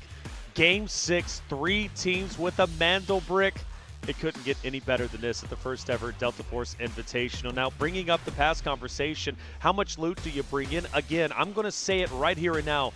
You don't play for second place. This is the first chance to ever become the first ever Delta Force Invitational champion. You don't get that ever again. You've got to fully commit for it. Bring the loot in. If you fall down second, third, fourth place, it is what it is. Again, a lot of money on the line, but I highly, highly doubt that Inc., ESG, or Q9 isn't going to bring in everything they possibly can to secure the next Mandelbrick. Yeah, I mean, I think it's a good shot. It's either go big or go home at this point. Obviously, there is a breakdown of pricing, but the key is to be the champion, and of course, you'll get the most recognition from that. Totally, totally agree. I think you go big or go home, and you figure it out as it may. Again, we've seen this time and time again that when you go in with lower gear, you can be punished for it. We, of course, see it in some of the earlier rounds. In these late rounds, even teams at the bottom of the leaderboard can go in with just about everything they could possibly want. There's not really, you're never going to be fully price gated towards the end of these competitions, especially when you get to round 6s, just because of the compensation. And we do have several ways to get money. We've been talking about them all day. Yes, kills, that's the main one. But also, like, those ID tags, you saw the players. I know some people in chat have asked this question, like, why are they taking ID tags? They're not very expensive. They are in our tournament server. Those scale up in pricing. I think they start at 50K a pop, and then later rounds, they'll get up into hundreds of thousands. So they are very expensive to take out. It's worth putting in your safe box, especially because they're one slotters. So keep that in mind. But the other ways you can earn money, there's per round compensation. There's also loser compensation. There's also like, oh, you haven't extracted 4 times in a row? Well, you're going to get a little extra money at the end of the round. So no one's broke. Everybody can bring in what they want. But bringing in really expensive gear does give you a chance to drop down this leaderboard by a couple places with how close some of these numbers can be. So we're about to show that leaderboard once it's finalized. I think they're triple checking everything behind the scenes because, I mean, honestly, I'd quadruple check everything behind the scenes with how close everything is right now. Yeah. I'm really excited to see those stats. But Taylor, I know you were wanted to talk about one more thing before we get started. Well, this is the last map on Space City, no matter what. That's the last map in general. Grand finals. I mean, there is no other map, right? This is all or nothing. No, I wanted to just reiterate your points about, bringing in the loot and how far you can drop down. A great example of that is STS. Even in our final match just yesterday, STS was well within their rights to place top 2, especially with Inc. getting both Mandelbricks in round 4. All STS needed to do was just hold on to the loot that they had and extract, but they fell short. And the reason why they fell short is because Inc. ended up hunting them down over on the Rocket site and taking them out. Because of that, they dropped down from second place like 4th or 5th, and MG was able to rise up because they got one player out, which was Bonnie. So that's how severe it can be. And I want to reiterate, like, STS had like a 10 mil lead over that of MG. That's how severe their drop was. So even though you come in second place, if you're willing to bring all that equipment in, you do run the risk of losing and dropping down quite significantly. But again, you only get one shot to be the first ever Delta Force Invitational champion. Regardless, 3.6 mil going to the way of Q9 on top of their round earnings. But the most important thing, they get the Mandelbrick decoded. Yeah, and also nobody else got hardly anything from that map. Everybody else died. The only person, I think, to actually extract was that single player from ESG, and all they did was prevent losing a lot of that gear that they had brought in. So keep that in mind, too. Like, a lot of people are not going to gain anything here. ESG did prevent some loss overall. That is calculated here in our round earnings, though, I believe. So you're seeing numbers, but not a lot of movement on the leaderboard besides this team right here. 9 kills is 3.6 mil, folks. They're going to jump up a ton of value. They're going to jump up like 6+ mil here, a little over 6 mil because of those operator kills and the Mandelbrick, a little extra cash there as well, 400K for getting the Mandelbrick. But your Mo, K1, obviously the best team of the match. Here is your round MVP, K1 DE hitting his shots, man. 4 kills of 4 KD and almost 600 damage. My GOAT K1. That's right. And you know what? That comes to show you how strong K1DE is, because you think back to Mo and how many shots he was hitting with the AWM. We highlighted him so many times, yet K1DE turns out to be the round MVP. Yeah, and that is the other thing to remember too. Mo started with the AWM in that last round. K1 actually ended with it, so K1 was hitting a lot of those shots. Here's a look though, folks. You've been asking for it. We had to quadruple check it, and this is official. And it's in order. Q9 at the top after that last round, and because of that last round, 3.5 million, 3.48 to be exact, separate ESG and Q9. That sounds like a lot. It is not that much when you consider if a team does not extract, that's the amount of money they will at least lose because of it. This is a very close leaderboard, but look at our spawns here, Taylor. Inc. and Fallen cannot have prio spawns going into round 6. Normally, I would say that's pretty devastating. However, in this moment, at least with the epic battles we see for the Mandelbricks, I don't think it's necessarily that devastating. But it does distinctly put ESG, ESG, Q9 in a distinct, advantageous position, which is going to matter and play here. I mean, but again, there's just no way. This is no longer the qualifiers. We have seen epic battles for the side of the Mandelbrick. Here's the thing about that leaderboard that is so important as we are getting into the game, folks. The music, the players on stage, it means we are about to get started. The thing about that leaderboard that we got to remember is that FN and NBA, our 2 EU teams, are at the bottom, and they have basically no money. They essentially, not 100%, but like 99%, cannot win this competition.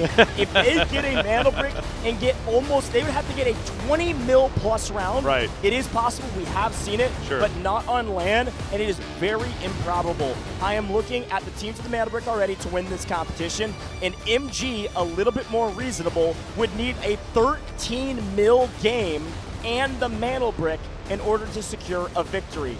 Keep that in mind as we get into this competition. There's a lot at stake, and the tournament does not end when that Mandelbrick is captured. We may have a champion, but the rest of this leaderboard could be very, very volatile. There's still $500,000 on the line. Champion is one thing, but second place still nets you quite a bit of money. Potentially life-changing for some of these competitors. Chat, this is your final opportunity to get your predictions in. So start getting them in. Who do you think's going to take it? You look at the map rotation. All 5 maps are grayed out besides one. Round number 6. Space City once again for the Mandelbrick. The final opportunity to submit your name in the destiny of Delta Force Invitational. Who wants to be the first ever champion?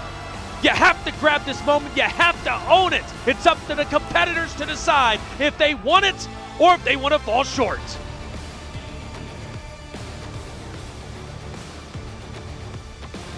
Space City, you know it, you love it or you hate it, I don't care, we're on it. And there's a Mandelbrick spawning in 2 minutes and 45 seconds. The map has started, the players are in. Let's take a look at the spawns. It's ESG and Q9 with prio spawns.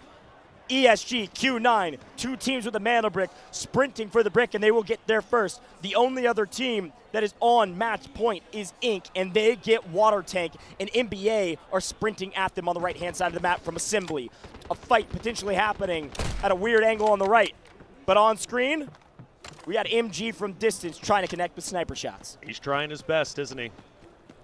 We've seen teams, the Mandelbrick, all fully wiped quickly. That would be devastating, given that there's no more second chances. This is it. This is the only opportunity all 6 rosters have. Q9 taking over Centrifuge. ESG taking over Test.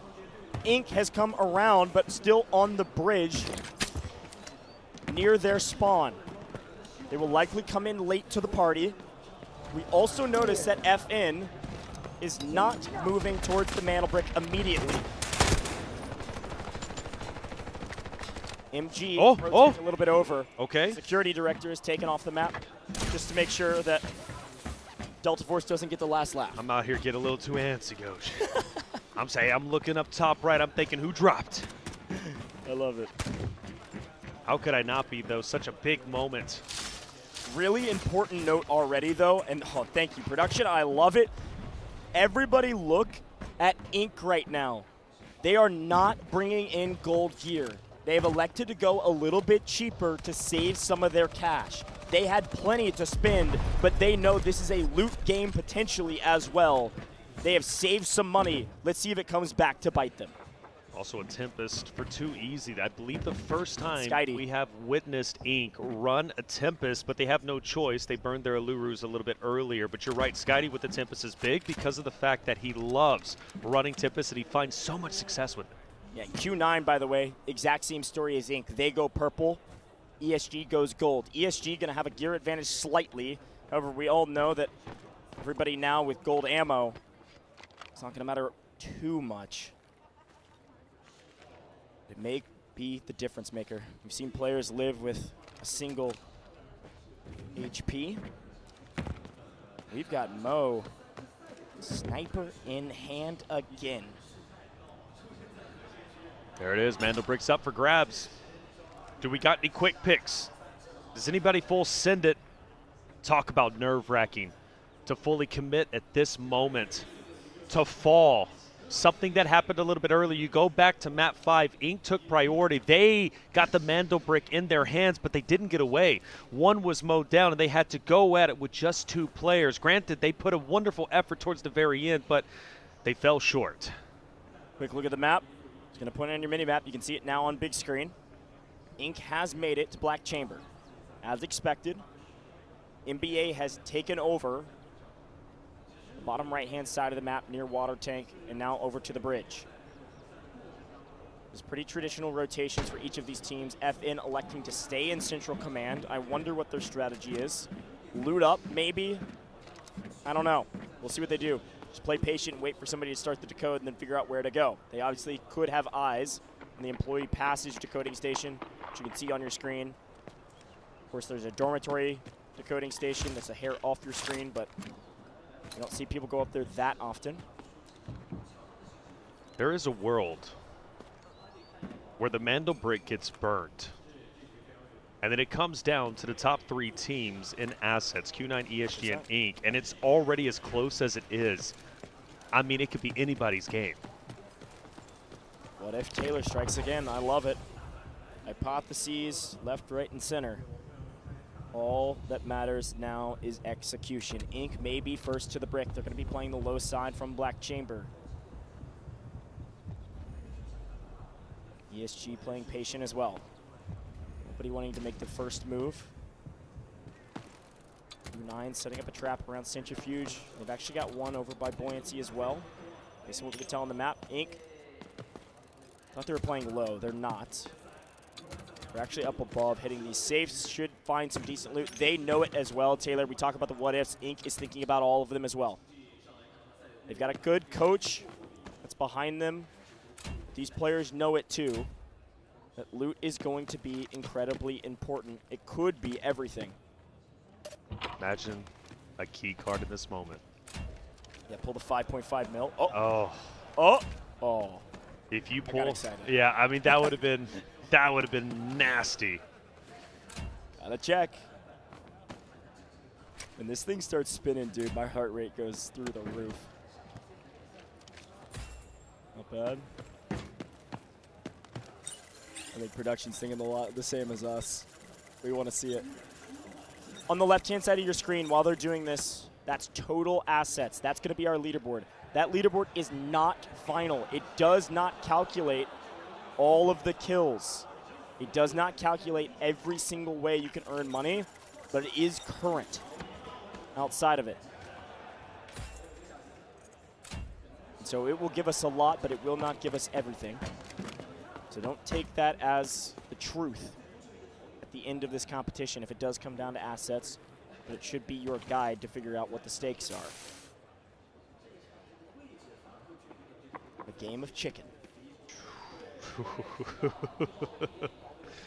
You could feel the pressure. You could feel the tension.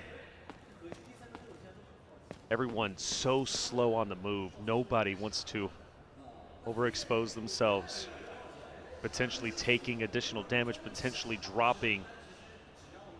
No one wants to be the first one on their team down, potentially solidifying their loss.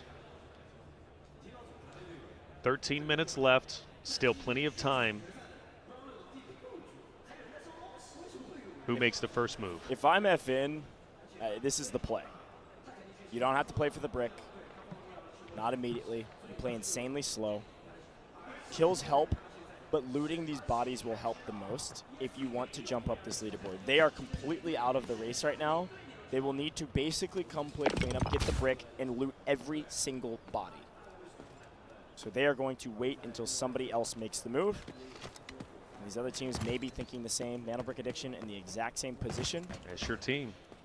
And they are at the bottom of the map, now skating towards what could be an entrance towards Ink maybe over in Black Chamber. It's probably the easiest route if they want to go that way. Could try to go up ramp. They'd be met by Gior from Q9.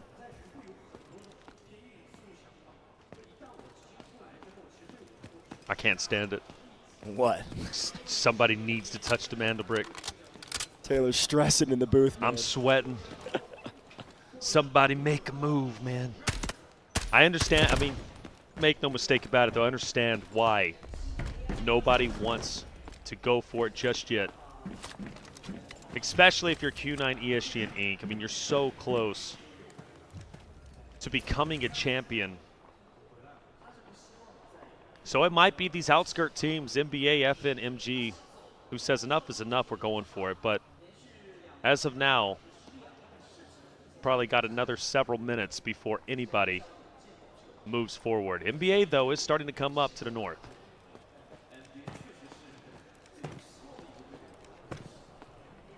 Again, the look at the map.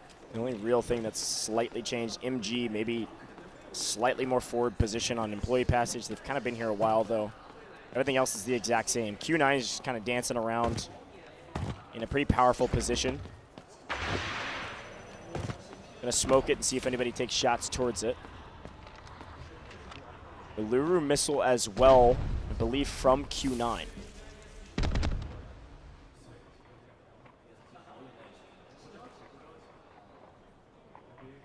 I think NBA is going to be our team to work their way up and go for the Mandel Brick. I mean, quite literally nothing to lose goes. They're in last place.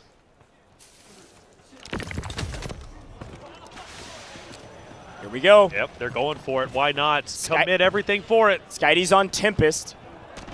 Could go here, make a move. HR finds an angle from distance. Mo finds one on Skydie. Skydie running Tempest, couldn't quite get there. And we get to see it from the bird's eye view instead. Unfortunately, the Tempest could not retract in time. Mana Brick Addiction had nothing to lose. Unfortunately, they lose almost everything. One goes down, and there they go. You can't blame them. You can't blame them. You might want to try and be critical, but NBA, they had to go for something. Really big kills, though, from Inc. Inc. picking up those eliminations is massive for them. Reminder, that's a lot of money exchanging hands, but in the chaos, in Inc. backing up and reloading, Q9 says, thank you very much. I will take the Mana Brick. We just needed somebody else to make the first move. Mana Brick Addiction. Okay. They were tired of waiting around, and because of it, they get punished, but it does open the floodgates for somebody else to make the move. The question is, where do they take it? Where do they send it to? Where do they start the decoding process at? Well, looks like it's going to be right here, the good old tried and true, where everybody decides to fight it. Now, the good thing is for Q9, they do have the ramp. Yep. They've got it locked down.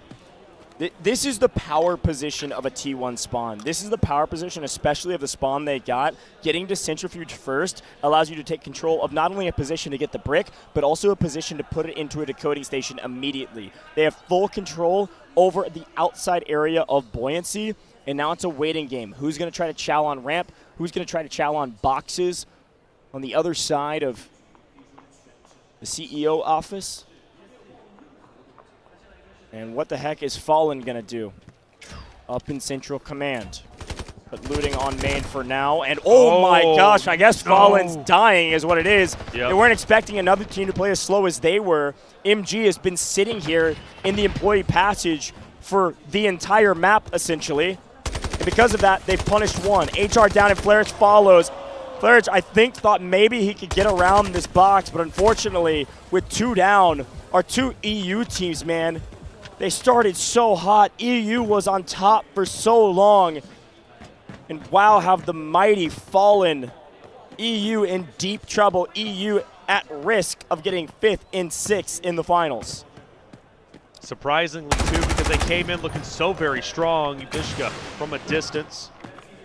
The more teams that drop, the more players that are eliminated, the less of an opportunity for a third party. Q9's happy with this. 2 minutes and 25 seconds away from becoming the first ever Delta Force Invitational champion. Q9 can taste it. Q9 knows this is their moment. The heart rate starts to spike. Can they really do it? The question is there. They have fought so hard. But they can only get so far. ESG starts to move in. Q9 have the perfect trap. The only thing that could go wrong here for Q9 is they get caught looking the wrong angle. Yours inside the door. He's got the cover from the Uluru build. This AI doesn't know what he's getting into. Hey guys, what's going on around here?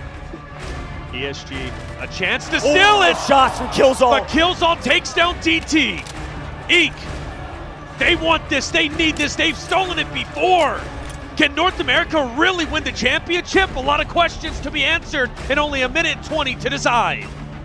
Blood's in the water for Killzone. They did get the revive. Should be able to get the heals. Killzone has an angle, unfortunately can't connect in the blink of an eye. They need to move. This is best case scenario for Q9. This is exactly what they wanted. They are executing their plan perfectly, and everybody else is falling into the trap. ESG's having to back off. Ink's trying to push forward to take those fights. They're doing it. But now we're running out of daylight, and history is screaming in their heads, you've got to make a move. Don't let it falter again. Ink is pushing. Killzone wants to make an attempt. He's going on the flank. He's going to try and challenge the ramp. Meanwhile, Ibishka is going to take down Envy, but that is inconsequential to the championship. 35 seconds remaining. Killzone knows he needs to commit, but they're backtracking. They're going to take too much time. Q9, they're in prime position to win. No one is challenging this brick. No one's making the move. ESG, I think you're too late. Ink can't get there in time.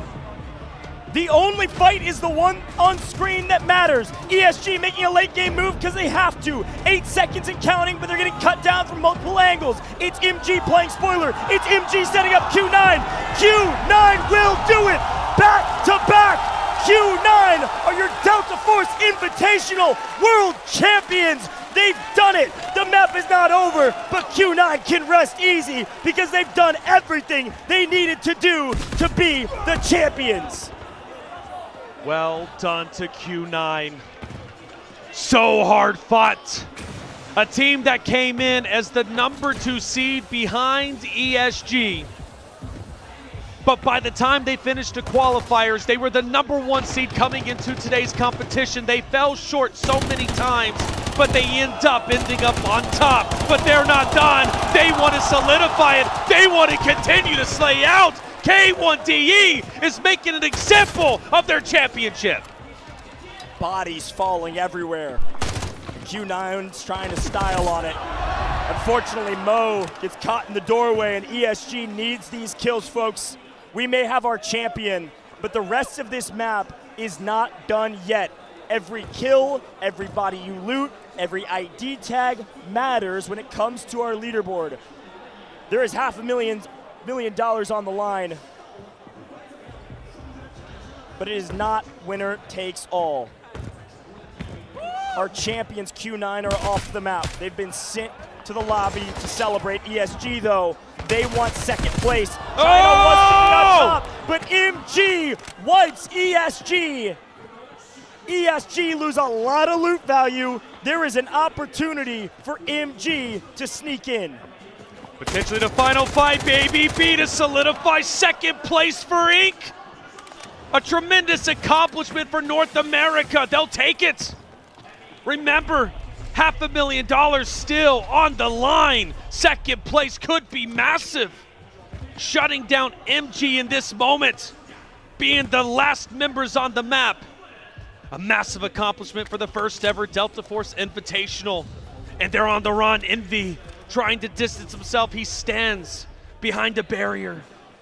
But Baby B kills all start to move in. Envy takes the shots, makes the connection. It's a 1v1. It doesn't have to be.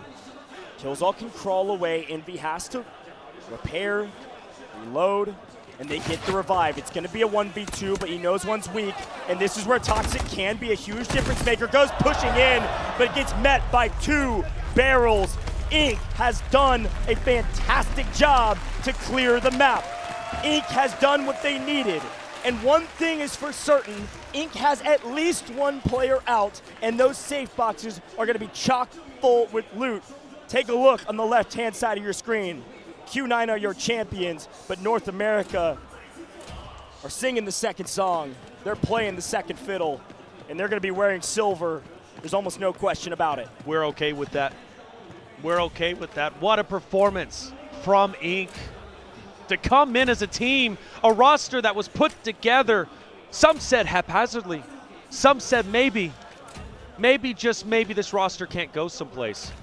Day 1, there was a lot of questions. Day 2, still questions. But we got our answer by the 3rd best of 6. Ink closed it out. Double Mandelbricks by game 4. They solidified a spot in the finals. Then again, the question remained, how would they do in front of the audience? Baby B, 19 years old. All 3 first time on LAN. But they held their own. And a 2nd place finish. It's very respectable, but Q9, my goodness, the team with the championship. I've been saying it over and over again. Delta Force Invitational, it only happens for the first time, one time. This was it. And Q9 did it. Mo, come on. The guy who got countless 1v3s, 1v2s. Q9. The best operations team in the world. Yeah, the hometown heroes, now global champions. What a feeling. What a feeling. North America, of course, they don't know 100% the math, but what they do know is that they're not making it out of this lobby. And they decided on a thing that was maybe a hair risky. Once the mantle brick was decoded, they sent 2 easy out early, and they said, let us protect our score just in case.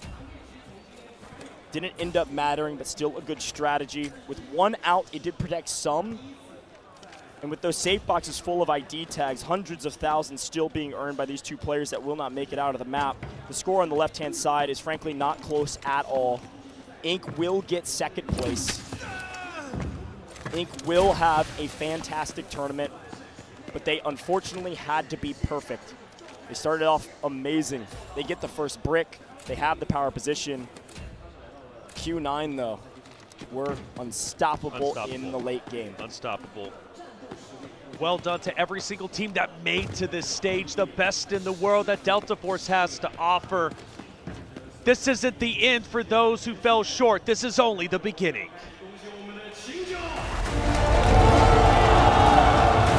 Q9 are your champions.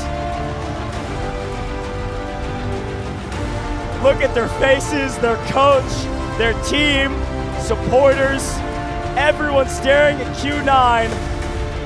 And a round of applause for our champions of the Delta Force Invitational. They weren't perfect, but they were the best, and that is all that matters. The competition they thought maybe would have been easy. China came in as the favorites. China will leave as the champions, but not without an incredibly difficult fight, top to bottom. The competition came down to razor-thin margins.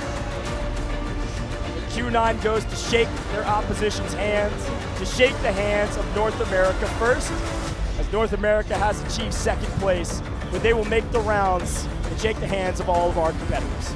Mo, K1DE, Guar, fought so hard. From day 1 into day 3 grand finals, Q9 never lost faith. They never gave up. They continued to push each and every time. They fell short for 2 Mandel bricks at the start, but they got the last 2 and secured the championship. You said they weren't perfect, but I think they were the perfect team for this tournament and this moment.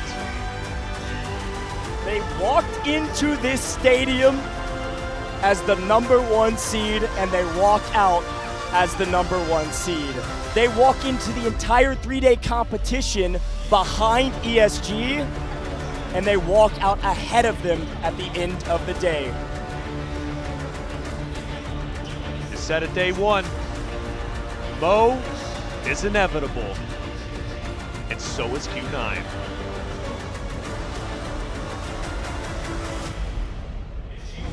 Well, they shook their competition's hands, but now it's time for our champions to head down to the stage and raise their trophy high.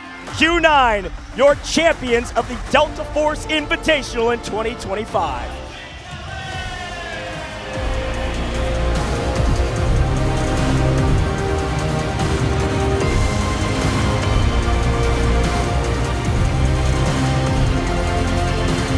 所有热爱三角洲行动的干员们，让我们用最热烈的掌声、最响亮的欢呼声，再次恭喜秦九战队获得2025烽火世界杯总决赛冠军！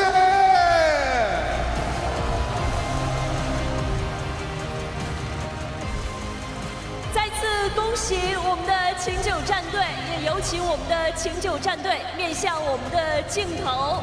把你们的战队名字签署在镜头前方，有请让我们的镜头一起来记录下这样的宝贵的一刻、荣耀的一刻。再次恭喜秦九！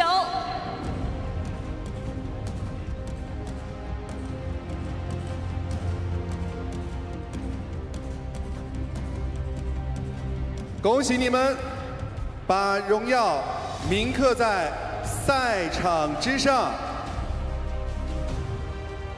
现场所有的干员们，让我们一起为冠军再次欢呼吧！来，现在到了和各位世界冠军对话的时刻了。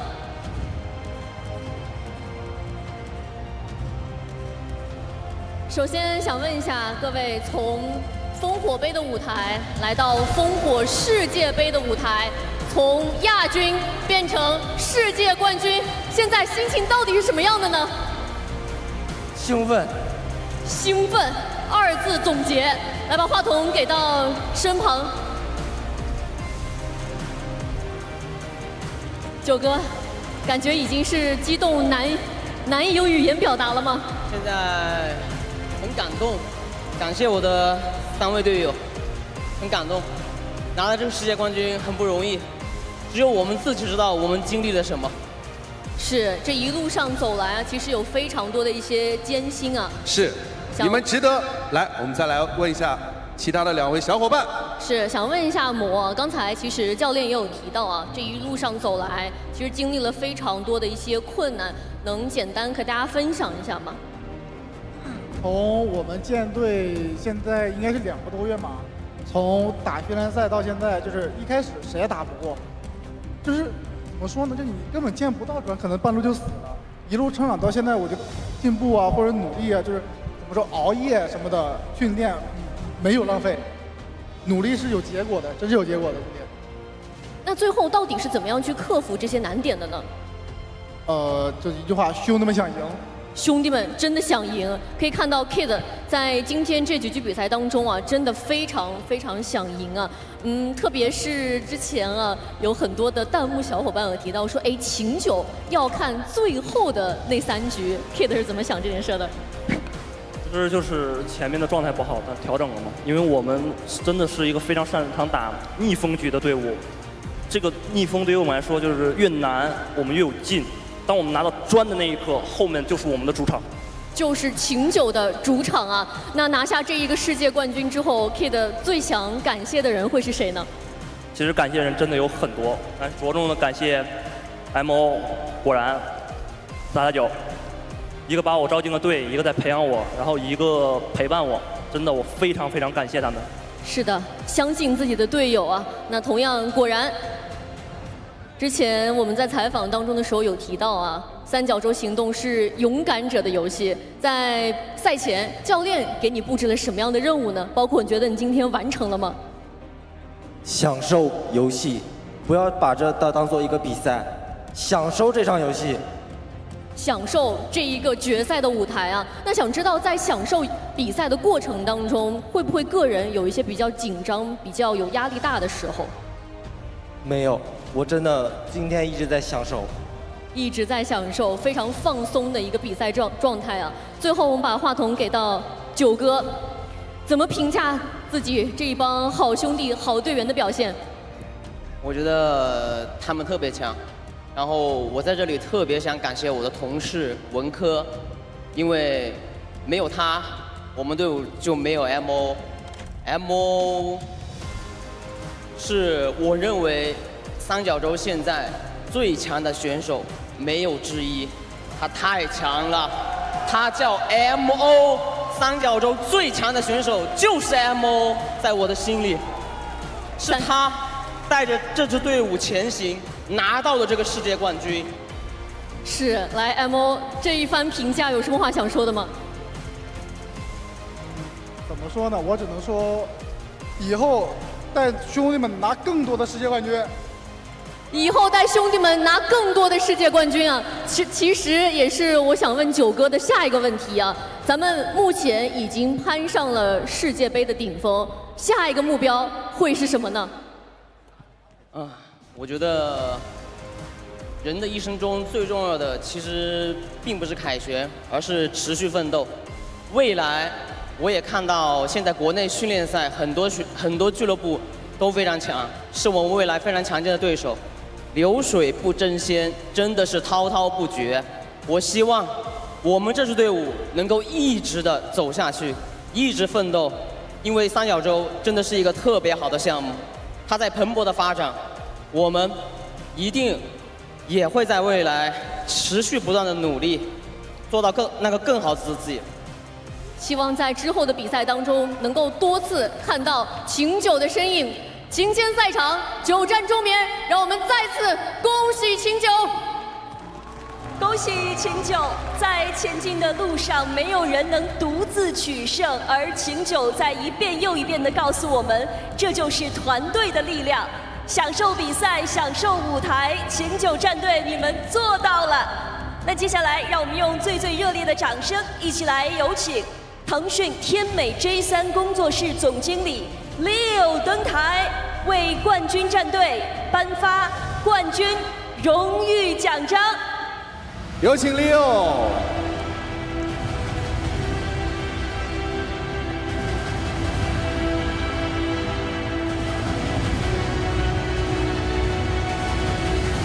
此刻，让我们共同见证，这是属于团队的辉煌，更是对胜者的最高嘉奖。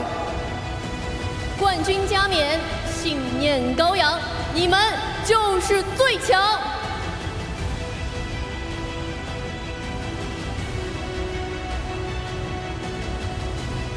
谢谢。接下来有请 Leo 和我们的冠军战队合影留念。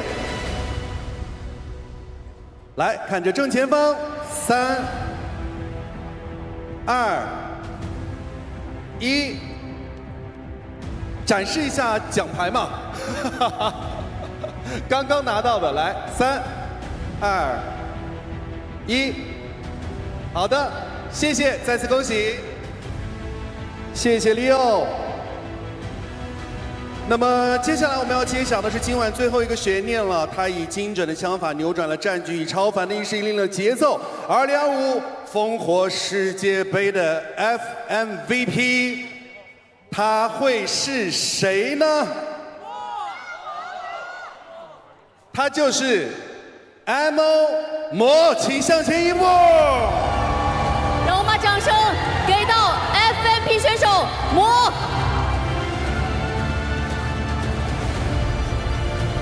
那么接下来时间，我们要有请到一位贵宾，让我们一起有请到的是三角洲行动制作人 Shadow 为 FMVP 颁发荣誉奖杯，有请。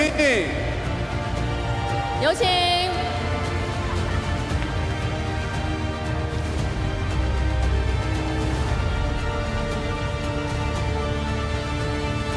这份 FMVP 的荣誉是对个人实力卓越表现的认可，荣光加冕，实至名归。有请 Shadow 和我们的 FMVP 以及我们的冠军战队一同合影留念。一同合影留念。好，我们看向镜头前方。好的，谢谢，谢谢 Shadow， 谢谢，谢谢。来了 ，MO， 这个 FMVP 奖杯重吗？有点沉。有点沉，你觉得这里面蕴含着什么？蕴含着我多年的努力吧。我已经拿了很多全冠军了，这是第1个世界冠军。可以看得出来，魔的经验非常的丰富啊。这个 FMVP 真的是实至名归啊！想问一下，这一路走来啊，有特别多支持秦九的粉丝，包括这个家人也在支持着你嘛？有什么话想对他们说吗？感谢大家的支持，秦九不会让你们失望的。秦九不会让你们失望，同时魔永远不会让大家失望。再次恭喜你！再次恭喜！要感谢每位干员的助威，也要感谢在赛场上拼尽全力的选手以及幕后辛勤付出的战队全员。所以接下来有请秦九战队的成员上台，和冠军一起再次高举起这座象征着至高荣誉的冠军奖杯，有请。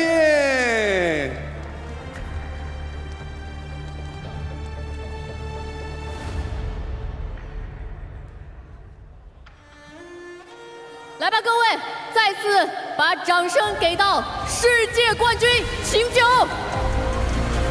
首届烽火世界杯的全球总冠军属于秦九战队，三角洲行动电竞的故事也仍在书写。明年此时，我们将再度共襄盛举，届时相信失败者将卷土重来，而卫冕者要捍卫荣誉。期待烽火再燃，巅峰无界。与此同时，全面战场全球赛事也即将开战，欢迎各位干员关注。至此，三角洲行动1周年庆典暨2025烽火世界杯总决赛圆满礼成。衷心感谢每一个全力拼搏的选手，也致敬每一位现场以及屏幕前与我们并肩同行的干员。是你们让我们的每一次战术交锋荡起回响，让每一个战斗瞬间饱含温度。回首这一载，有人从大坝新兵成为航天高手，有人初出茅庐进阶成战区统帅。我们曾谈笑牛角洲行动，高呼天空属于哈夫克，从夺舍翻盘到得吃小曲，这都是烙印在我们成长路上的烽火印记。最后，9月26日，全新战场限定战备周年专属福利，我们等待你的到来。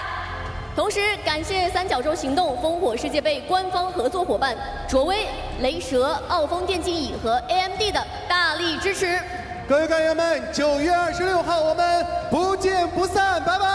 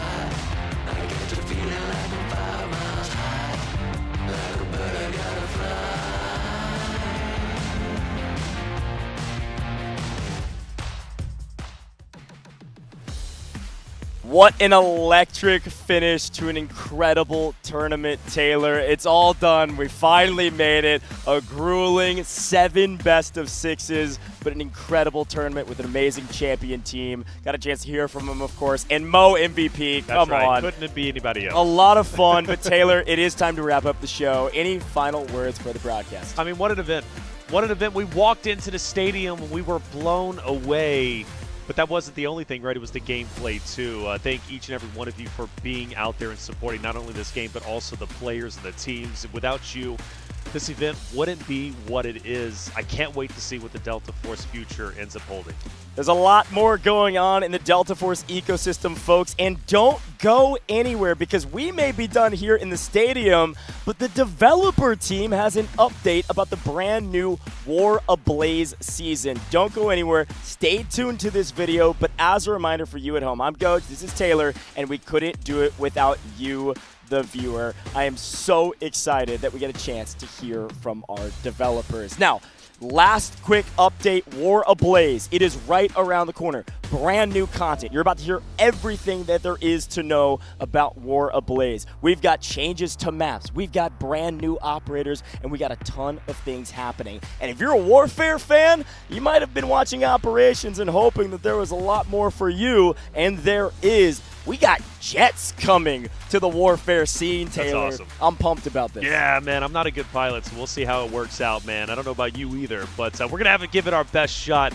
This is only the start for not only Delta Force Esports, but also just Delta Force in general. The leaps and bounds they've made as a developer, as a game, as a scene, just so quickly. And I see a lot of the comments saying that they're blown away at how quickly we continue to develop. But like I said, this is only the start. I cannot wait to see how far we go. I mean, the sky's the limit. Well, all right, it's time. Let's get the developers into the stream. Let's hear what they have to say about the War Ablaze season. Thank you for being here. Stay tuned, and we'll see you on the other side.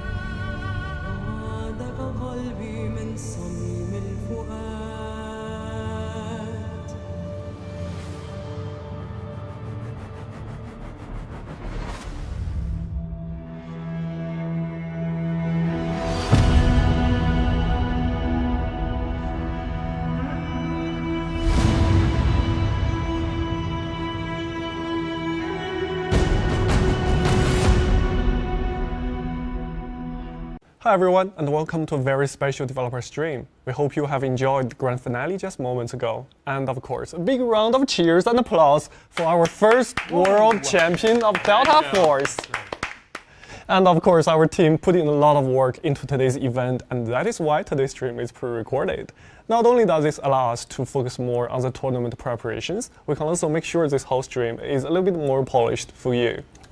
And speaking of polished, so is our console version. Just last month, we welcomed console players to the Delta Force community. Your passion and energy have been truly incredible, and it's made us even more determined to improve the console experience.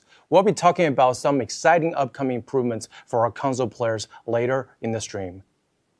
And as we said, this is a very special stream. Back in September of last year, Delta Force was first launched in the Chinese market.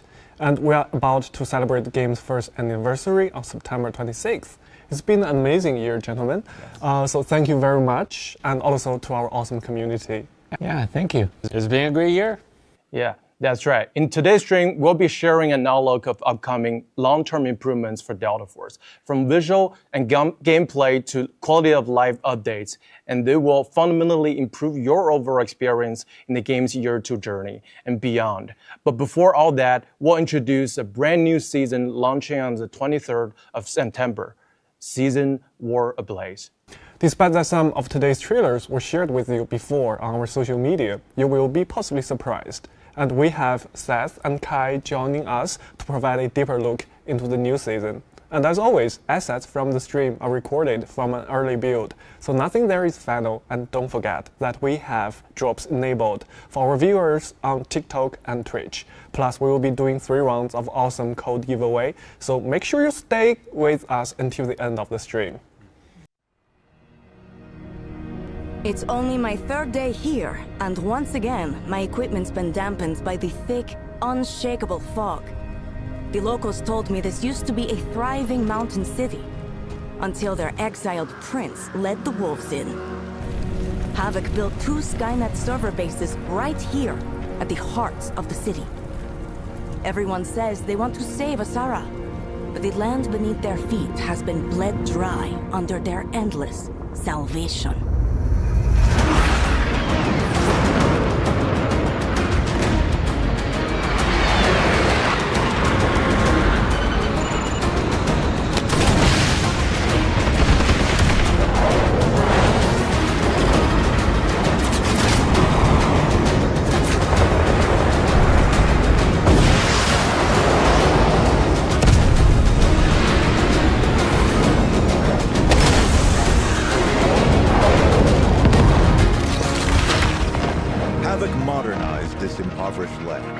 But in doing so, forced a number of locals out. Today, this uplift has deepened into a rift, one that seems impossible to bridge. Large-scale climate control technology, once envisioned as a tool to end droughts and wildfires across the globe, has now been weaponized into an instrument of destruction. It's as if, in our pursuit of energy from the atom, we have forged a Damascus blade.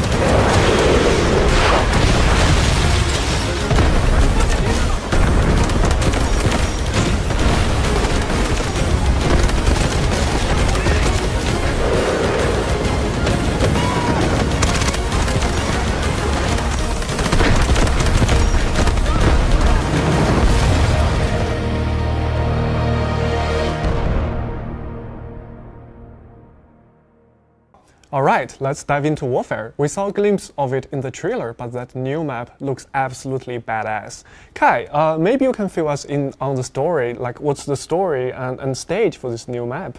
Absolutely. So, Ford is set in a once thriving Asian town.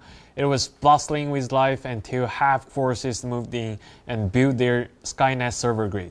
So drastic climate changes happened and following conflicts drove the population out, and the town together with its surrounding areas fell into grip of Havoc. So we're not just fighting over an empty piece of land. There's a real story of conflict here. Exactly. So the local militia who lost their homes have teamed up with GTI to reclaim their homeland. What happened next? Only time can tell. Cool. Now, in terms of gameplay, what's the biggest feature of this new map, Ford? What's going to feel different for our players once they dropping in for the first time ever here? Yeah, so the first thing you will notice is the verticality. So this map is designed around a canyon, creating these massive, unprecedented vertical drops. So you will be fighting up and down structures with huge height differences, which really adds a new dimension to combat. And I saw something about a new weather condition. It looked pretty spooky. Yeah, it can be. So we are introducing dense fog on this map. It severely limits visibility, making those long-range engagements much more difficult. So it forces you into this really tense, sudden, close quarters fights. It really gets the adrenaline pumping. Wonderful. So we have verticality and adrenaline. Now we have to talk about jets. So Kai, my friend, it's finally here, and tell us a little bit more about it. Yeah, well, the jet is here. It's so special because our community wants it. Well, that makes it special. And this is our first true fighter jet, and it feels completely different from a helicopter. When you kick it in, you really get this incredible sense of acceleration. So we even added a sonic boom effect. It's the fattest and highest flying vehicle in the game. So you truly feel like you dominated the skies. It sounds absolutely amazing. I was wondering, what kind of firepower is it packing? Yeah, it has a very impressive loadout. So you can get a primary cannon and for strafing and dogfights. And the second slot is where you can customize with options like air-to-air missiles, air-to-ground missiles, and the last one, powerful radar-guided missiles that automatically lock onto enemy vehicles. So this bird is a fantastic tool for seizing air and ground advantages. Are we adding any specific mini mode for this lovely new bird? We have, so air superiority. So this mini mode places heavy emphasis on airborne vehicles, jets, and helicopters. Your goal is to destroy the enemy's air power to help you ground units capture objectives. Wow, I love that. Now let's move from the sky to the ground. Let's talk about Team Deathmatch, which we're adding to the game. Another hot request from our community. Indeed. We looked at the core experience of Bleeze, which is that fast-paced, non-stop action, and we decided to remove everything that gets in the way of that. So what kind of interruptions are we talking about here? Well, a lot. So on top of smaller map sizes for more condensed combat experience, that is, first, we removed the revival. So once you are out, you can just redeploy immediately, no waiting time. And we also simplified the deployment screen so you can pick your loadout and get back in the fight easier. And we also removed other things like map-wide objective capture and respawn beacon and more. Basically, your typical team deathmatch clash experience. That sounds intense. So now action part has been covered. Now let's talk about the strategic side of things, namely Victory Unite. Is it getting some more big updates in our new version? Yes. So we are actually adding fortifications that you can build to this mode. And we wanted to add more strategic freedom, depth, and offers player even more freedom. So they have more ways to support their team now. With this addition, commanders and squad leaders can build fortifications right on the battlefield. And we are starting with 3 types. So a bunker and an anti-aircraft gun and a coastal artillery. That sounds really powerful. I'm guessing you can't build an entire fortress out of them. Right. Well, there's a shared team cooldown after you build one, and your faction can only have one active at any time, so you have to be strategic. And when to build, where to build, and what to build. It becomes a critical team decision that can turn the tide of the battle. So, for example, if enemy helicopters are giving you trouble, you can just quickly build an AA gun to counter them back. So now it's not just about who has the best aim, but who has the best strategy. What else is new? Right, so we also added a pre-battle role selection phase. After a commander is being chosen, players can select a prepared role like a vehicle, infantry, or rescue. Rest assured you won't be locked to your choice while in the game. So this is only to help the commander understand the team's best strengths and let players signal how they want to contribute. So plus, we are also adding exclusive titles and the rewards based on rank earned in Victory Unite. We're hoping all these additions can make Victory Unite a fully fledged mode for players to immerse into. And it's not just the fun that keeps players immersed in Warfare mode, since we are to add a new firearm appearance series that can be unlocked when players are playing Warfare mode, right? Yes, and some are quite hard to get by. So if you see one of those appearances, you know that's a die-hard player. I think some players will really love this. Okay, so now let's sum it up about Warfare. The first thing, FOD, which is a new map coming to Warfare featuring verticality, which means the height difference. Basically, we want you to enjoy the fighting experience, whether you're from a mile above or a mile below. You can experience the charm of this ancient ruin. Exactly. And we are also, to make things even more exciting, we are introducing dense fogs. It can be your good protection, it could also be your downfall, right? And plus, Victory Unite is now a fully fledged mode where fortification is now introduced for you and your team to have more leverage to secure the win. Yeah, that's really wonderful. And I believe right now you can also indicate your preference roles before the game so everyone knows who is going to do what in the game, which makes even more coordination possible during the game. Right? Yeah, that will be really helpful. You are doing a lot of work, my friend. Yeah. Yeah, and also I believe we are adding jets. Gentlemen, ladies, we are adding jets to the game, so you will be able to fly that wonderful bird, fastest and highest in the game. Yeah. And on top of that, we are adding Team Deathmatch, which is our fast-paced, no-hassle mode for the players who really want some actions in the game. There is no targets or objectives to capture, there's no revival time, it's just fast-paced action for the players to really enjoy, right? Correct. That's really wonderful. Moments ago, GTI called us shameless thugs, accusing us of using violence to infringe upon the rights of the Asaran people, even calling for the closure of Tide Prison. Well then, GTI, let me ask you this. When Havoc was healing the sick with Relink, who bombed the new Tower of Babel? When Havoc built Zero Dam to end drought in Asara, who broke the dam? When Havoc revived Asara's economy by building a space program, who brought down the Spire, shattered Skynet, and unleashed wildfires upon this land? Tell me, GTI, do these actions not constitute violence? Are these not the actions of shameless thugs? Should the people of Asara not be outraged? Asara cannot lose Tide Prison.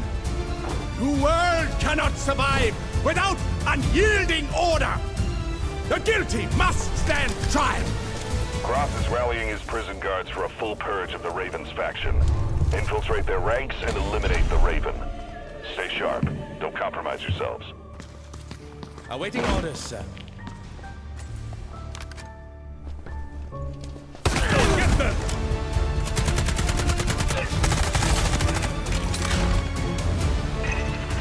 Let the fun begin! Here's your comeuppance!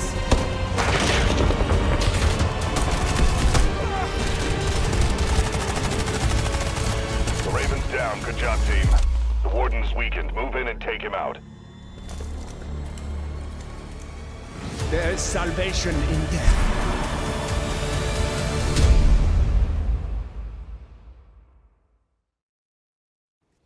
Alright, let's move on for our operations players. It's very hard for us now to see that new face in Tide Prison, so why don't we start with them?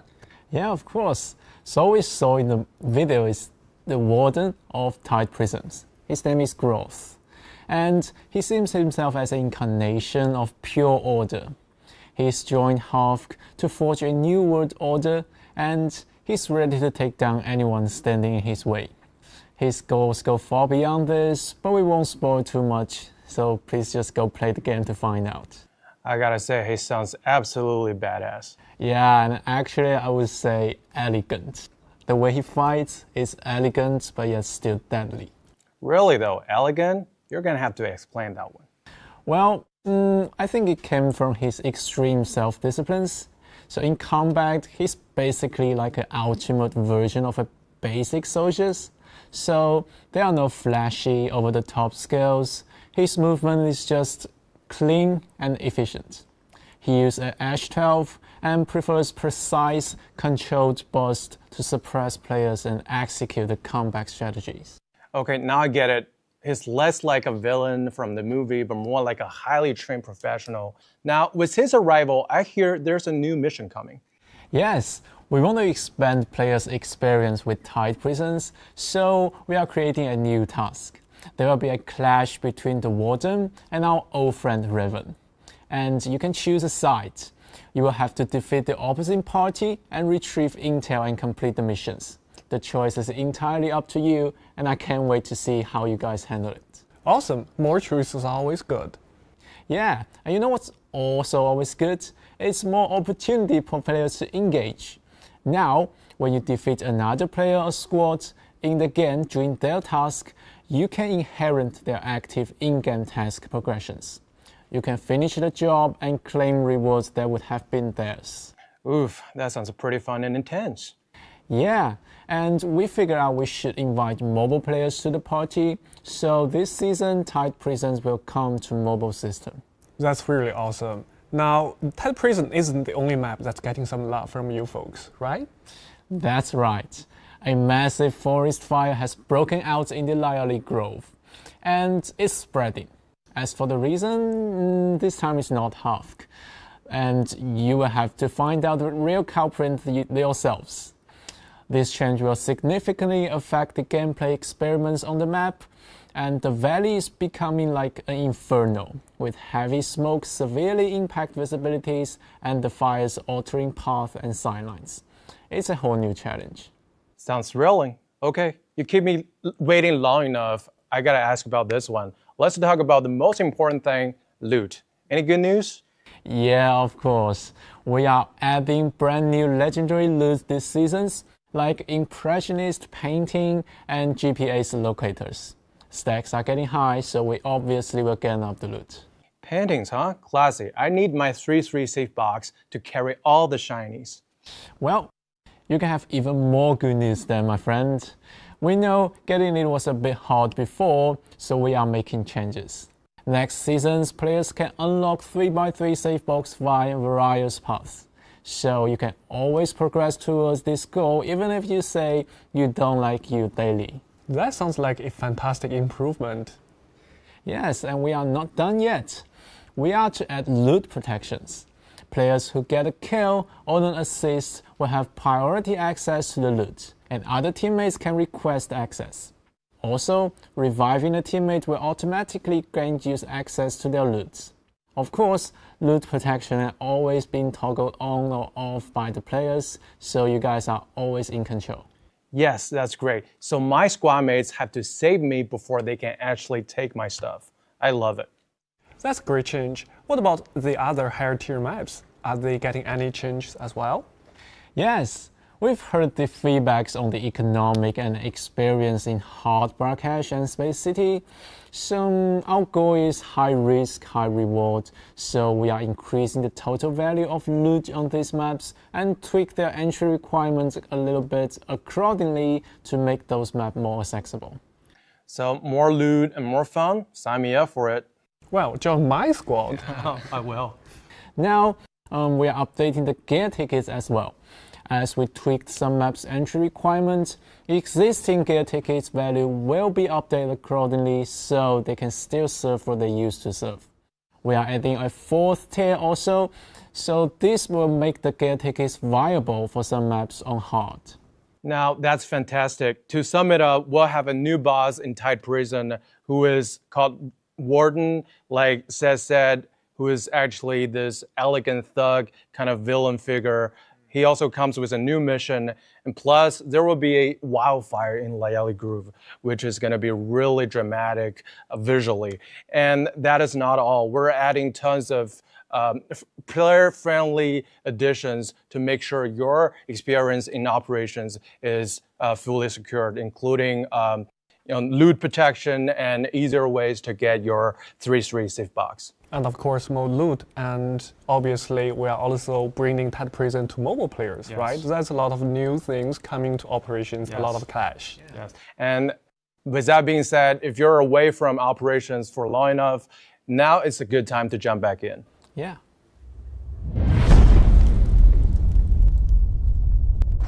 All right, we've covered the massive updates to maps and modes. I think it's time we talk about the new face joining the fight, gentlemen.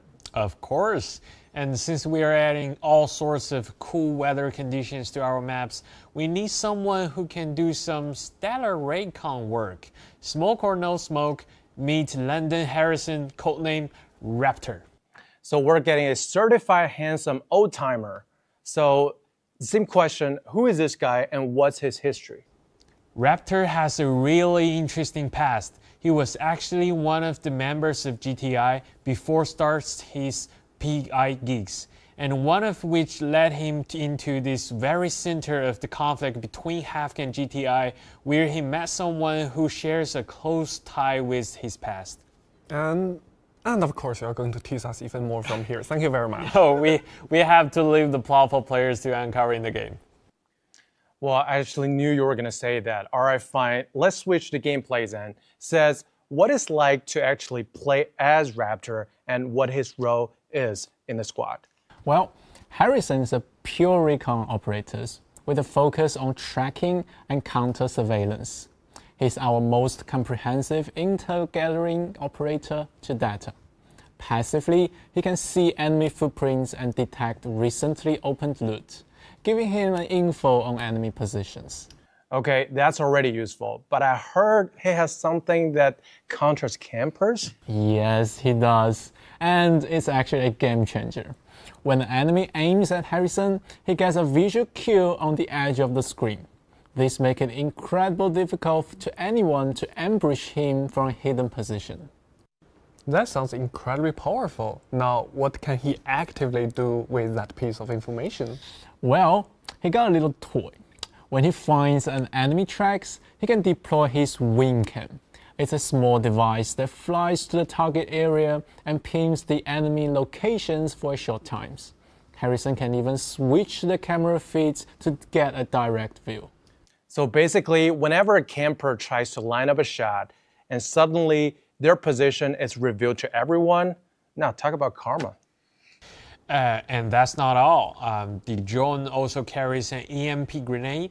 You can guide and command your little birdie to an unsuspecting enemy and detonate, delivering an elegant yet effective blow not only to human targets but also all electronics. It's perfect for creating a window to push an enemy team.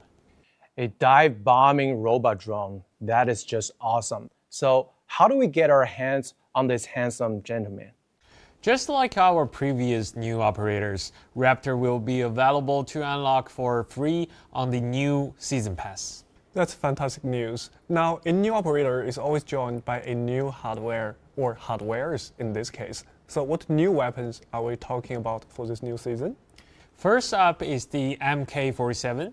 This is a new top-tier AR chambered in 762. Its key feature is a compact design that removes the traditional buffer tube, making it shorter and more maneuverable while still packing that heavy hitting punch.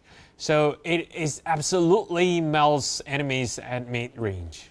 So more 7.62 to power. You love to see it. What's our second new weapon? Our second entry is for players who want a bit of classic style. It's the Marlin lever action rifle. We've taken that iconic Western frontier design and give it a full tactical modernization. That is actually a cowboy gun in Delta Force. Let's go. What kind of a role does it play? Well, it fires a massive .45 to 70 rounds, so it gets incredible stopping powers, excelling in close to mid-range fights. And with a full suite of modern attachments, you can customize it to fit perfectly into today's special operations. It's that old school aesthetics meets new school performance. Now it's time for a topic our community is most concerned about, anti-cheat. During season break, we have issued over 40,000 bans and nearly 20,000 cheaters were banned for 10 years. With multiple new anti-cheat upgrades focusing on security for console version, penalty for modifying in-game files, and most importantly, cheater compensation, where now covers more victims affected by cheating behaviors. Starting from this season, we're also upgrading the mechanism for behavior detection via AI-driven automated analysis of highly suspicious behavior, such as wall hacks, exploits, and bully tracking. The detection accuracy has been significantly improved, leading to a 200% increase in long-term bans. In the meantime, we have also optimized the speed for detection. Over 30% of the cases now can be detected in real time, and we could intercept the cheaters during this process. And your games will be even safer moving forward. And finally, we do want to reiterate our efforts and upgrades on anti-cheat measures against kernel cheat on mobile. So kernel cheats, the ultimate form of mobile game cheats, are very hard to detect and highly malicious. From this season, the GTI security team has achieved breakthroughs against kernel cheats with the industry-leading comprehensive detection solutions that can cripple kernel cheats and precisely impose nearly 32,000 10-year bans throughout season break. To summarize our anti-cheat efforts this season, cheater compensation is now more perceptible than ever. Behavior detection is smarter and faster, and kernel cheats on mobile are now being specifically targeted with upgraded measures. And like we previously mentioned on our social media, it's an uphill battle against cheaters, and we're in it for the long haul. With new anti-cheat measures to be announced each season, with your reports and feedback, we believe the gaming environment in Delta Force will be cleaner and fairer as time goes by. All right, from security to some very exciting new content, you may have already spotted the teasers we shared on our official channels over the past few days. That's right. Now, with the launch of our brand new season, War of Blades, we're turning up the heat even more with a major crossover. Hello, David. In 60 seconds, the chains around your legs will be electrified. Your life or your legs. Make your choice.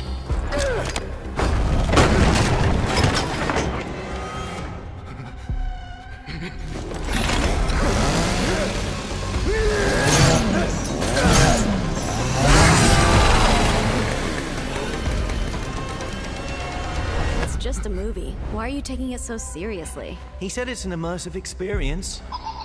The game is not over. It's just begun. We're excited to officially announce that starting September 23rd, Delta Force will enter a full-scale collaboration with Lionsgate's iconic horror franchise, Saw. For this collaboration, we've drawn inspiration directly from Saw's aesthetic to create a legendary melee weapon like no other. A costume chainsaw featuring chilling detail like the classic reverse bear trap. And of course, when you think of Saw, you think of Billy, the face of fear itself. And that's why we have created a striking new legendary operator skin for D-Wolf, inspired by Billy the Puppet. Alongside the skin, you'll also receive Billy-themed items, a costume avatar, calling card, and name card. But that's not our only collaboration.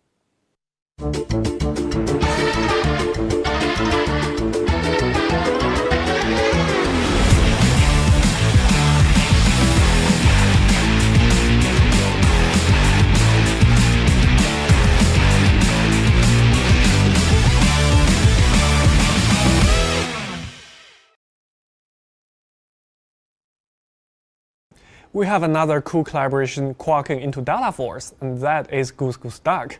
Firearm charms, themed firearm appearances, and bundles will roll out throughout the new season. We want everyone to have some lighthearted fun, and these awesome Goose Goose Duck themed items will be available for free. Speaking of awesome cosmetics, we want to showcase the new Mandal Break loot, Spectrum Blitz. For this time, our team wanted to have some fun with transparent materials.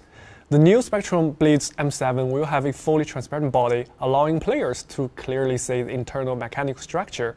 We also added holographics displays, showing your remaining ammo, flashlight battery, and of course, a big, clear Havk logo, since this one is made by yours truly, Havk Industry.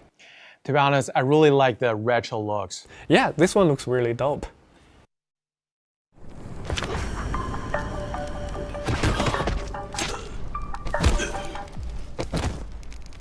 I was born to hold the blade.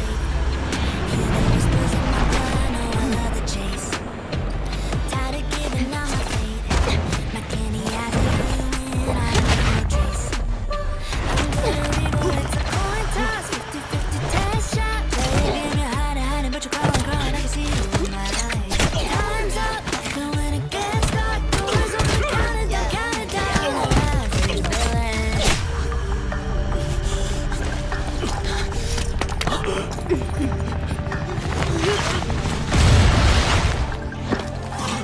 Be alert!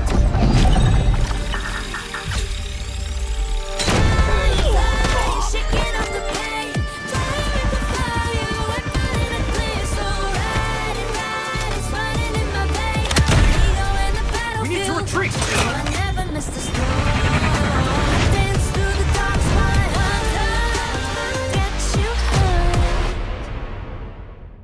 And speaking of dope, Wiz Adele is a character with unique charm in Arknights.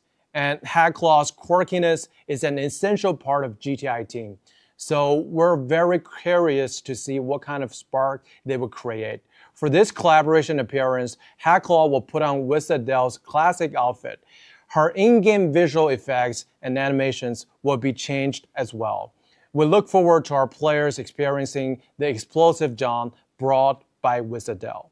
And speaking of explosive, so this is the brand new Season Pass. With the War Ablaze Season Pass, players can unlock the new operator, Raptor, a legendary Shneva appearance, and various other unique items. So the more you play, the more you earn. Now let me put on my community manager hat, and here is a handy grab 'em all guide which we'll post on our social media, so be sure to follow us. Yes, follow us. That's my KPI here.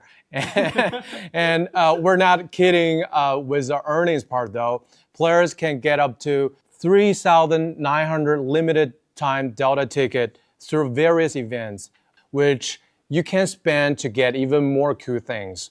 Other cool stuff includes legendary firearm appearances, limited edition vehicle appearances, and more, all for free. Did you do the math?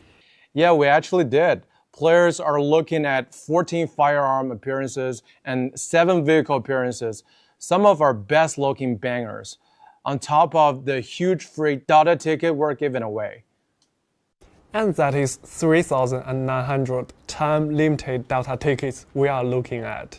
And that is actually the good part. We did plan a triple reward throughout Season War Ablaze, which is worthy of $300 US. That includes the first anniversary rewards on September 26th, and the after party on October 10th, and finally the juicy part, spooky masquerade events on Halloween. And remember, you simply need to launch the game on September 26th, the big anniversary date, to get a lot of awesome rewards from us, including 800 pre-mentioned Delta tickets, a legendary firearm, charm, badge, anniversary-themed icon, calling card, and a spray to celebrate this awesome past year we've spent with you, our dear community. Yes.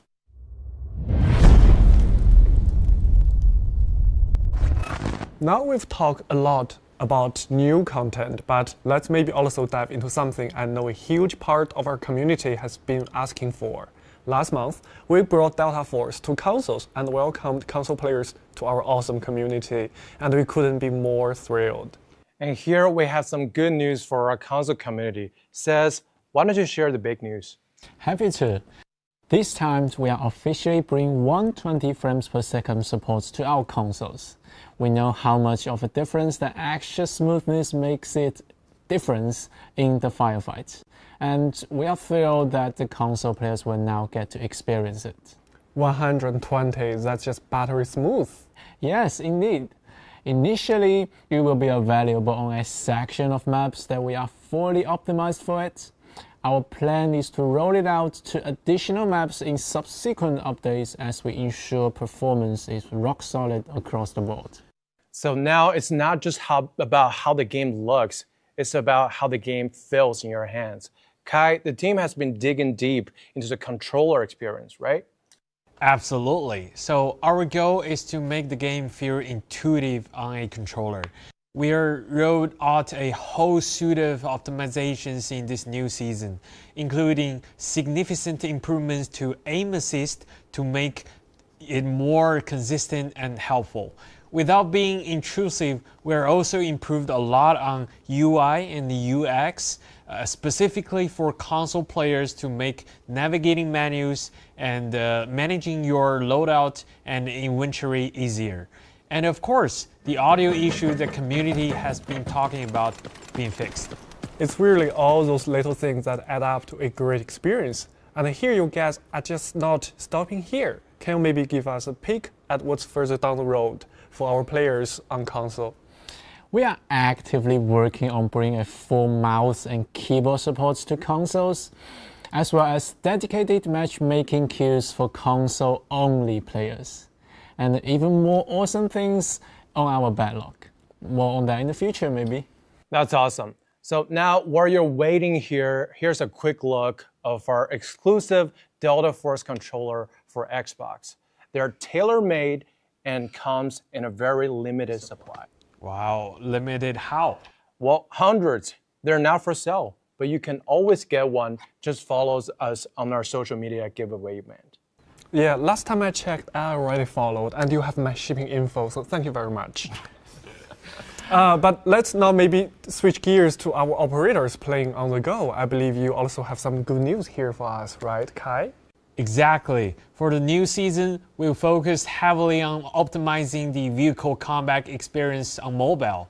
After this update, we will have new tools to help you in vehicle fights, including a landing point indicator to show where your shots will hit, better aim assist for vehicle-mounted weapons, and a new quick fire button is all designed to help you land your shots and have a blast doing it. Making vehicle combat on touchscreen feel better is a huge plus. Are there any other control improvements for players on the foot, Seth? Yes, we have two new options in the mobile setting based on player feedbacks. First, you can now enable a swipe up to slide jump on the slide button. It will make your movement much more fluid. And second, we are adding an options for the combined crouch and prone button to simplify the interface for those who prefer it. So more ways to customize your control is always a good thing. Great stuff all around, a ton of performance and quality of life updates for both our console and mobile players. Exactly. And the team is always working hard to make sure the game is always getting better. And it's not just for our immediate future. Our plan is to support Delta Force and the community in the years to come. And we have some big plans ahead.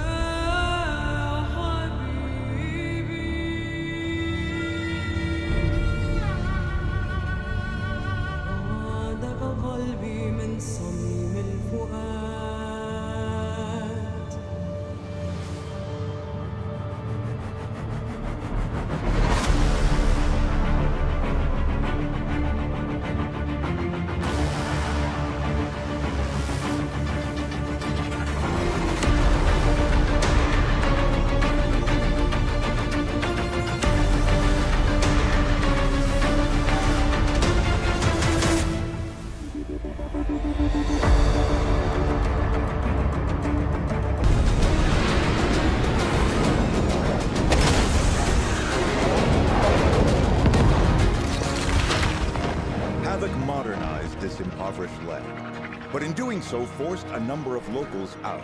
Today, this uplift has deepened into a rift, one that seems impossible to bridge.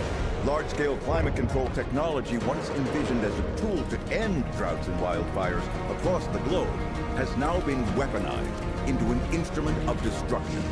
It's as if, in our pursuit of energy from the atom, we have forged a Damascus blade.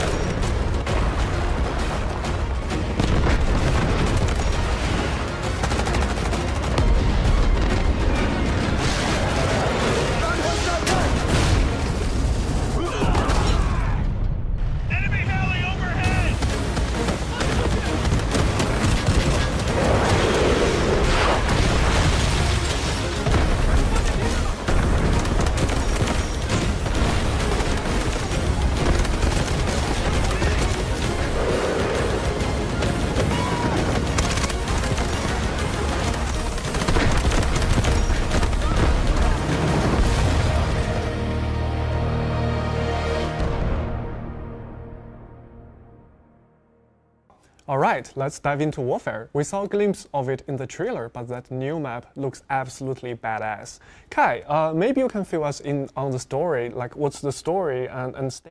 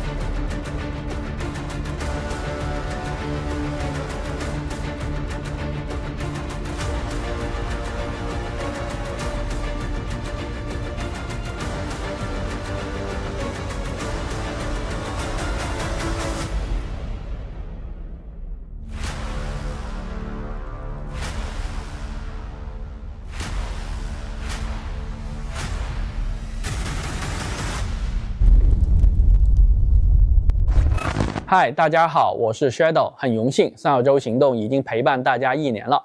从去年的9月份开始，我们陆续和各个国家与地区的朋友见面，感谢你们和我们一起见证了 PC、移动、主机的全球上线，共同达成了多个令人难忘的里程碑。全面战场、烽火地带、黑鹰坠落、红薯窝等等等等，都有你们的身影。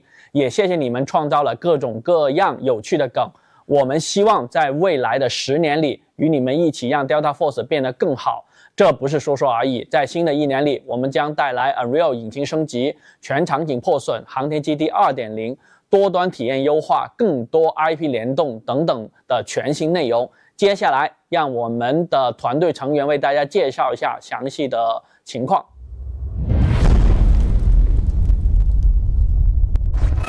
And we are back. Without further ado, let's get to the meaty part. We want to pull back the curtain and give you all a roadmap for the major developments coming in year 2 of Delta Force. And who better to walk us through it than our lead developers, Sais and Kai. Welcome back, guys. Hey everyone, we are so excited to finally talk about this stuff.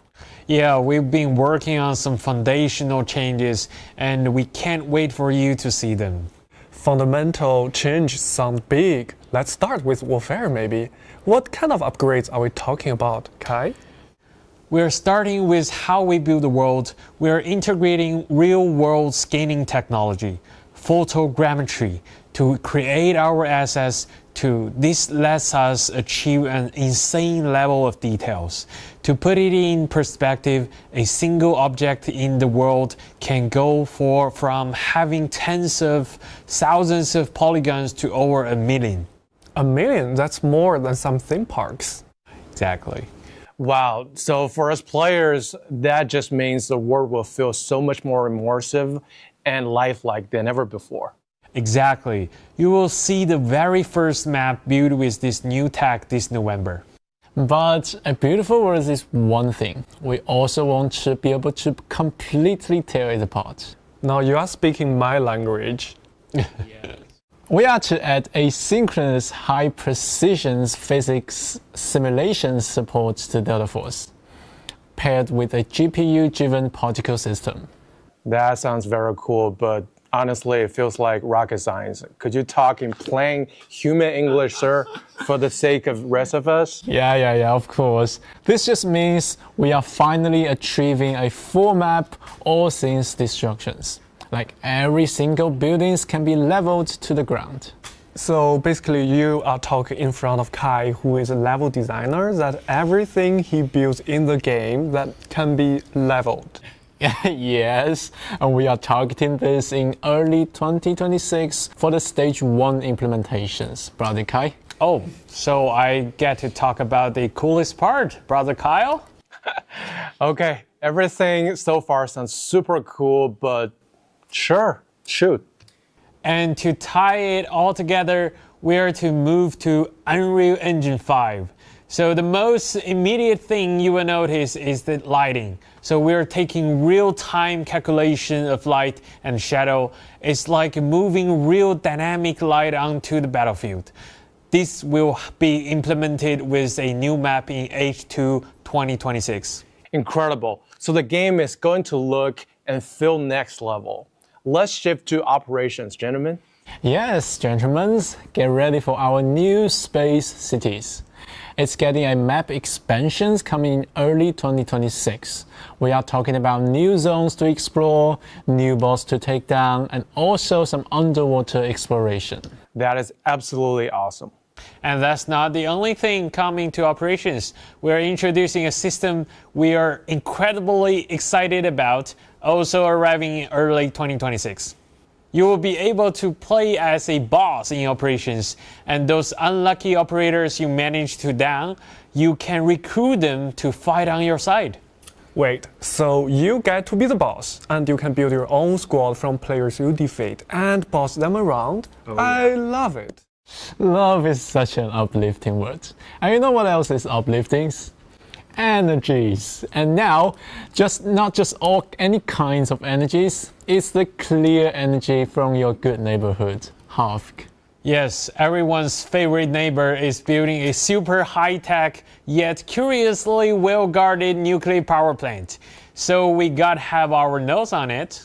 So we have this new map for 2026. I can't wait to see what kind of challenges await players there. And I know players will love what's next. You bet. We're very proud to reveal a landmark Metal Gear Solid Delta Snake Eater collaboration. To commemorate this epic clash, a suite of in-game content and exclusive cosmetic items will be released in the game, highlighted by a special Nox appearance inspired by Naked Snake, an iconic figure from the legendary tactical espionage action franchise. And we're not done yet, chat. You just witnessed the world champion of operations. And we think you'd like to see one made in warfare mode. 各位玩家，我们很荣幸地宣布 ，DFI 全面战场国际邀请赛即将打响。今年12月，来自全球各大赛区的精英队伍将齐聚越南，夺取首个 Delta Force 全面战场世界冠军的头衔。预选赛将在10月开启。 敬请关注我们的官方社群，同时我们也承诺将在2026年大力投入全球电竞，逐步完善全模式线上线下赛事体系。新的赛季，新的征程，我们不见不散，再见。And DFI Warfare is coming soon. Stay tuned as we're rolling out more details on the community qualifiers. That's right. And it's time we give today's stream a wrap. Kai? Sure. So for Warfare, we're introducing a new map, Fault, a new weather condition, Dense Fog. We're also adding Jet and Team Deathmatch to the game, the way you like it. Victory United is also getting some love, so you can build fortifications on the map now, and among many other stuff. And as for operations, we are adding a new boss to Tide Prisms, a new in-game task, and also likely growth will see some big changes as the map is consumed in fires. We are also adding loot protection to operations together with more ways to unlock your favorite 3x3 safe box. And do not forget that we're making some hard maps more lucrative and a new gear ticket tier to help you get into the fray. A new recon operator, Raptor, joined the rank together with 2 new weapons as we are ramping up our anti-cheat measures to safeguard you, our community. We are also introducing a suite of improvements to the game's console and mobile versions, including 120 frame rates per second for console. And a new season pass. The more you play, the more you get. Yes, and to celebrate our anniversaries, players can now get up to 3,900 Delta tickets and tons of cool things in the game. A lot of them will be unlocked when you simply launch the game on the big anniversary day, which is September 26th. That is truly one wonderful year with our community, and we'll have more down the road. We are to migrate Delta Force to Unreal Engine 5 next year and bring improved environmental destruction to the game. That means all buildings can be leveled.